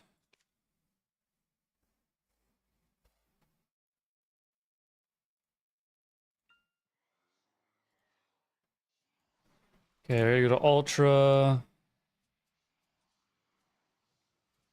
And then we gotta upscale. Put it on that. Take that off, not apply. Oh, I gotta redo all that again. Okay, slightly high. I just do medium. See what medium looks like. Go through and test them all out. I've been running slightly high, but like during sea monster hunting, it makes it fucking impossible to see anything. The game just crashed. Oh, no. Okay.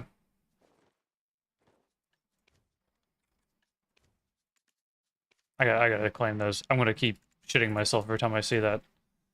Alright, we have an hour for guild bosses. And how long do we have to grind? I might have to leave a little bit early because we start at Mudster.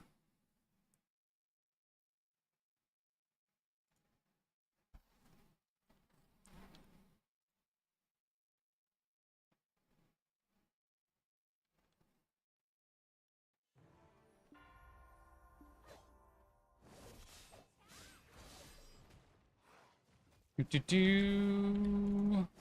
much time do we have? 51 minutes? Yeah, we're gonna probably call it early. Unless we get a compass. I'm gonna ask.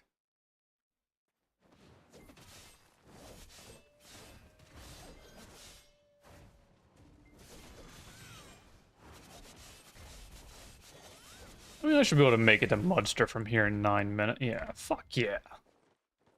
We're chilling. I shouldn't need it. If I do need a compass, I'll ask, but I shouldn't need one.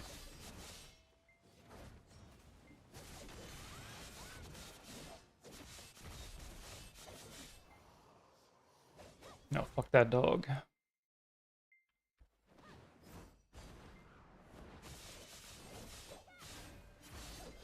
Our drop rate, 245.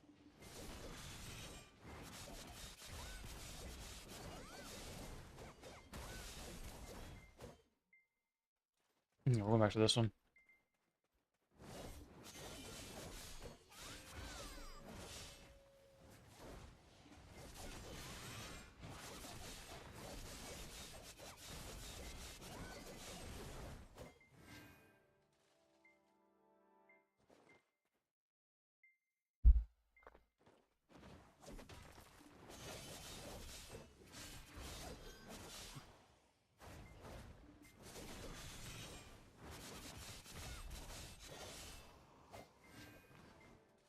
Where is my boat at? Oh, nice. Ilya this time.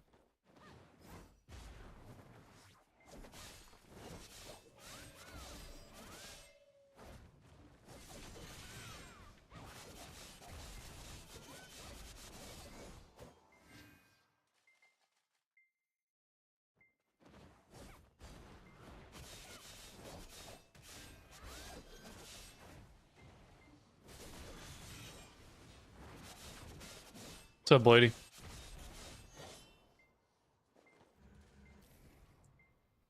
How's it hanging?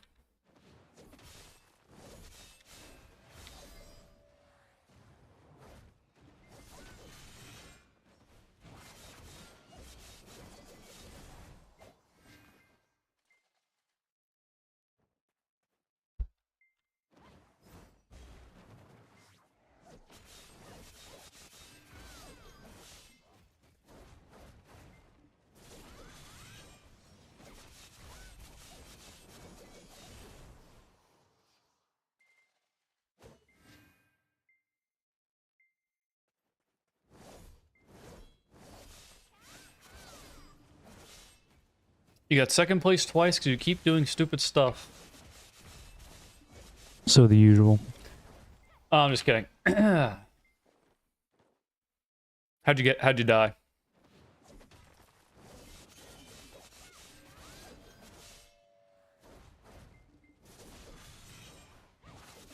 Huh?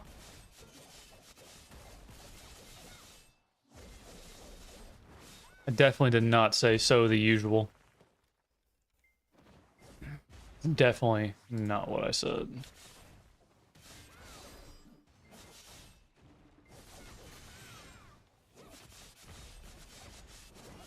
Anybody tells you different, they're lying.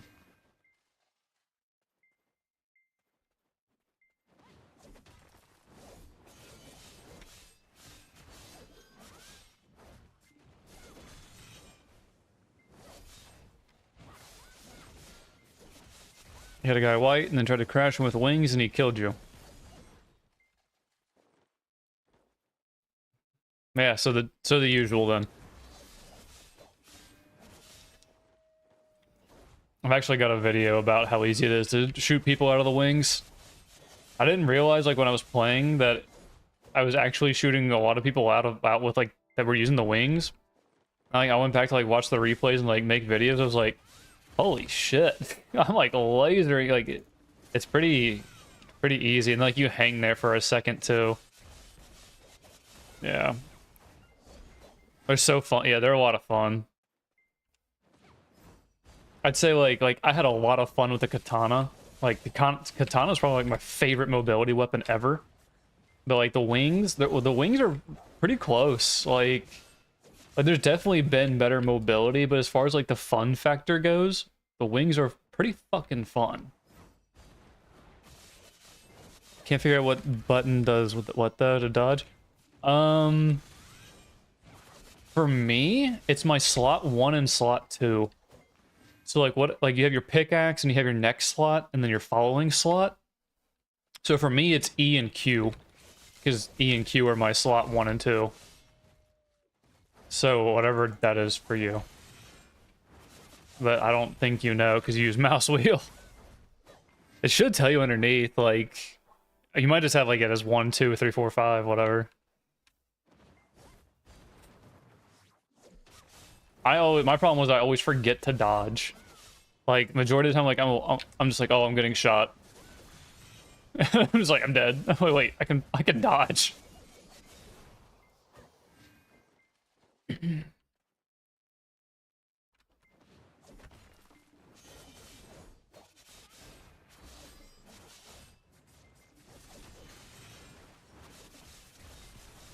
Yeah, I don't know what it is for you. You could probably go into settings, like, because they have like settings for every vehicle in the game. I would say they probably consider that like a vehicle maybe. But if it's not underneath like the vehicle stuff, then it's probably just like your first 2 slots. Whatever it says underneath the box. Just because that's what mine is.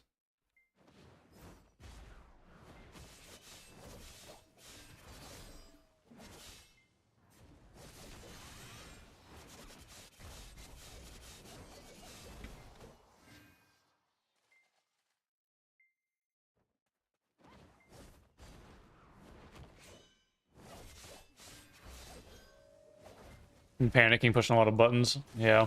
See, in those situations, I just kind of accept my fate and die. And then afterwards, I'm always like, shit, I could have rolled. Like, and in any mobility thing, if I'm getting lasered, there's always like very little you can do. And then now with these, like, I mean, it's still not a lot, but like, you could dodge, you could roll. I just don't think that far, because usually in most mobility, you're just dead if you get stuck in it.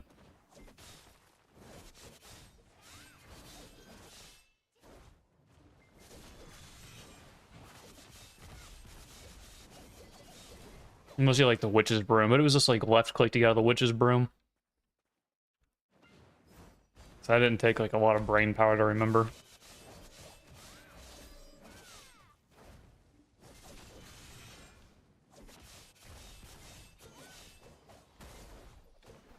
There's things you want in the shop, so you need V-Bucks. Why don't you I tell you what you can do, right? This would be a good idea for you, right? Hear me out now. You could apply for your Epic code, use your own code, and then you would get a little bit of the money back that you spent. I mean, imagine how much money you could have back, you know? Just from you spending money.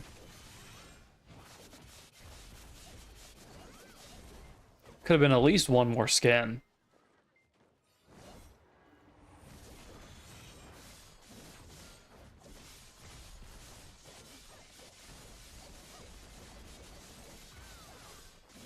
then have the kid use your code too, you know, I mean, have the whole family, you know, get them all in there.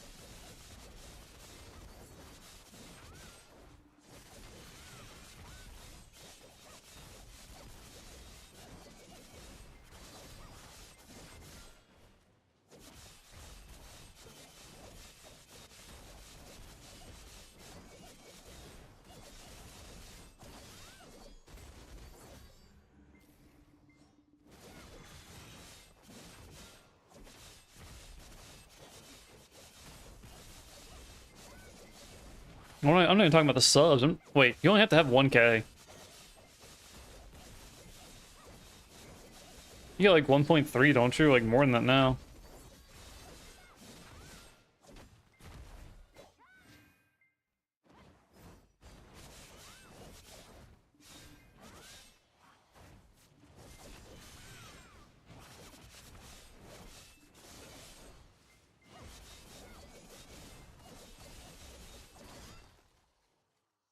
Barely over. I mean, all you need is 1K. You can get your own code for the shop.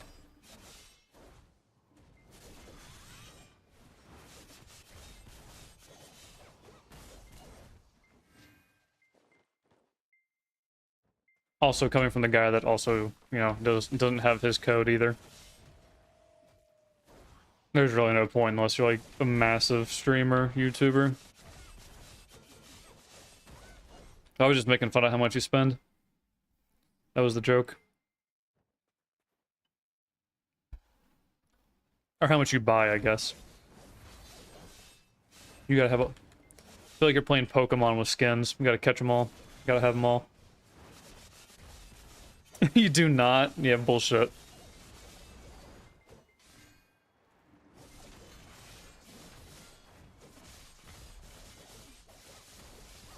I can't say much. I spend money on this game, so... And I have a subscription with RuneScape too, which is like $9 a month or whatever, so... I spend money too, just elsewhere.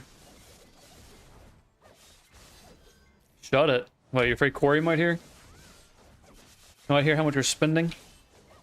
Have a heart attack?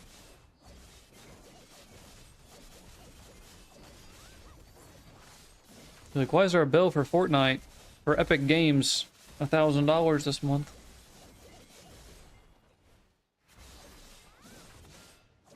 He knows? Oh god. Poor guy.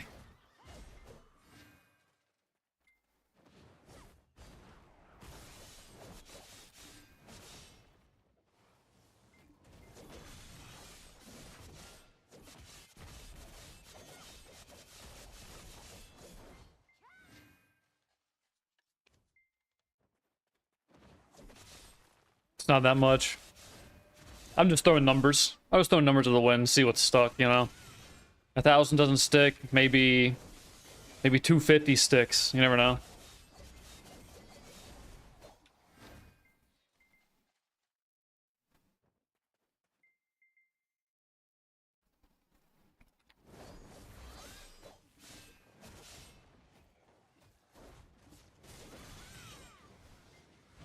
There's no way I'm throwing this shit this late. Or this early. The fuck? Oy, oy, oy. It's not that much.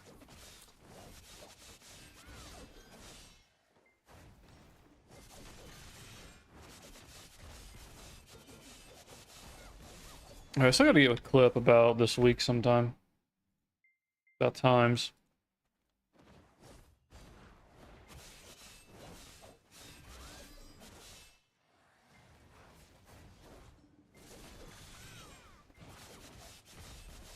Figure we'd just be playing later anyways.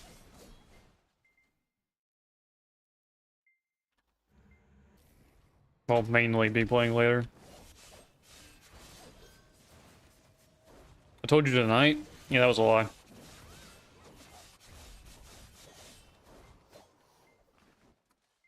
You're lying. I know I didn't say tonight because tonight is guild boss night.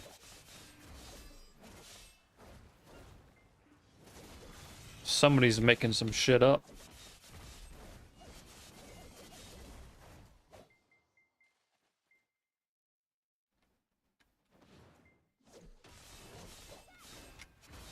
I did. I definitely did not. 100% did not.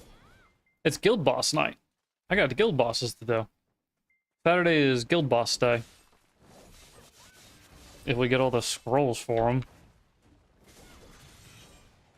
Barely got this week. I'm lying. I'm not lying. You're making shit up.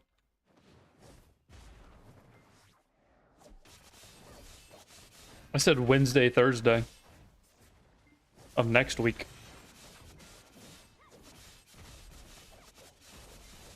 I said maybe. I didn't even say both. I said maybe, or said one, possibly two. I've got the messages.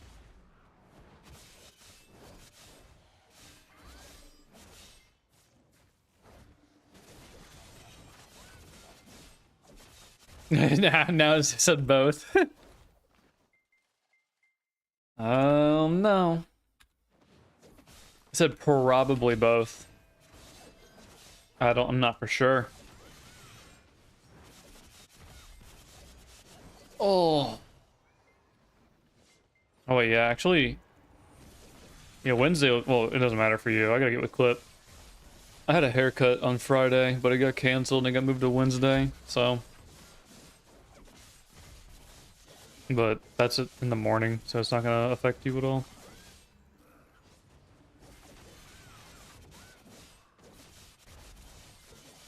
Now I know you're lying. There's no way I said I miss playing.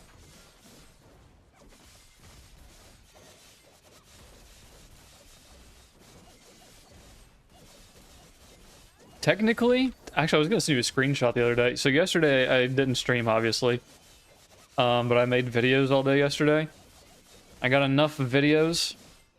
Well, enough like short stuff to go until old.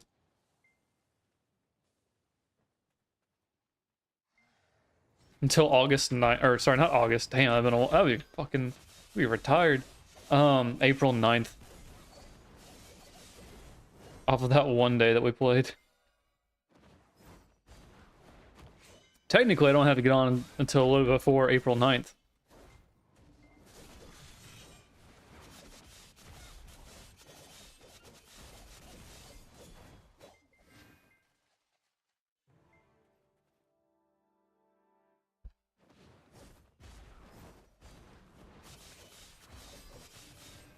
Oh no.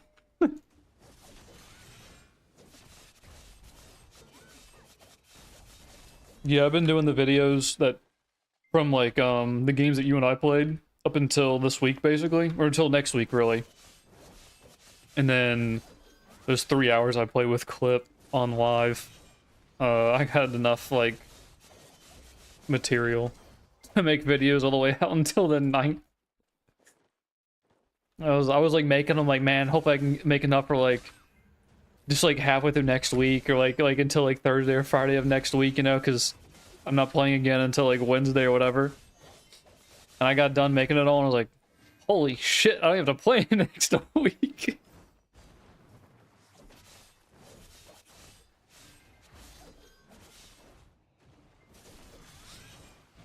But I guess I'll keep my word. I'll log on.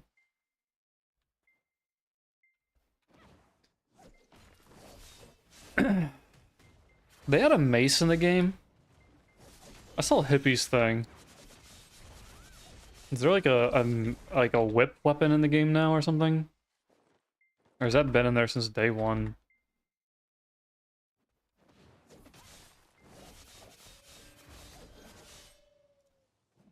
What the fuck am I listening to?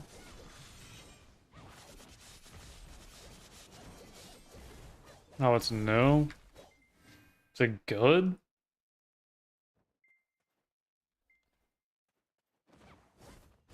It looks like shit. Like, why would they even add it? It's not even a mobility item, is it? Looks like it does like 40 damage a hit. Which is stupid. When you have an auto shotgun in the game that... it doesn't make any sense.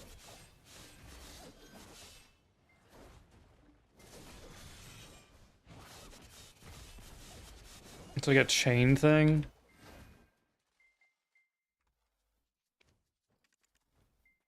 I'm guessing it's buggy as hell. I don't know. Have to figure that out when I log on 2 weeks from now to play.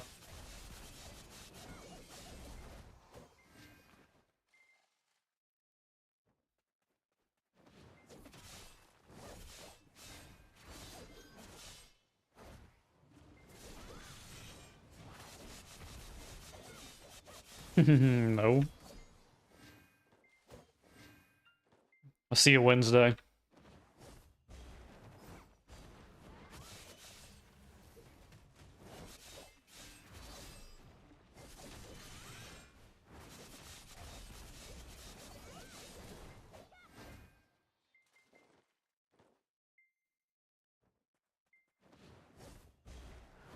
Actually, I don't know how long I'm going to stream tonight. I might get on for like a game or two tonight, but it'll be later, like way later. I don't know. I gotta be up early tomorrow too. I don't know. We'll see.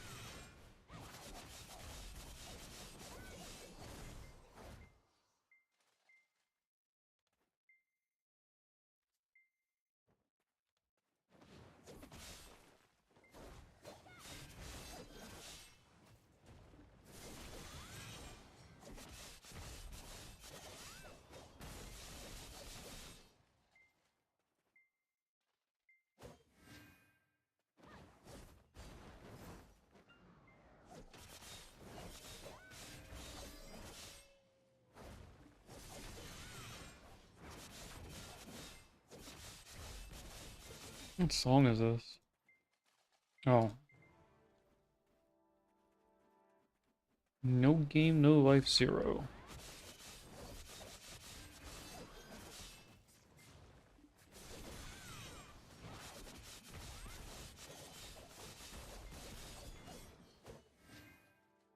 Bro, can I just cheer and get this piece already? I am so sick of being here.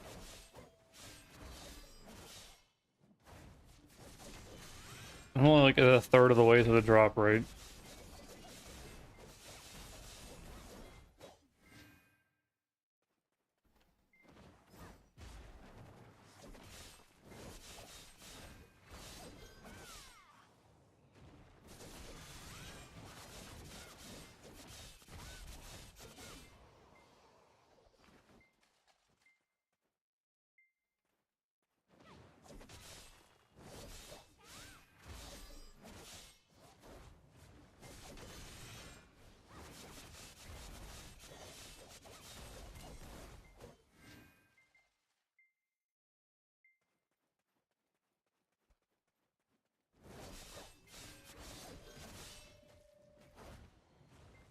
Yoit.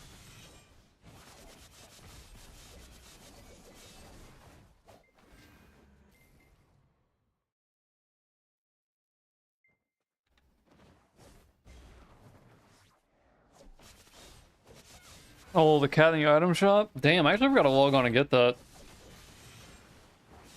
I don't know if I want it. It was cool when it was like Halloween. I just don't feel like it fits. You're talking about like the black and purple Meowskull skin, right?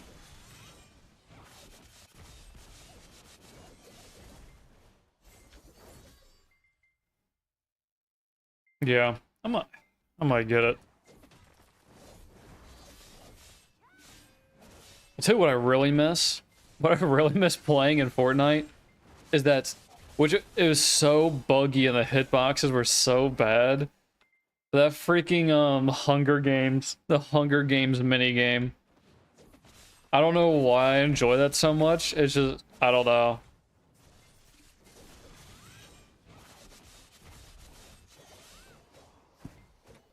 Like, in concept, it's pretty fun, it's cool. I mean, it's still like a battle royale, whatever. But like, it has so many issues. The hitboxes don't register half the time. You fucking lag out half the time. Like, I think it's fun though. You don't like it? Yeah.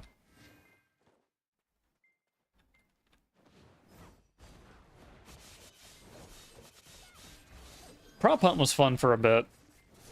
And then you had like it was fun like learning all the maps and stuff, but then like obviously like once you learn like where shit goes and stuff and like where the popular hiding spots are, it's not fun anymore.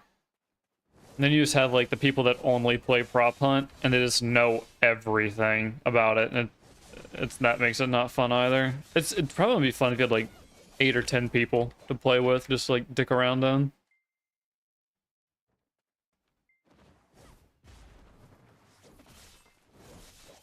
There's some sweaty kids though in prop hunt.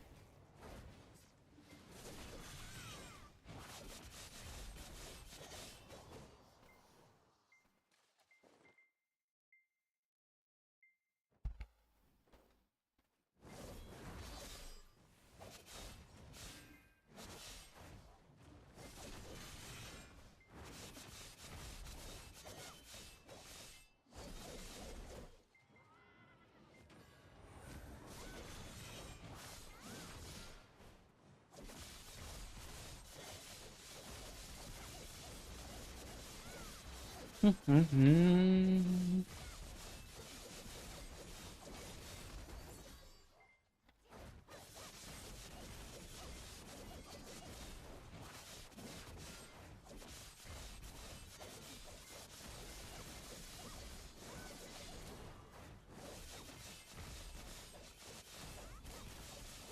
gonna skip this. We've listened to this like 6 times. Gonna keep hopping around to different mixes and keep putting in all the mixes.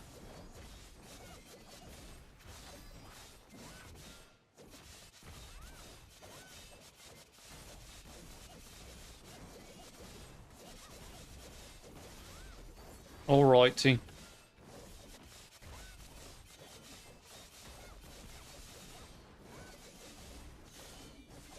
I can't even see him. I'm gonna try to... Where'd he just go?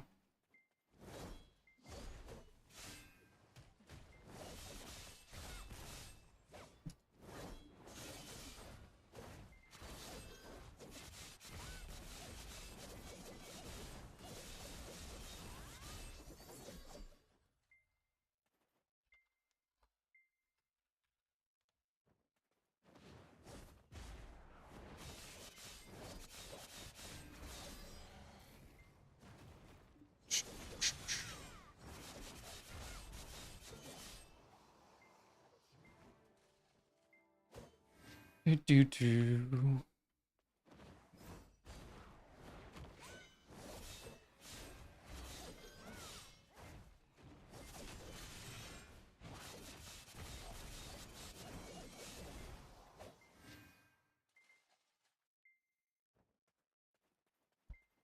You know what? We're over a third of the hours per drop. if we go on rate. God, please go on rate. I was thinking we're like low 60s, but this is hour 68 here.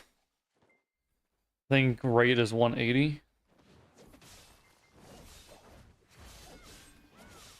Somewhere around there. Not over 200.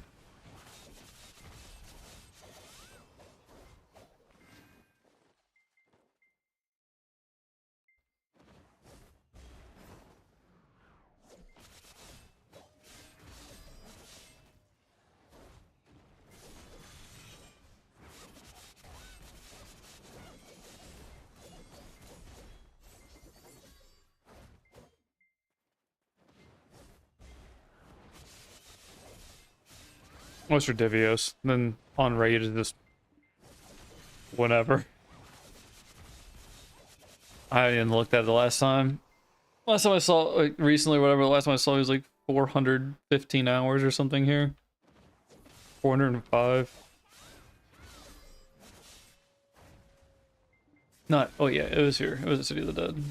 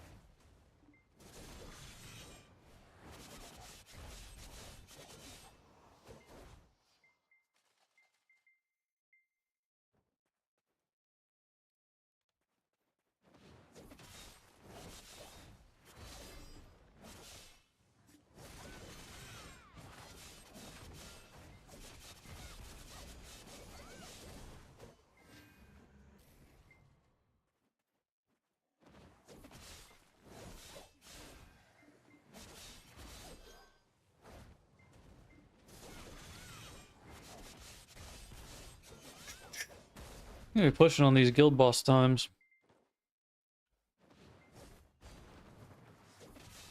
I want to do them on Sage, but the horse is just so slow.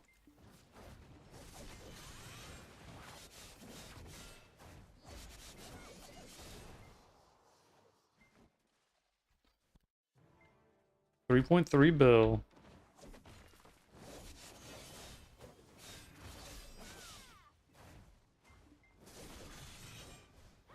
Might just buy my Tet Sailor clothes, honestly. I'm not getting any costumes for crons. Probably just vendor crons like everybody else does.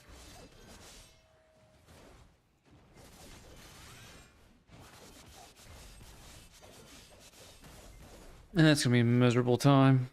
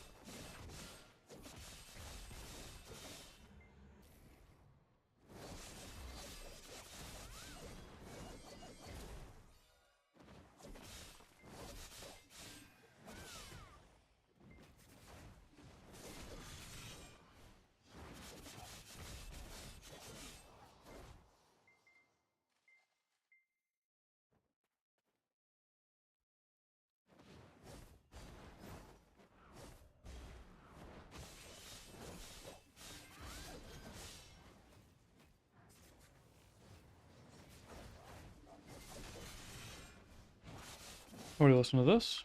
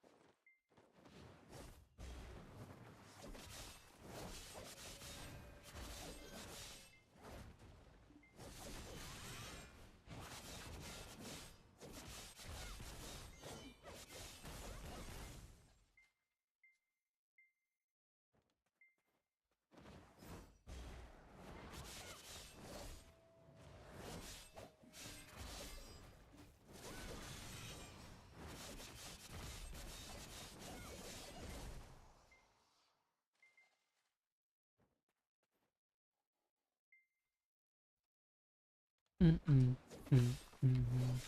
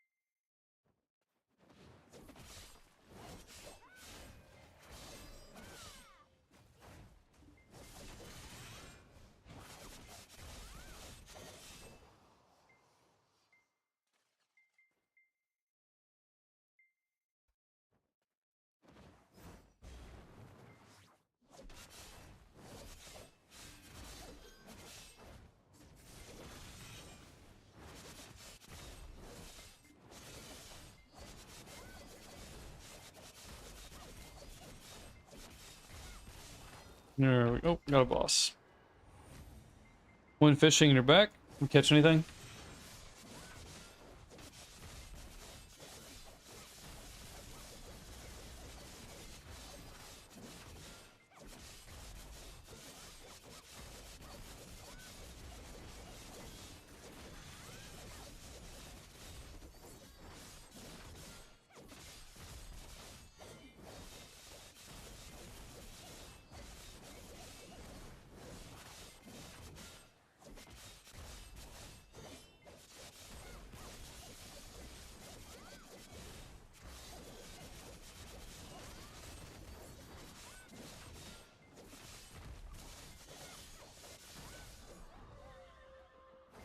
Alright, we got another fragment here. Pretty nice, pretty nice. Our luck has definitely changed since, you know, this week. Thankfully. It's 2 fragments in 2 hours and 1 devour piece.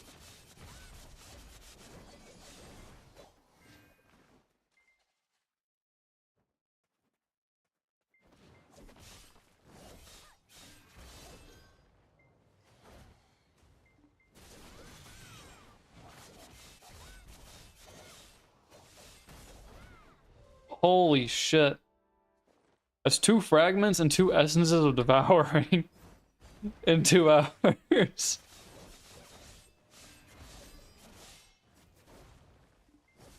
Our luck has definitely changed since like Sunday or Monday.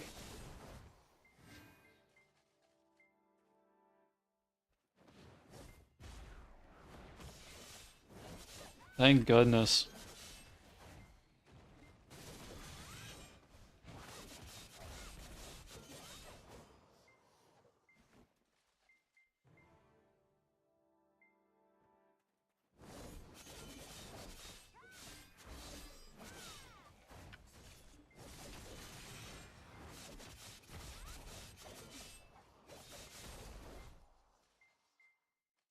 It's crazy that just getting 1 devour piece is equal to an hour of trash loot grinding here. Well, it's worth more, really, but still, the taxes on it, it's still worth more.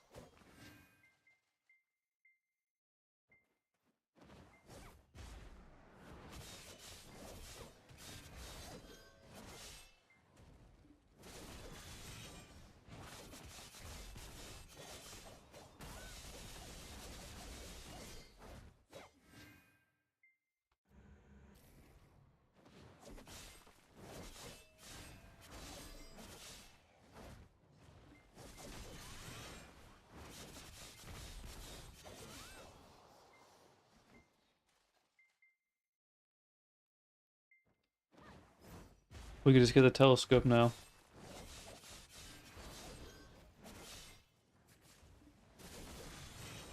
It'd be amazing. If we get the telescope piece, I'll go to Ash.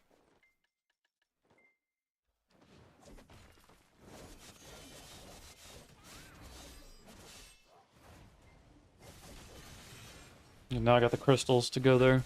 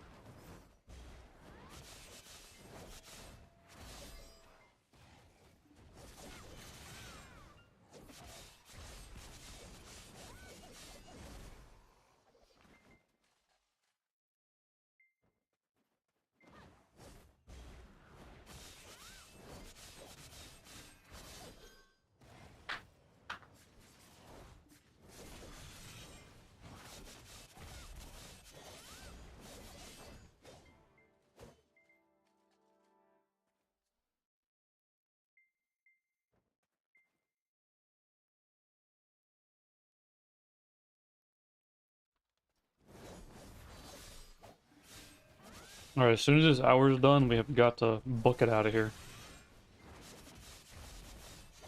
We have 4 minutes left.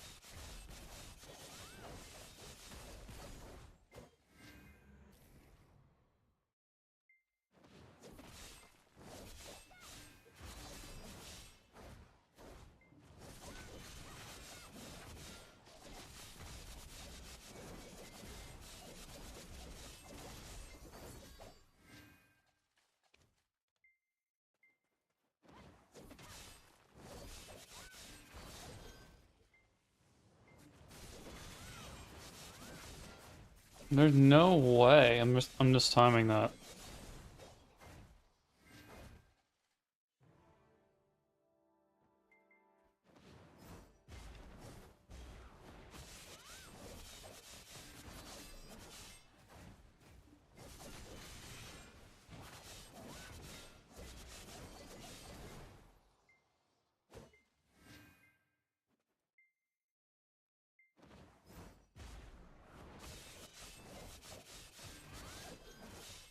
Probably should turn that off.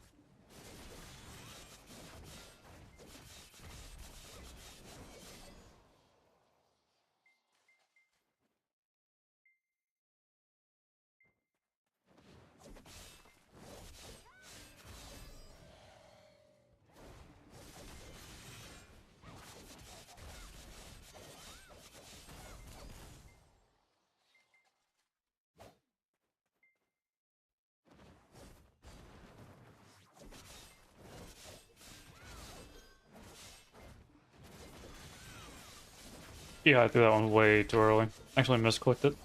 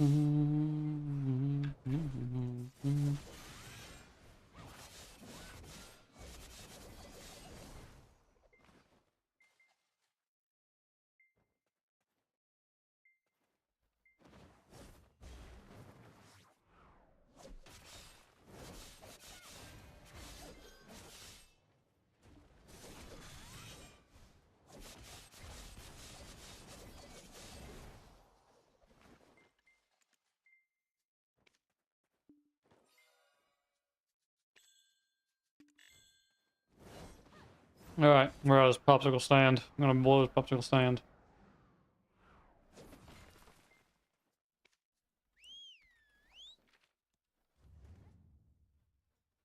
Oh, I zoomed in too much.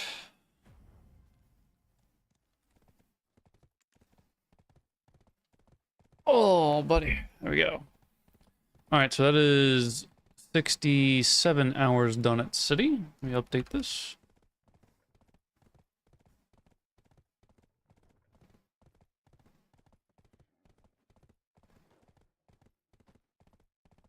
Cool.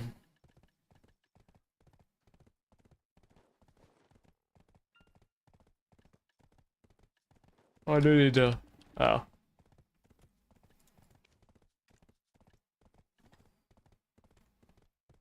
Oh, what server? What server?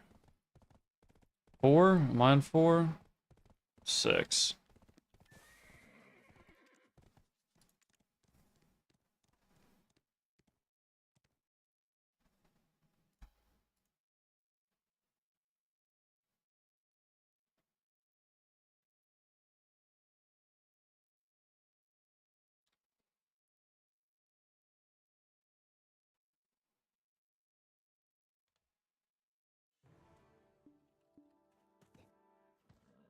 Wow, I'm thinking of it. Let's go ahead and claim that. Very nice.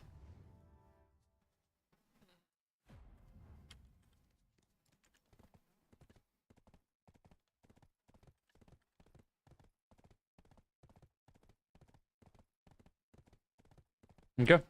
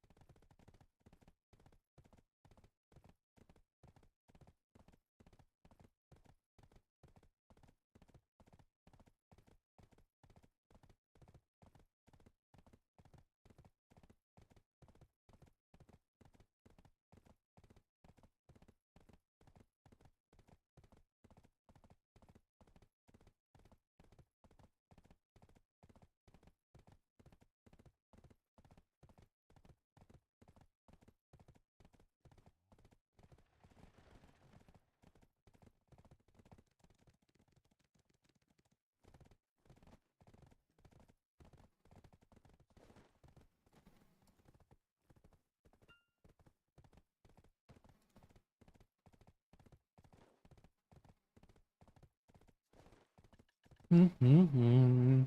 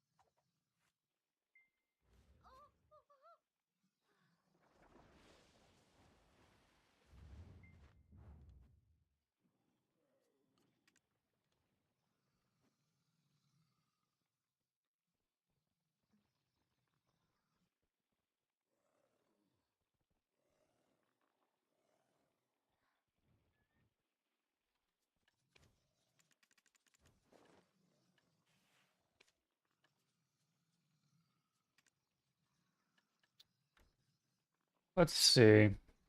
I need to actually go to Garmy and mess some of this stuff.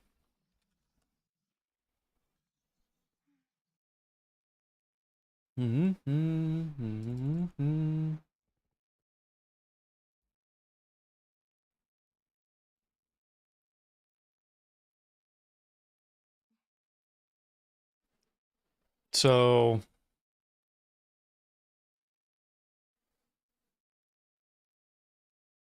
oh yeah, that's right. Okay.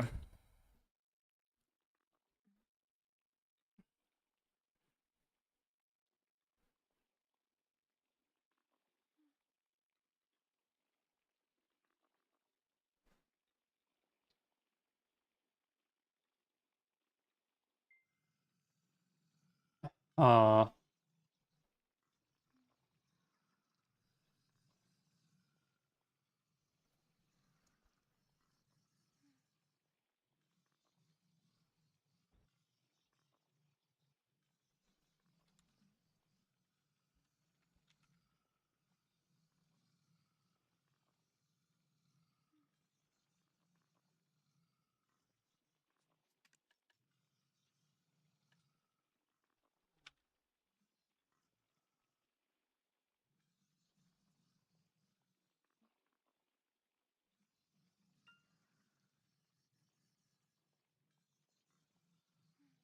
what was the intimidation? Yeah. And what if I run like is it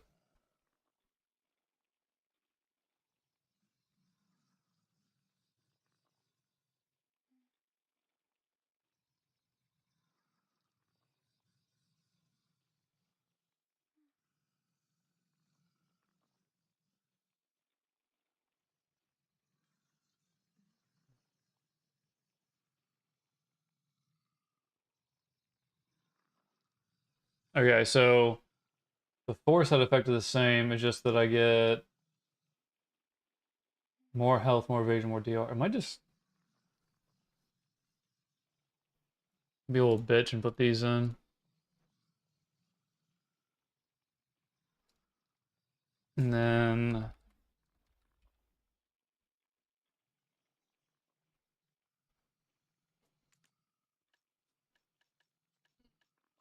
I mean if I'm gonna run those, I might as well just go ahead and put a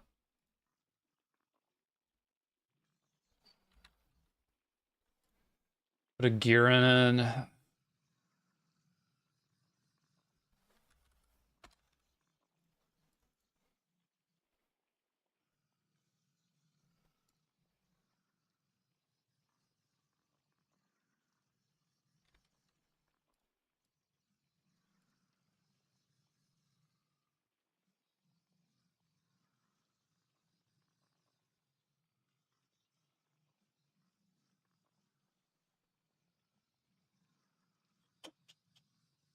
Um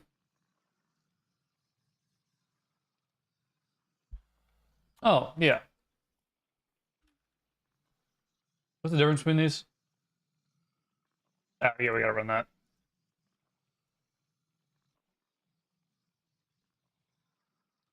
4.7 bill in fucking crystals. God, do I even want to look at this? 12 bill in crystals. Holy. Okay, Dekia Ash.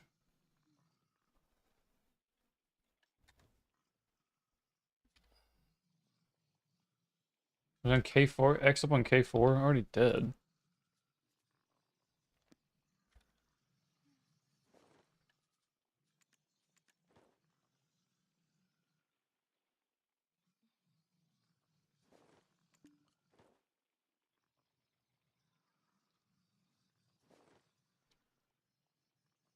Anyways, back to this.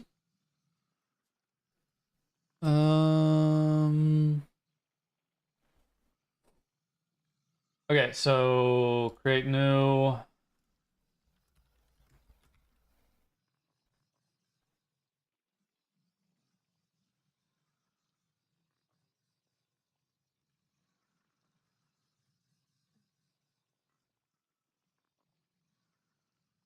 Yeah, we want this one. And then I think let's do simple first.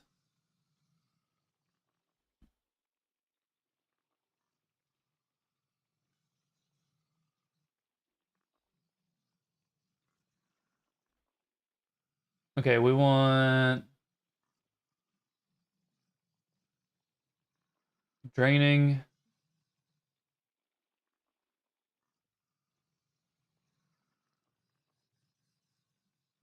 Wait, hold on. How many? Let me see here. Do I have what is that? Brutal. I'll just use whatever I have already.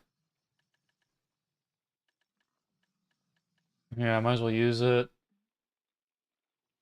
And brutal death elixirs here.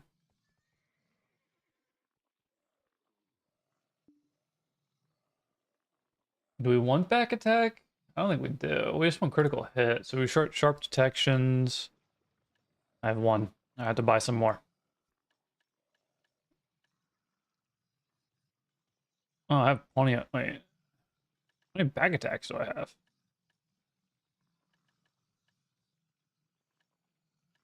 I don't know. Oh. Fuck it, we have that many, we might as well.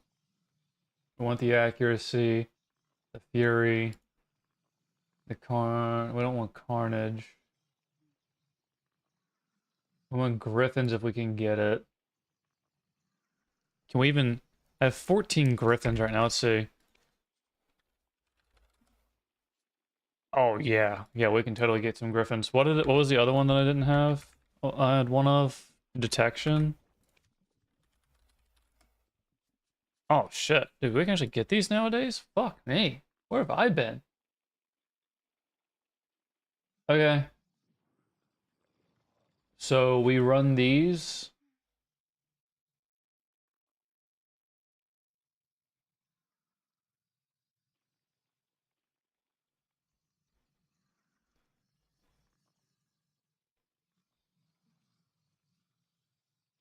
Get those.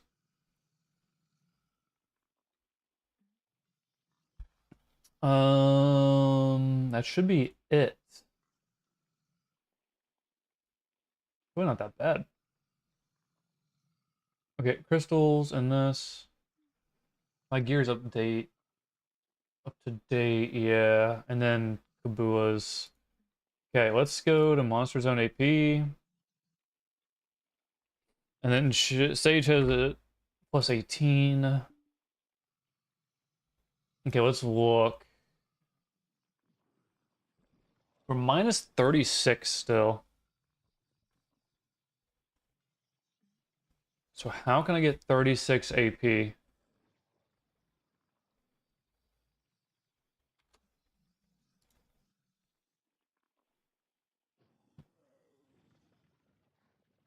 What's my hit rate? Oh, I don't even know.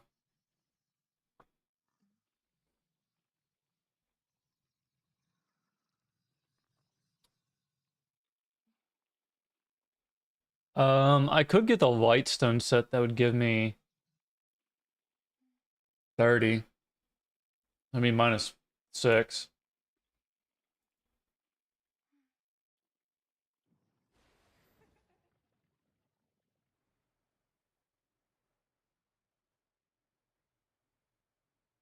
I have to have these 3.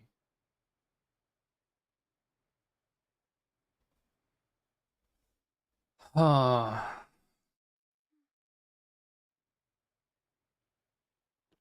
I don't want to run anything too expensive.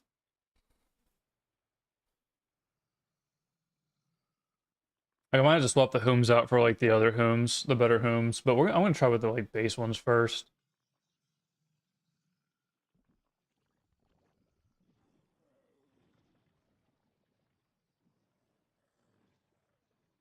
Really can't do anything about the crystals, man.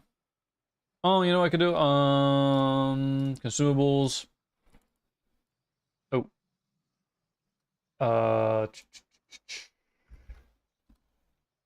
Perfume?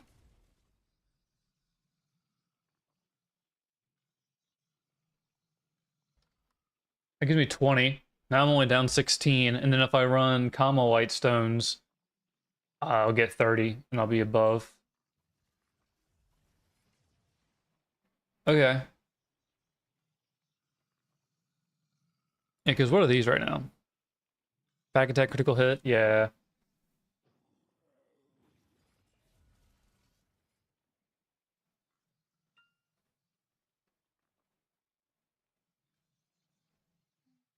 I think I have to...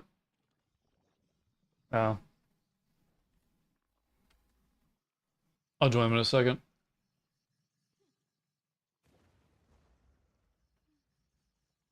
I mean, I'm not taking that. Fuck that.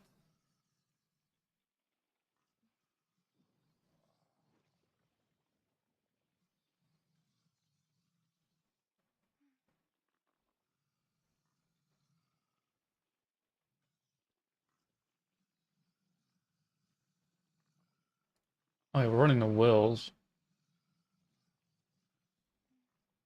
Man, I missed all these.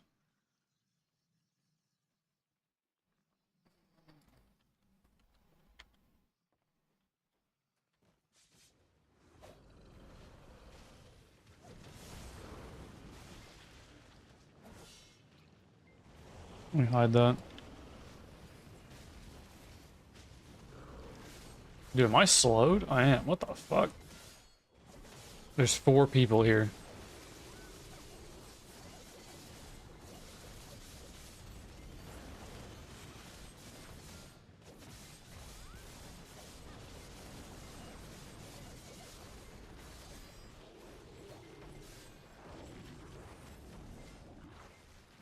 Oops.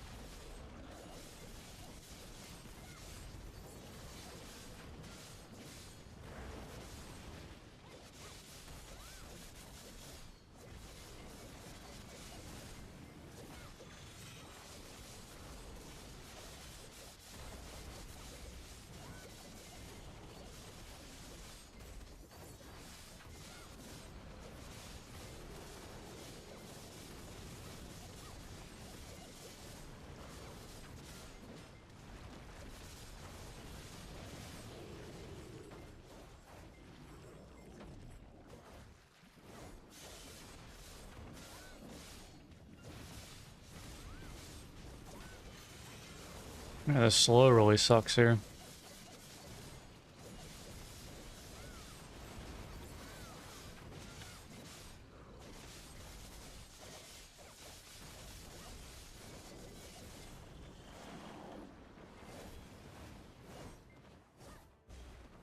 Have I not changed the title from earlier today, from watching the tourney?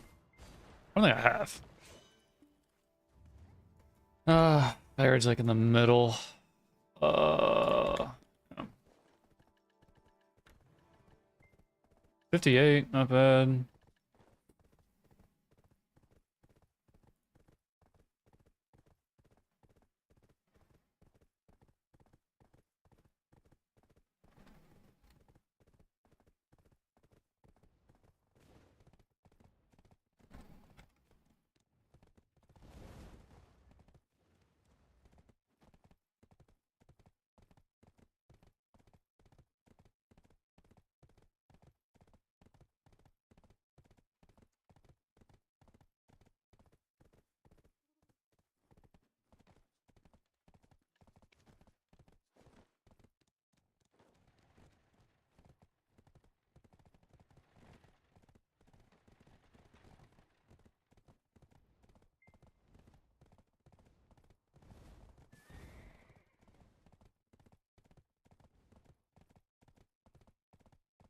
I run this, Monster Zone AP cap, minus 16. Oh wait, hold on, that's the wrong one. Wrong one again. One more time. Ash Forest, minus 16.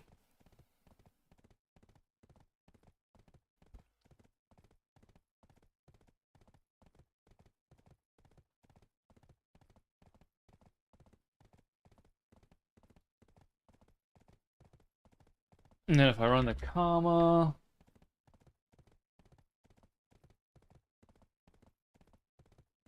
the wild.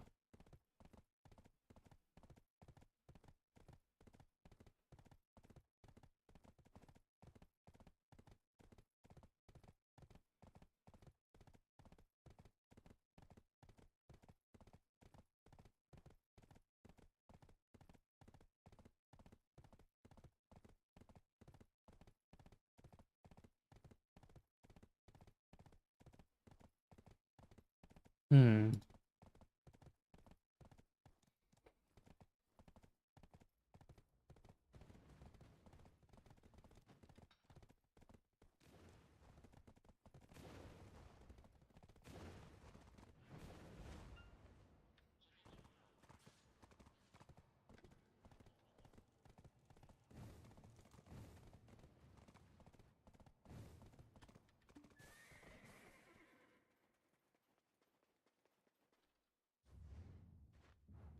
You're gonna get Puderum's location.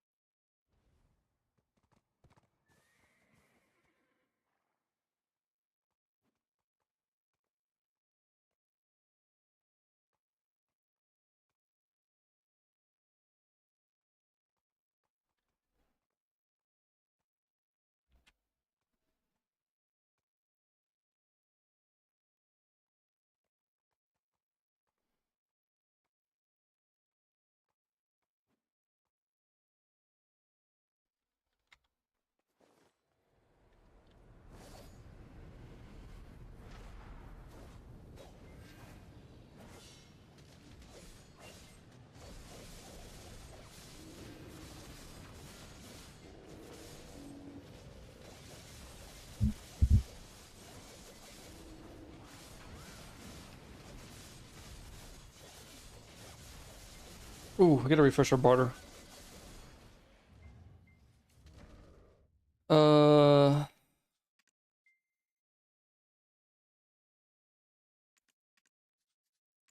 we'll do that one.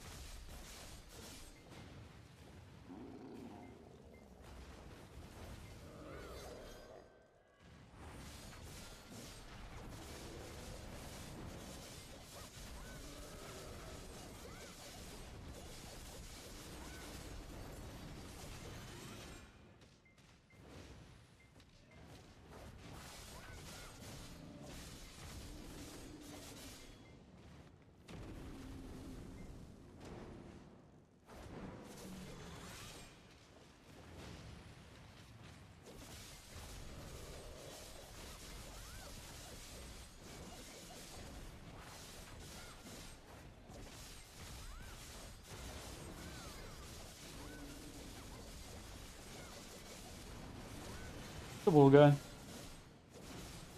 Come on, Finny boy. That tail's wagging.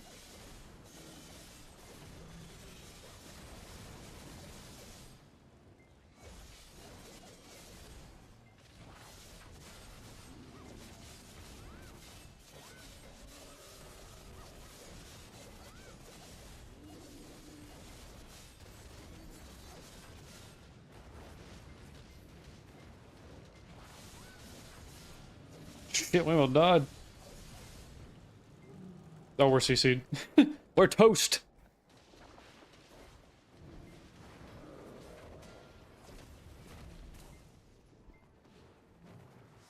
Where's my horse?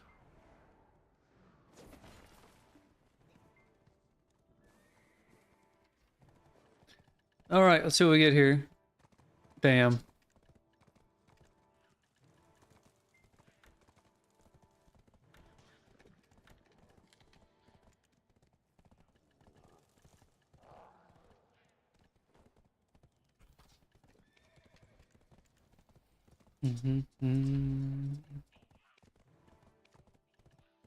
Ho ho ho, buddy. Oh my god, we're stuck.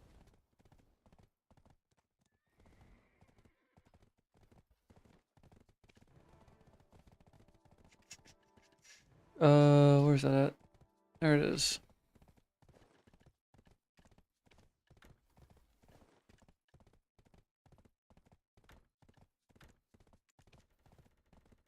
All right, 24.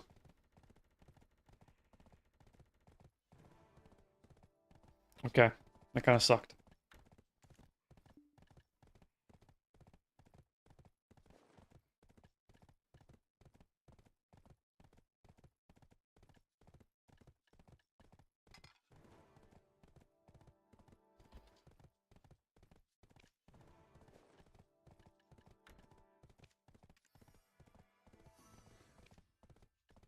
Yeah, 110.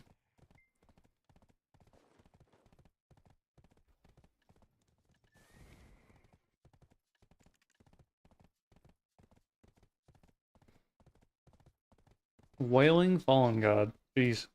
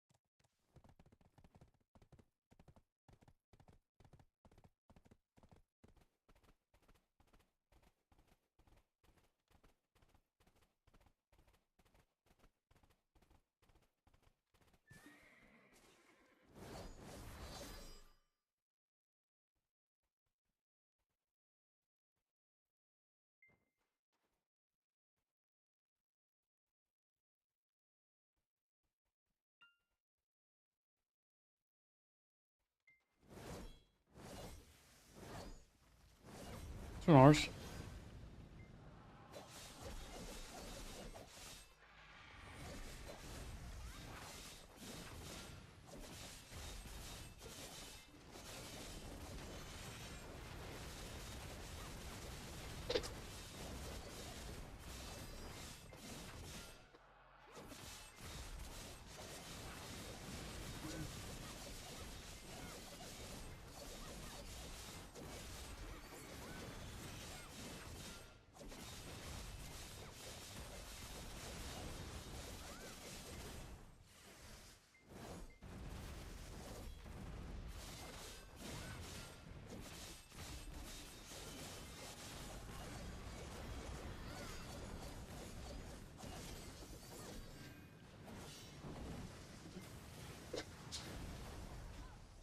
Oh, what? I frame that.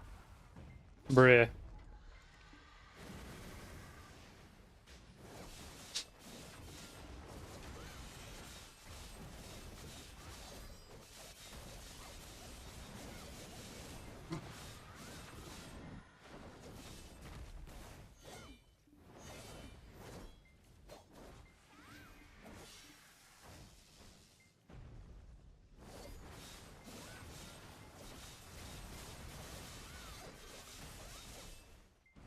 Oh, God.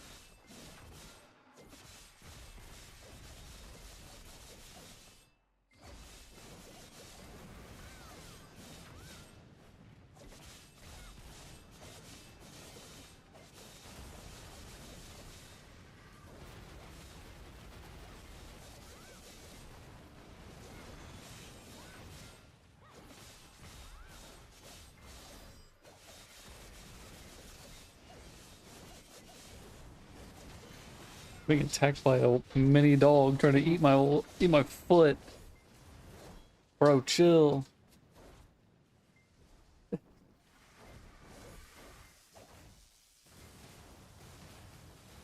Like what? The fuck was that?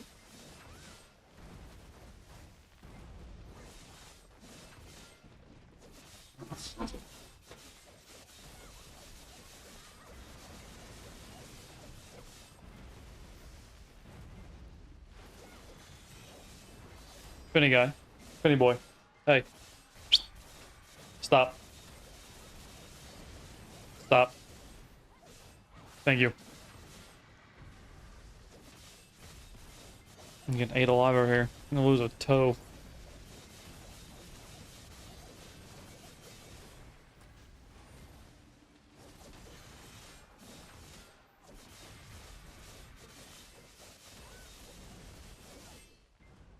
God, just trying to kill it.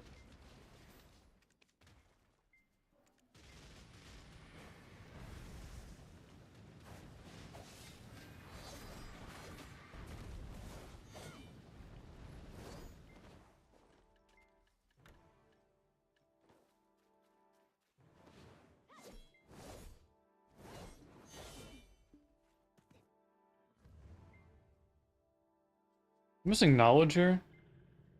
Oh, stupid crab. Yeah, we'll go there. Why not?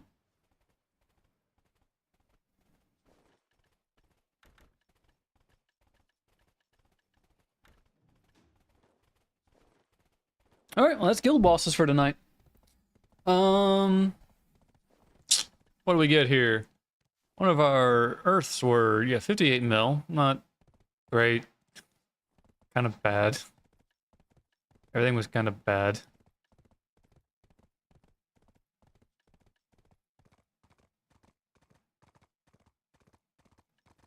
Yeah. Oh well. Win some, you lose some.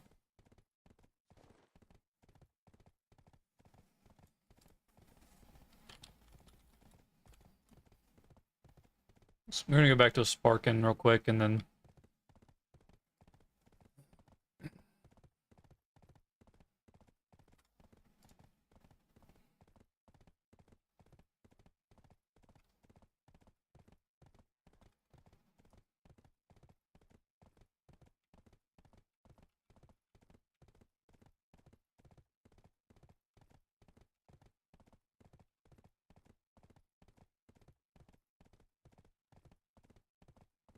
We had our inventory a little bit there and whatnot.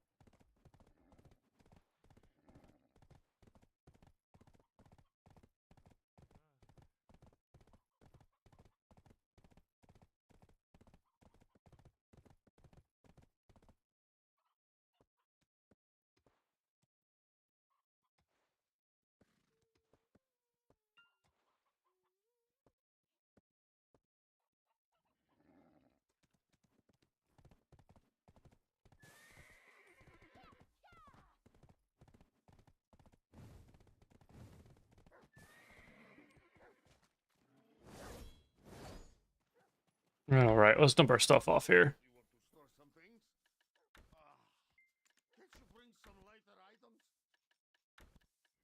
Oh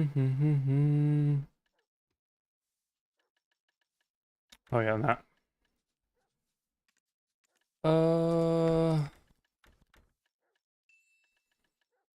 We'll sell that. And then dump that in Medaya. Yep. Okay.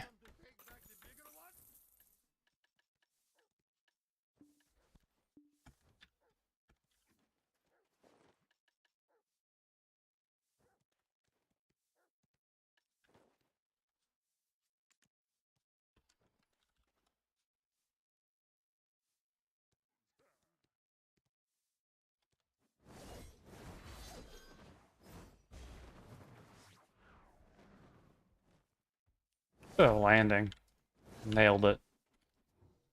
Oops.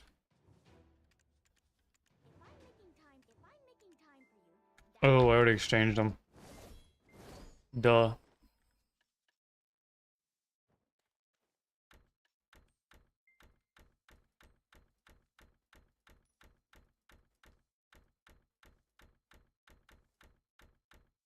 It's a lot of rough stone. Are there still pre-orders for rough stone nowadays? I mean, probably not during this event. Damn. Oh, polish. Yep. Damn.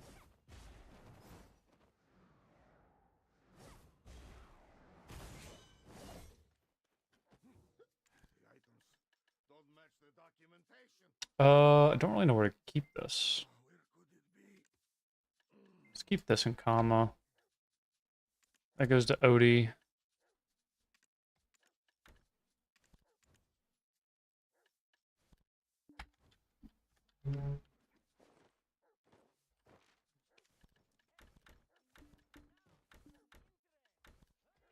Okay. I'm gonna be right back and take a quick break. And when we come back, we'll do some bartering and do some of our dailies as well. We got dailies to do, so we'll be right back.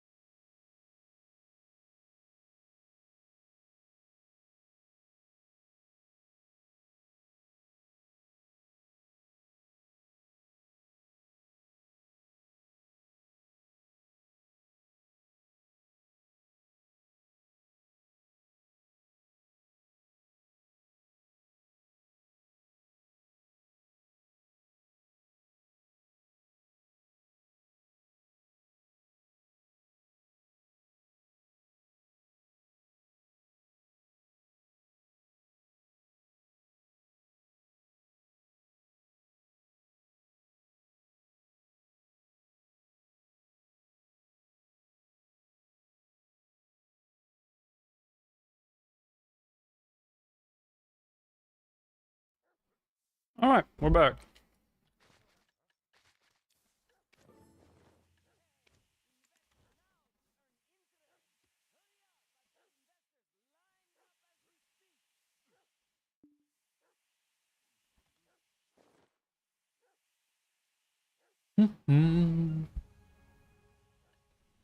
Seventh Origin of Dark Hunger. Not too bad. With 4 frags. Wait,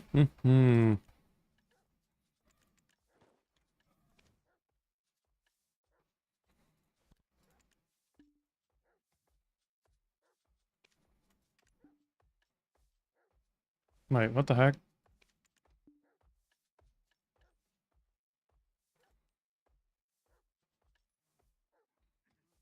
What do? Knockback and float.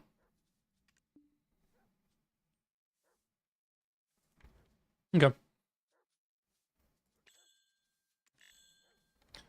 I'm guessing since she has the gear still, we'll go to her first. Do our dailies on her, and then go and do some of our bartering and sea monster hunting.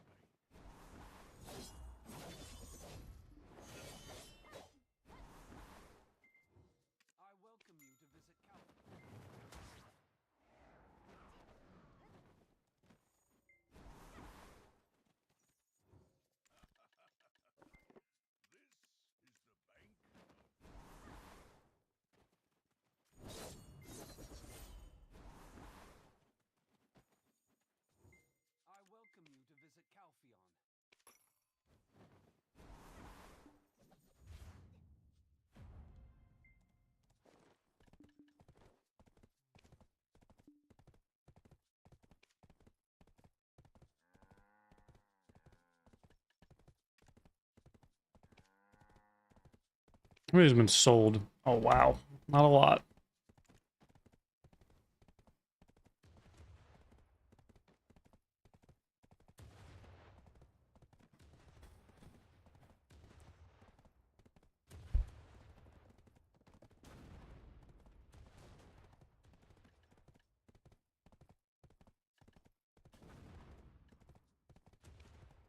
You know what I need to do? I need to take that one out.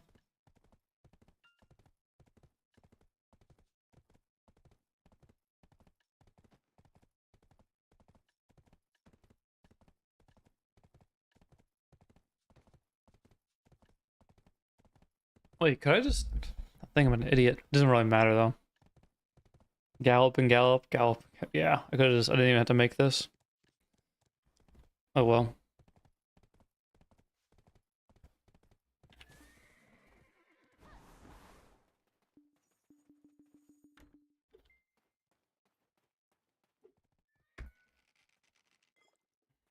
Don't really think I was that close to it, but okay.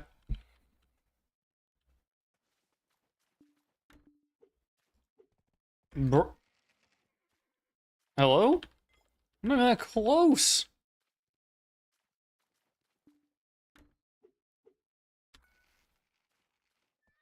Oh my god.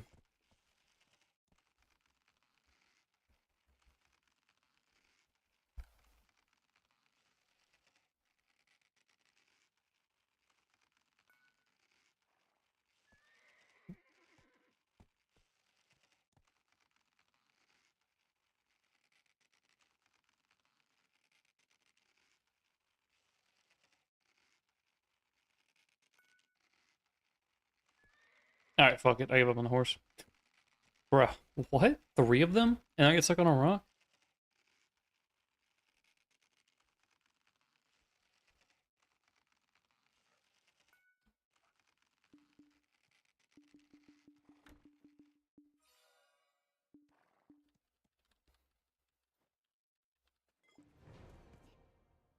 Wild.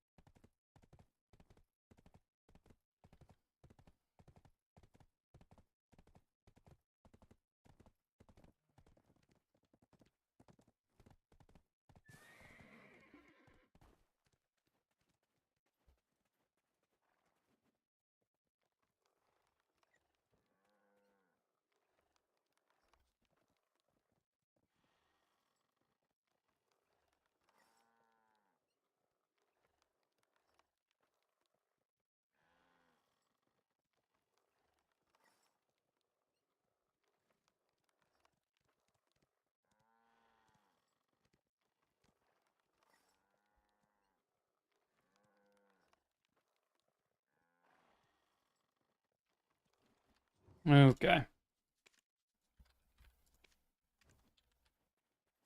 Let's find a blacksmith here real quick.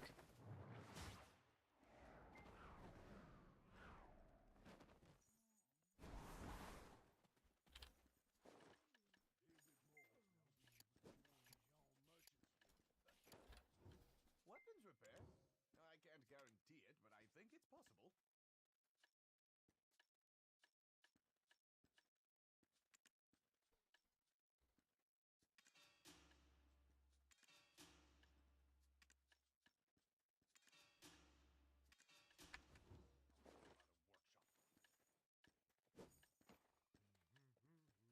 Okay, and these two lost it. Okay. Bada boom, bada boom. Cool.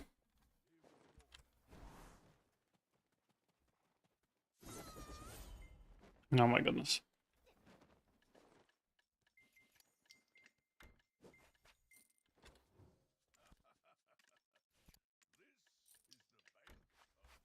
Oops. And how many horses do I have in this stable here? Still have plenty of room. 8 out of 12. Okay.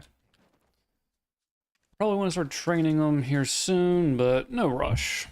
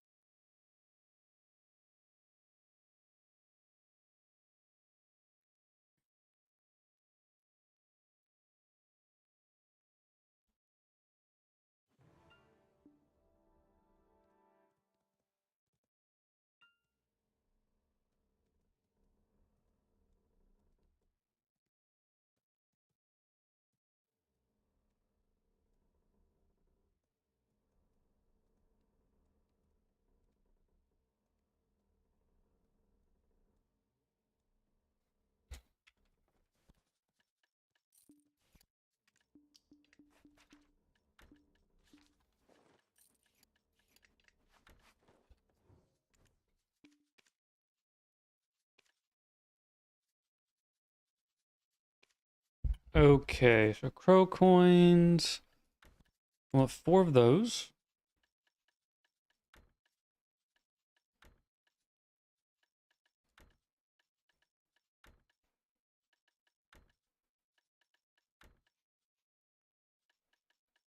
candlestick, and a dragon. Okay. Make sure we got it all for one of these, one of those.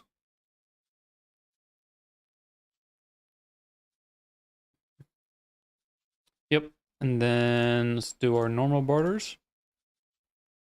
There is nothing we want. Okay. So crow coins it is.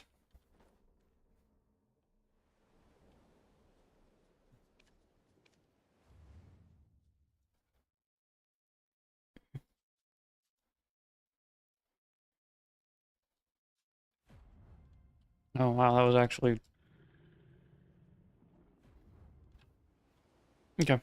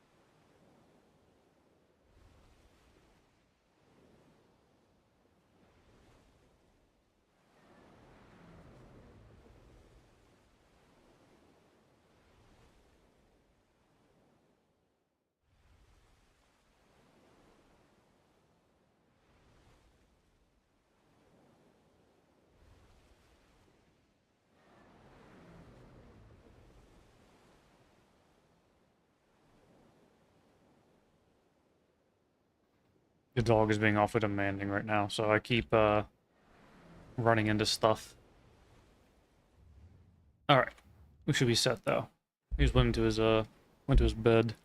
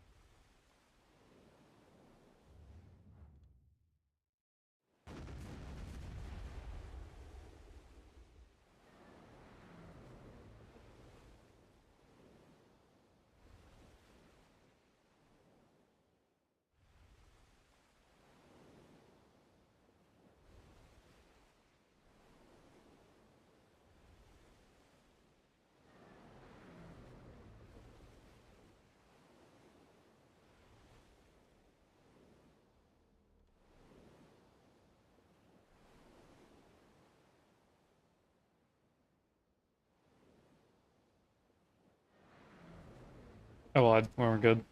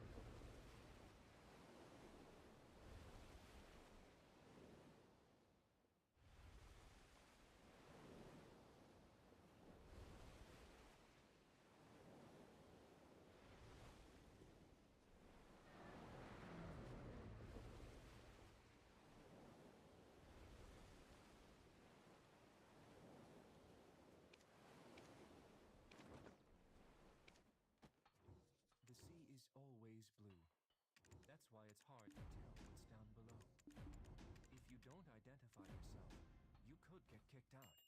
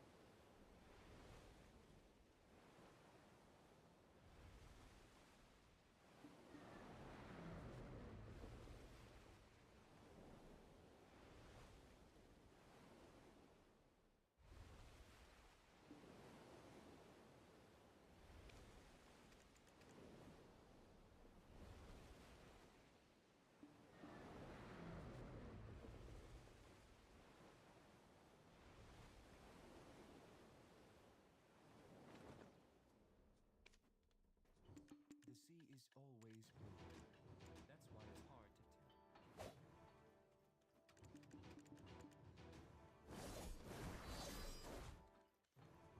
This is Aquila's oven.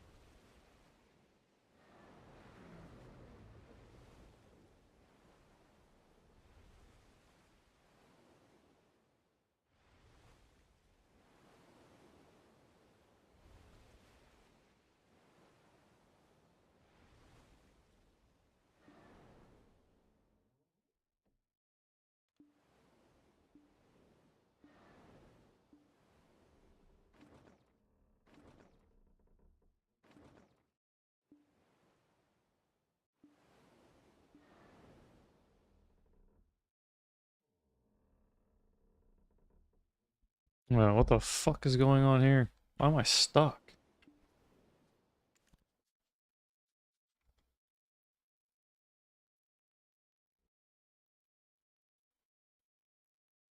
I never had that happen before.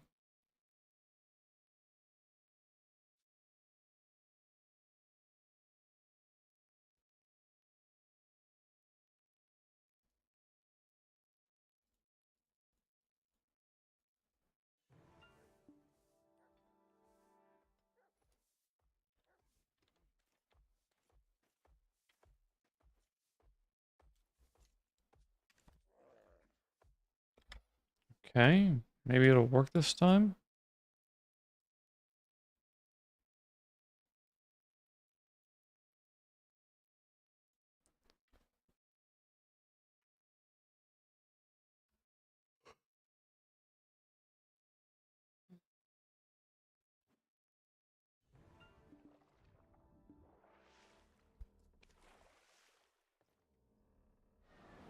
Okay. Cool.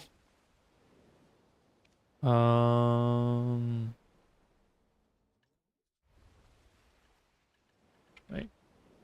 What am I doing?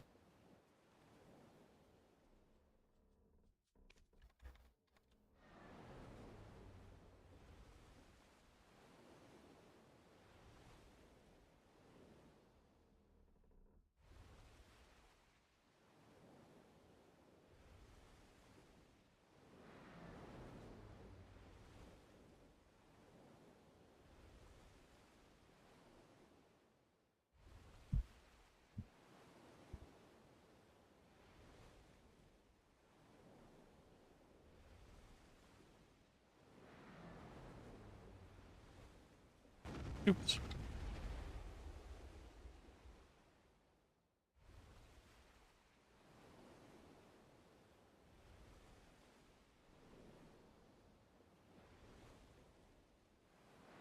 Oh man, this island is far away. Unlucky.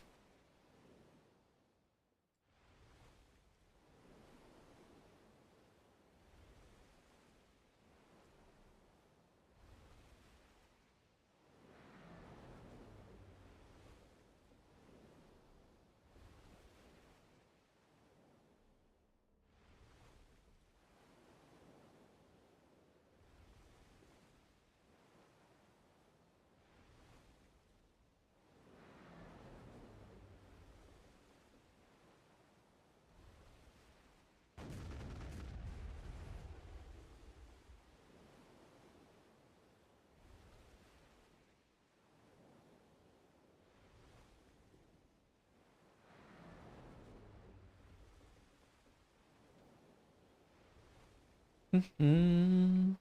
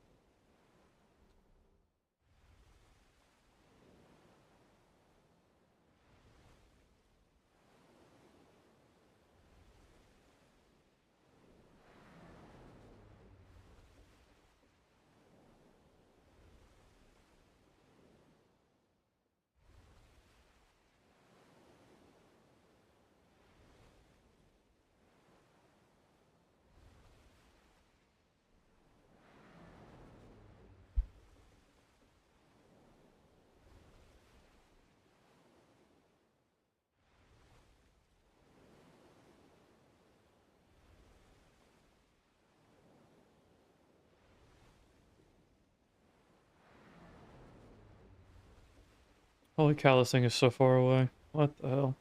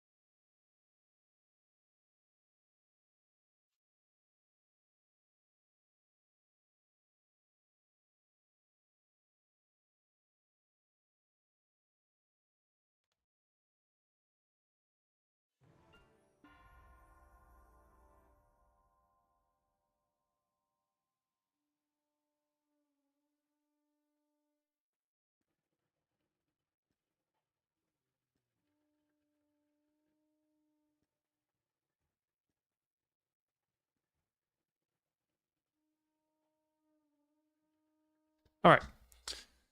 We finished all of our barters for today.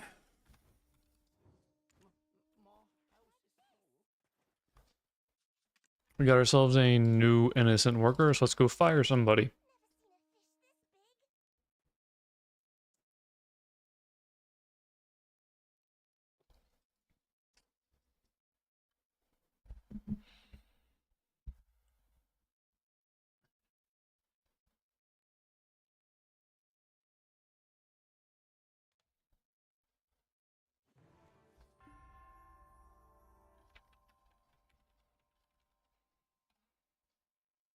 Alrighty, let's see here.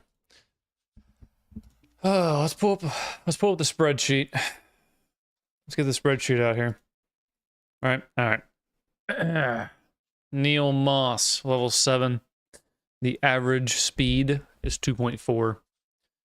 This motherfucker is fast. He's almost max. 3 is a max speed he could be. Okay, he's safe. This man is staying on the ship.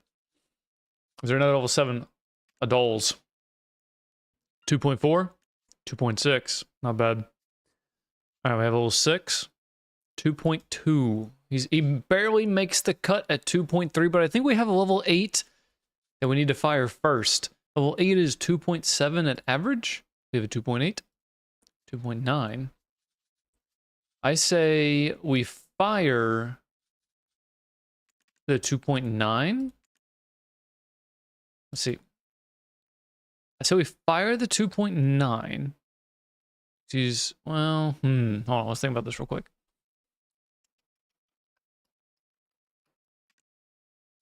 .6 is 0.2, 2.9 is 0.2. Yeah, we're firing him because he doesn't have the growth potential that the 7 has. And then now Warren has been hired. Okay. Let's see if we can get ourselves a second innocent real quick.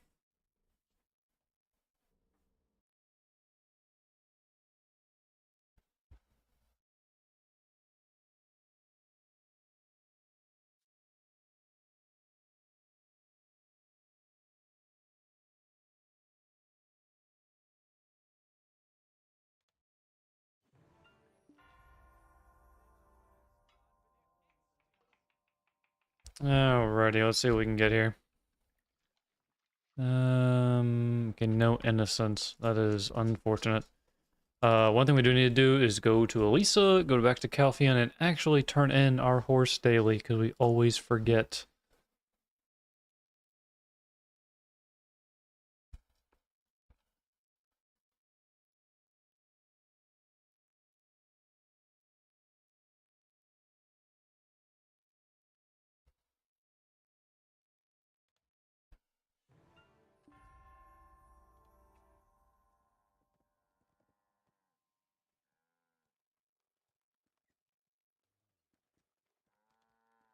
Okay. Always forget to do this. I don't know why it just doesn't auto-complete it, like, when you get the horse, but... whatever, man. Well, we do need to do our Pit of Undying, but... I'll probably just do that tomorrow off stream. Could sell some stuff at Odraxia, but we don't really need to right now. Do that off stream again.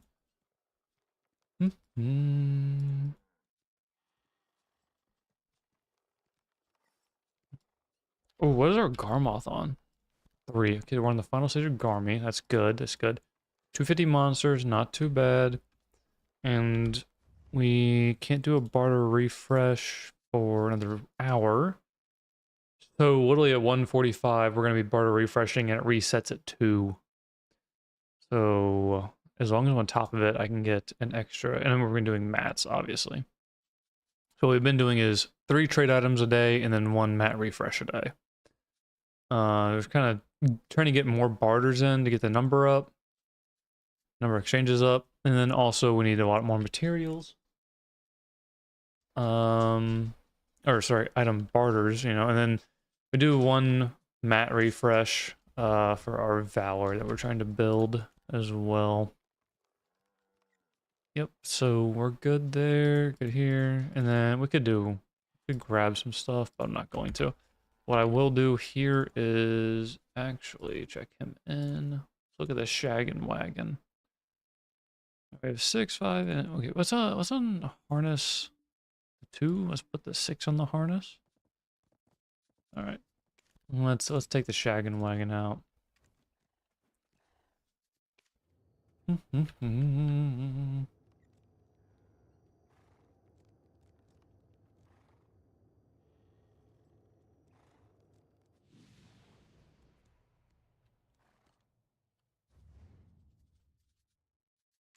Get our loop here.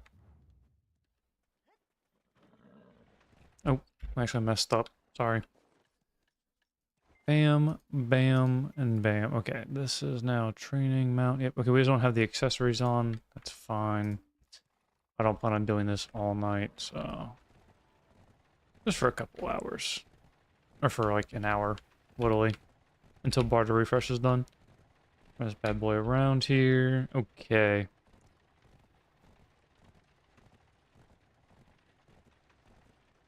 Okay, and then I'll just watch it for a couple of laps and be good. Okay. Anyways, that's gonna be the end of stream tonight. 9.5 hour stream. Pretty good, pretty good, pretty good.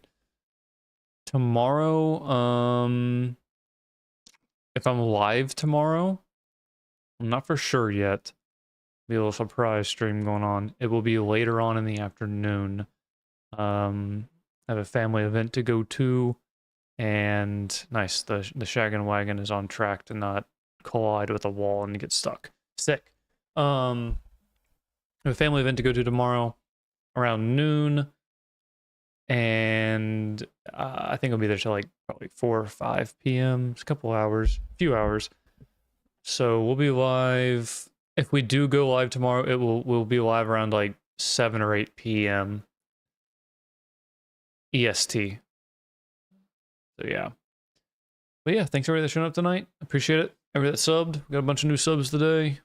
Welcome, welcome. And I'll catch you all guaranteed on Monday. I'll see you all on Monday 100%. Tomorrow, you may or may not see me. But yeah, everybody have a good rest of their weekend, and I'll see you all later.